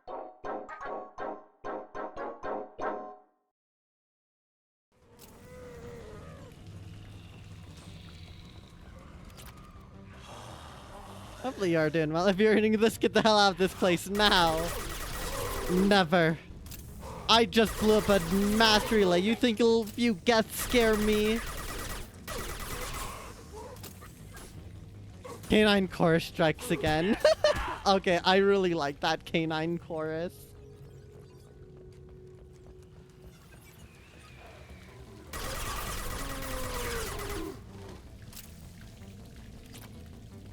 What the hell is that? Okay, that's a new gas thing. Abomination.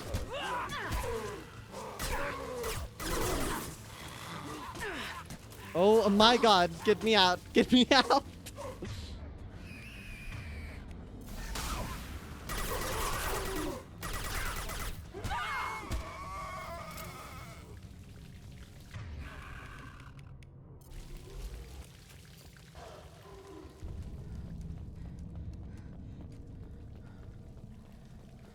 On our way.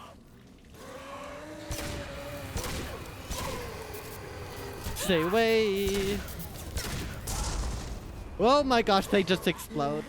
Why does every single game have an enemy that exists to just explode?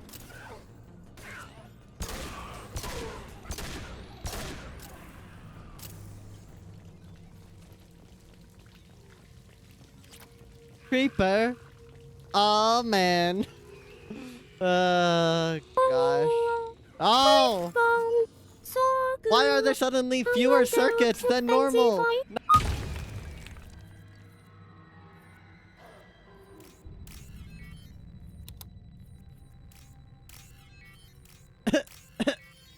We dead space up in this planet. This really was the dead space chat. Especially after, you know, I think that one system we just left is also quite the dead space. Is it too soon to make that joke? Am I horrible for saying that? I think I am. Although someone in the community's probably already made it. In that specific mission.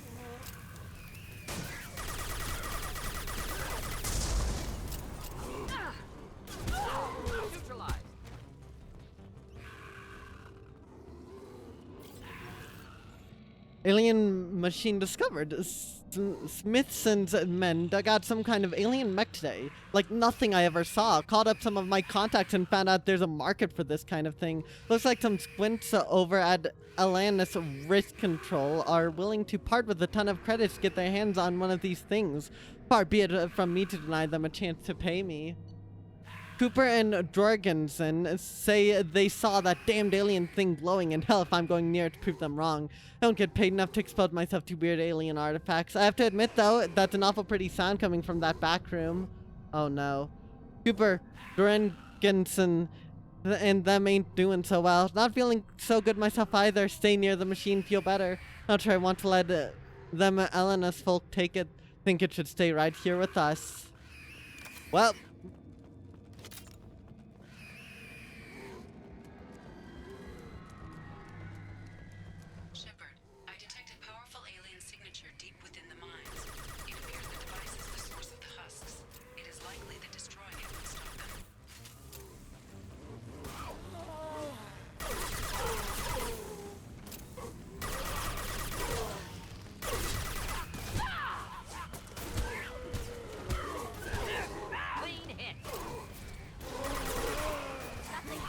Oh my god.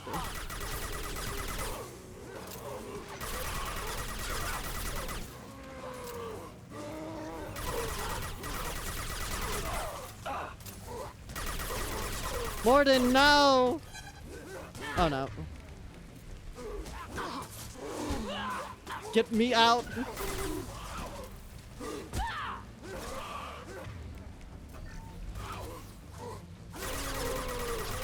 There's so many husks.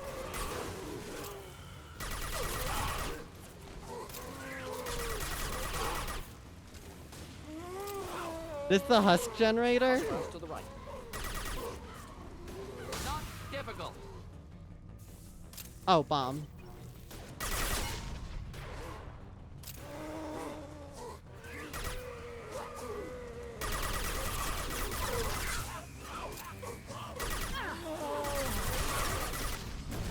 There we go.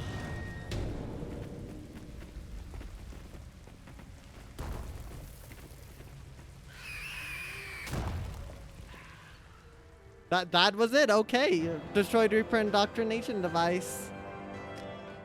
We take those, I guess. No messages for you, Commander. Alright, we need to take a pit stop real quick. Hold on.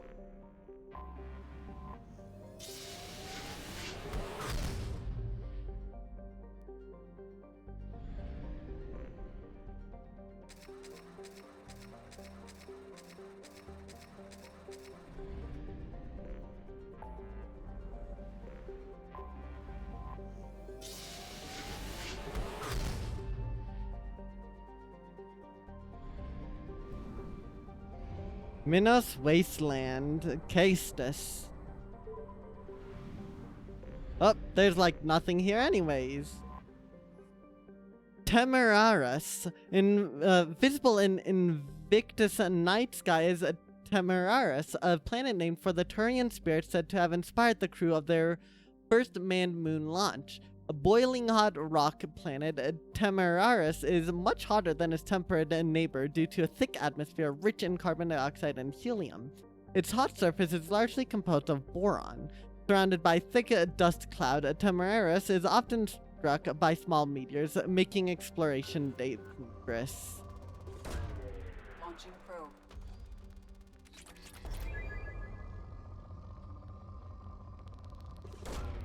Probe away. Simple enough. I'm never going to stop missing Mass Effect 1's Uncharted Worlds, though, am I? Probably not. How do they come up with these planet names? That's a question I still ask myself, Antonym. Some of them seem so freaking random. Granted, that's because they're meant to be from other cultures, but that's beside the point. Probe launched. Probe launched. Nothing will ever beat the ship named Qwib-Qwib, though. Or Qwib-Qwib, that's what it was. The Qwib-Qwib's peak. Invictus, home to dextroamino acid-based life. Invictus's temperature zones were settled by a Turian population that initially fell prey to a bewildering number of diseases. 2 decades after its first colony was founded, its population had reduced by half due to fatalities and a large colonist exodus. But when Primarchs considered ceding the planet to robo-mining interests, the Turian statesman Shastina Empress ambitiously declared that she would start her own colony and double the population within 5 years. This effort succeeded, largely due to the colony's location in deserts with a minimal number of pest species. The image of Shastina's triumph in the frontier made for good political theater, and the Turian population poured in. The planet's tropical belt still remains largely unexplored, as its aggressive organic life still wreaks havoc on Turian biology. A house in the Invictus jungle is a modern Turian phrase for an idea that seems like a good idea, but only to the one who came up with it. That's great.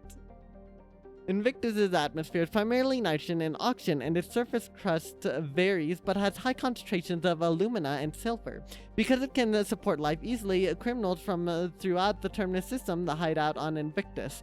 Its official population is estimated to be half the number of sapiens that are actually on the planet. Population 320 million. Wow. But 640 million realistically. Most fictional cultures have some sort of kind of real-world basis. They probably borrow a lot from Greco-Roman mythology. Huh. Honestly, I could see that being the case.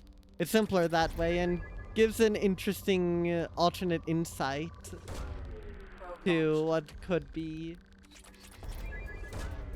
Probe away.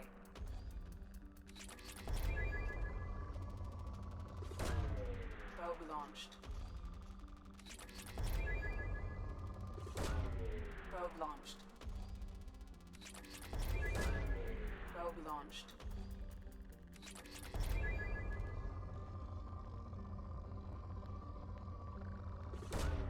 Probe away. I probably am set for like the rest of the game and then some, if I were to guess, with materials. But you know what? Screw that. We've been given the ability to drain the galaxy of its resources. We're gonna take it, damn it.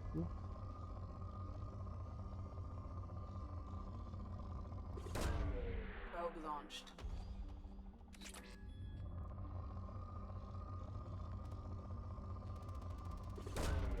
Launching probe.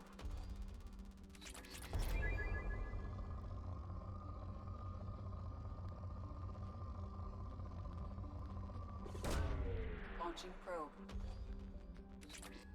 Another place that I would love to see, but, you know, just doesn't happen. Not that it's exactly treated as a very nice and friendly place to go to, but still.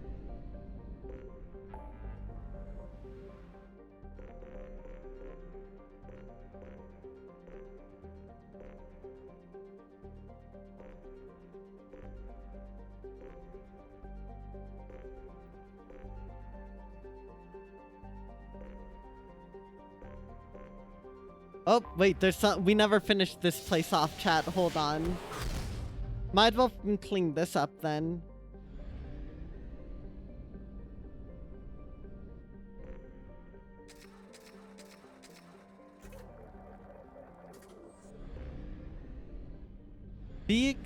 By Cleo.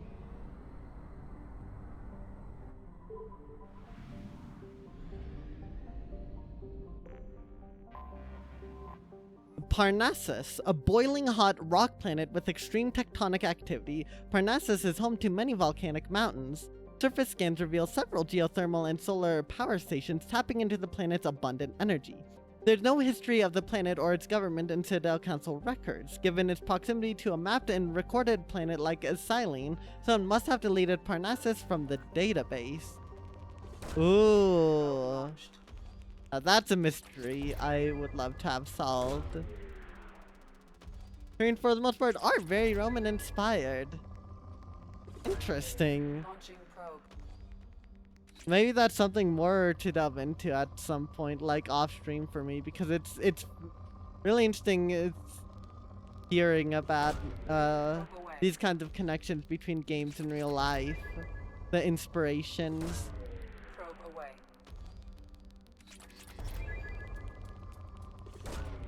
Probe launched.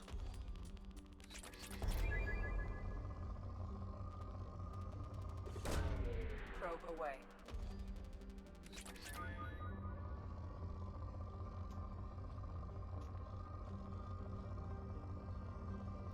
You know, I would hope that the stuff you have here is somehow carried over into Mass Effect 3, whether or not they still keep the element system. But if this ends up having no bearing on Mass Effect 3, that would be honestly the more funny outcome at the end of the day. Probe away.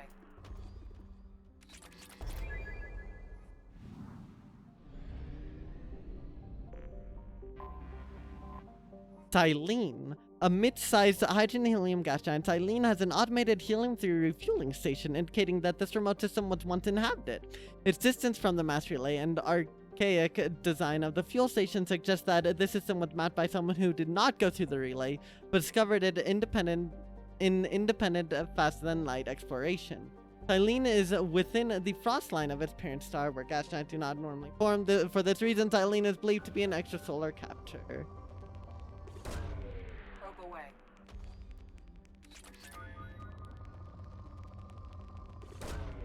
Probe launched. away.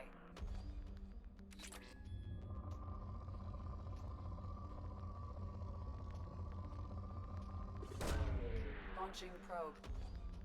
I just found a very easy way to get yourself into very big medical trouble. That is, from the start of my Mass Effect 2 streams, take a shot, even of water, for every time that you hear Edie say something about probing a planet. Even with water, if you binge watch all of my streams, you will die from overhydration by the end. You'd probably die by this point, and we're not even at the end. Alright, now we're done with this place. Thank you for the hydrate. I need it. Alright. Awesome.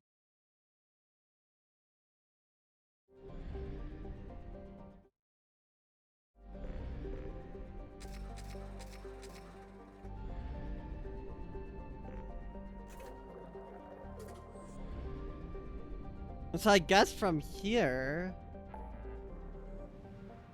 Is there anything else we haven't, you know, finished up?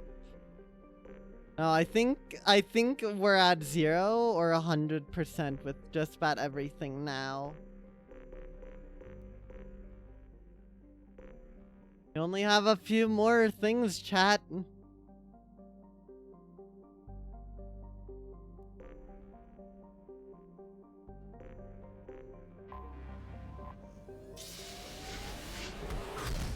It's a surreal feeling. Oh gosh, how many are there? Just the 2, it seems.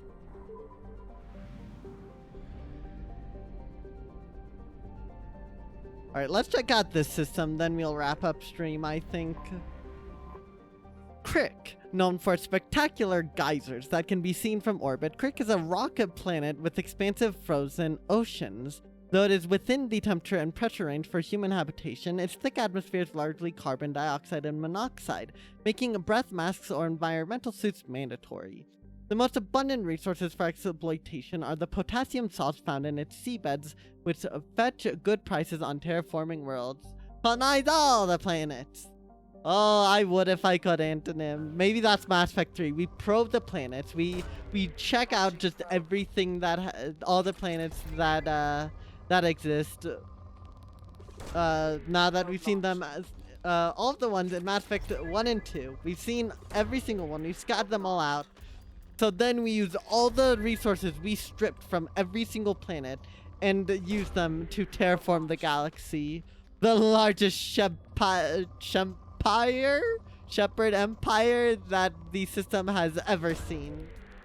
Or will ever see. Probe launched.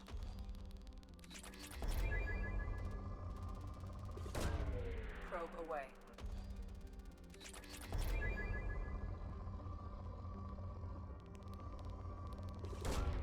Launching probe. It's only a matter of time until until there are no uncharted worlds. Everything will be colonized. Every single thing. And best part is we already have a planet filled with trillions of cookies to fuel all of the efforts. Truly unstoppable. Launching probe.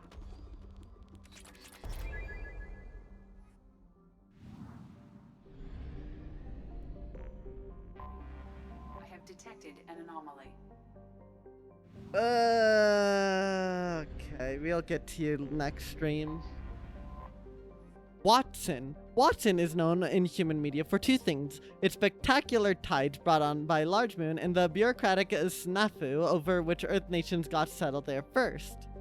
Watson is a garden world discovered in 2165 CE with credit claimed by the Chinese People's Federation, the United North American States, and the European Union. The system's alliance brokered the infamous Reykjavik Compromise, allowing limited colonization from each coalition in cities comprised of populations from each nation. Watson itself trends colder than Earth, with a temperate zone measuring about 30 degrees latitude in either direction from the equator. His life does not easily map to Earth's evolutionary eras. Some islands have species that resemble terrestrial planetal mammals, others are overrun by arthropods. It is estimated that at least 2 more generations of xenozoologists will be needed to properly classify all the species of the planet. Probe away. Oh no. Sherlock Holmes would have a field day with this planet.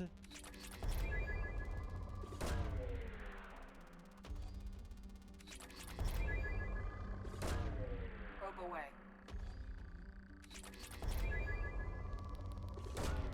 Launching probe. Yo, Element 0, let's go. We're about to reach 700,000 palladium, oh my gosh. Launching probe. So this is a distant future where Canada's annexation actually happened. I guess so. Probe away. Launching probe. Not sure. We don't really know much about human colonization stuff other than the random things we hear on our adventures. Probe launched. Launching probe.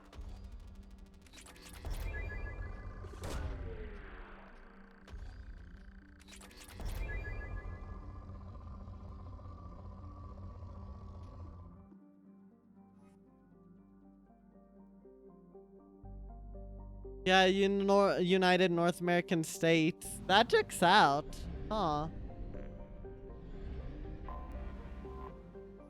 Darwin, a mid-sized rock planet. Darwin is ironically named, being one of the worst places for life in the galaxy. Its atmosphere is punishing, its temperature boiling, and its chemical makeup toxic. Carbon monoxide and methane wrap the planet in an unyielding haze, and scans of its surface show only silicates and molten tin. Its daily thermal fluctuations lead to hurricane-level vortices, 2 at each pole, forming eyes that can be seen from orbit. Despite all this, Darwin is still used by spacers as a drive core discharge point. Hydrogen pierces the clouds in the upper atmosphere, making for a relatively benign approach. Again, we don't actually get to see those eyes at the poles. This includes Mexico as well. Earth is divided like that in the Mass Effect universe. It's like regions. Interesting. So the entirety of the North American continent is just one massive state. Weird. I wonder how other nations might be reflected like that. Launching probe. Launching probe.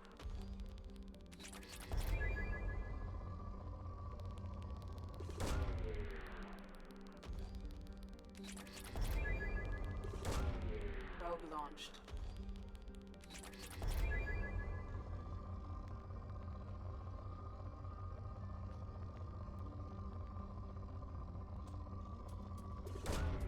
Probe away.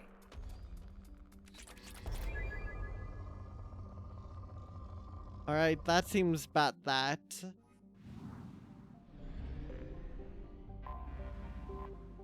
Wallace, an unusually small Pegasus or hot Jupiter, Wallace was originally an extrasolar planet that entered the system and was captured by the gravity well of the G-class star Skepsis. Tidally locked, Wallace's hot side reaches temperatures over 2,500 degrees Celsius. While not large enough to proportionate to the star to cause eclipses visible from Watson, it is easily seen at dawn or dusk as one of the brightest objects in the sky. Wow.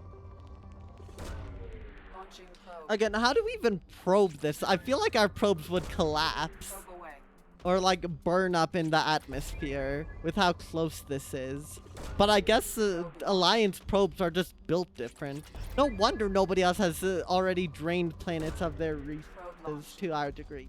The Alliance is just built different, or I guess the Cerberus is just built different.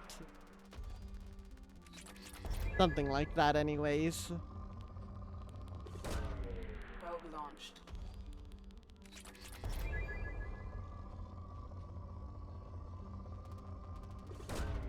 Launching probe.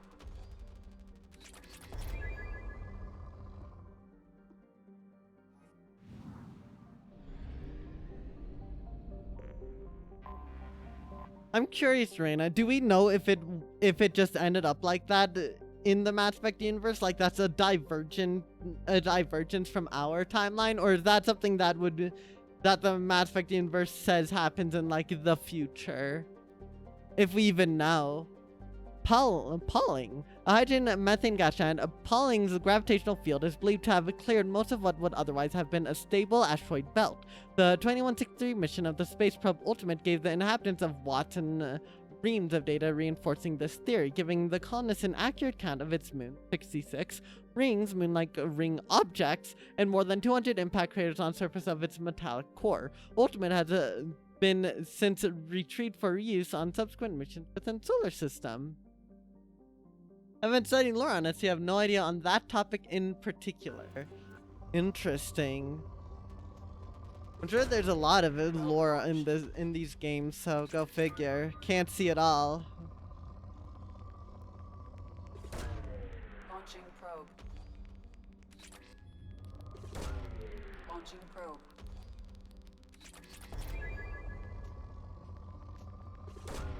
Probe away.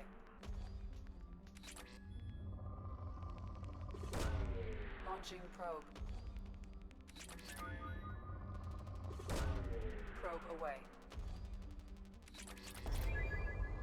It's still really funny to me that, you know, everyone had these big speculations of terraforming Mars, and in the Mass Effect universe, they're like, oh yeah, you know, Mars was gonna be terraformed, but then they realized there's like this whole Mass Effect thing going on, and we can just leave and go to planets that are just habitable out of the box. Yeah, screw Mars. Qwib-Qwib, named for the 21st century pioneer of groundwater remediation technique, Qwib-Qwib is an impressive layer of ice over a stony metallic core. Despite its size, it has only one moon, Noah, which shares its carbonaceous composition, leading astronomers to believe it formed following a giant impact. Iridium deposits have attracted miners to the planet who must work through robots and telepresence because of the planet's strong gravity. I mean, it would take a while, Antonym, but the thing is the lore straight up says that Mars was abandoned as a terraformation project. Not like it's a back burner thing. No, they're just like, we aren't gonna put it as a background project. Nah, Mars just gets to remain as is. And well, yes, it would take a lot of effort. It's just crazy how it's built up so much in real life, only to just be forgotten about in this universe.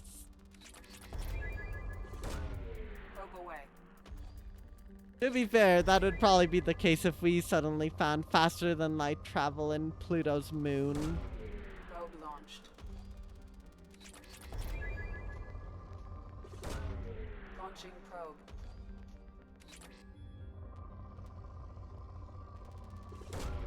Launching probe.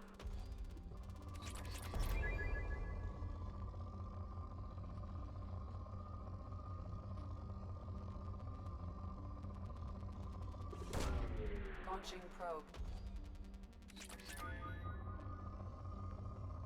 Many of other long-term projects that take forever to complete and then never get completed. Yeah, that is unfortunately just something that can happen in life with complications. Maybe by Mass Effect 3 they'll pick up the slack and get back on terraforming Mars again.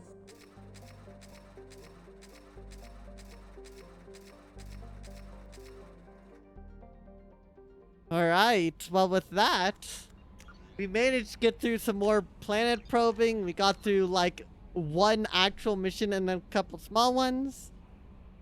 And that's some pretty good progress, so without further ado, thank you all so much for watching.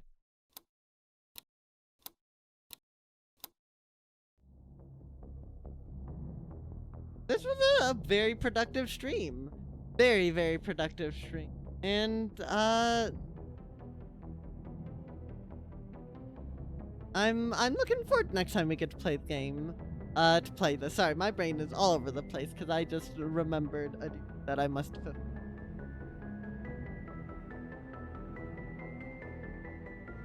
But yeah, good stuff. That was I really liked that mission that we had to do.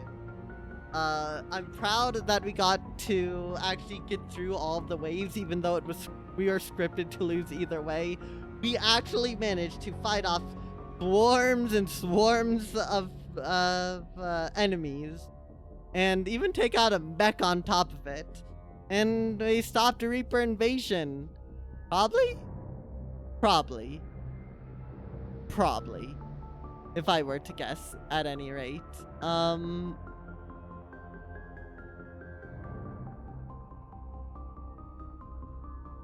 And so, good stuff. Probing it up. Yep, so many probes. We are getting there, chat. We only have a few more systems we can probe. Y'all realize how huge that is? We're actually nearly at the end of the game. Once we're out of planets to probe, what then? What do we do with our lives if we have such little? Oh gosh. The interstellar economy won't run itself. You know it, Antonym. Literally, we get nothing from probing planets now. I would bet real money that there is no way we could spend all of our hundreds of thousands of materials that we have. I would bet it. Will I actually? No, I don't even know who would take the bet, but it's all for the grind. We've got to flex the human engineering philosophy known as manifest destiny. Damn it. We'll take down everything just to satiate ourselves. Maybe a bit too real of a thing to say, but it's the damn truth.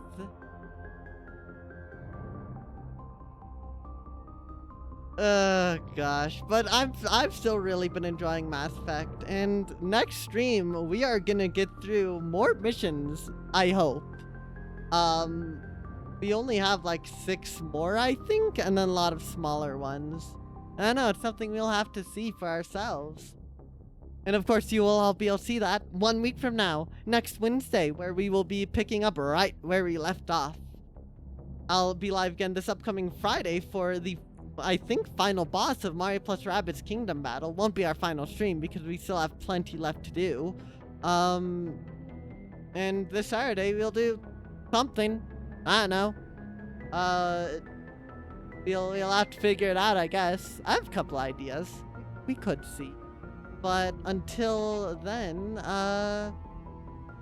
we look forward to all of that. Yeah, Mass Effect 2. Still really enjoying it. No achievements this stream, I guess. Although, that's probably just because we've been too gamer and gotten everything already that we could. Except for maybe a couple more. Oh, gosh. Alright. Yeah, I don't have anything else really to say. We're gonna find someone to raid at to. Who do we want to raid at to? It's been a while since we've done this person. Right? I think it's been a hot second.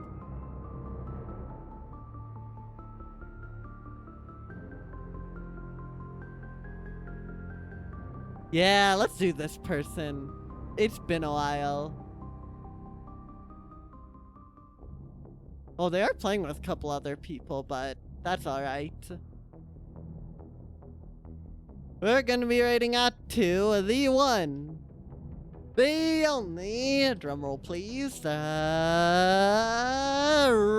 Rin Gamer, who is currently playing Claire Obscure, I almost said Deloon, oops. Claire Obscure Expedition 33, a game that is most oftenly called Game of the Year material, if not just Game of the Year.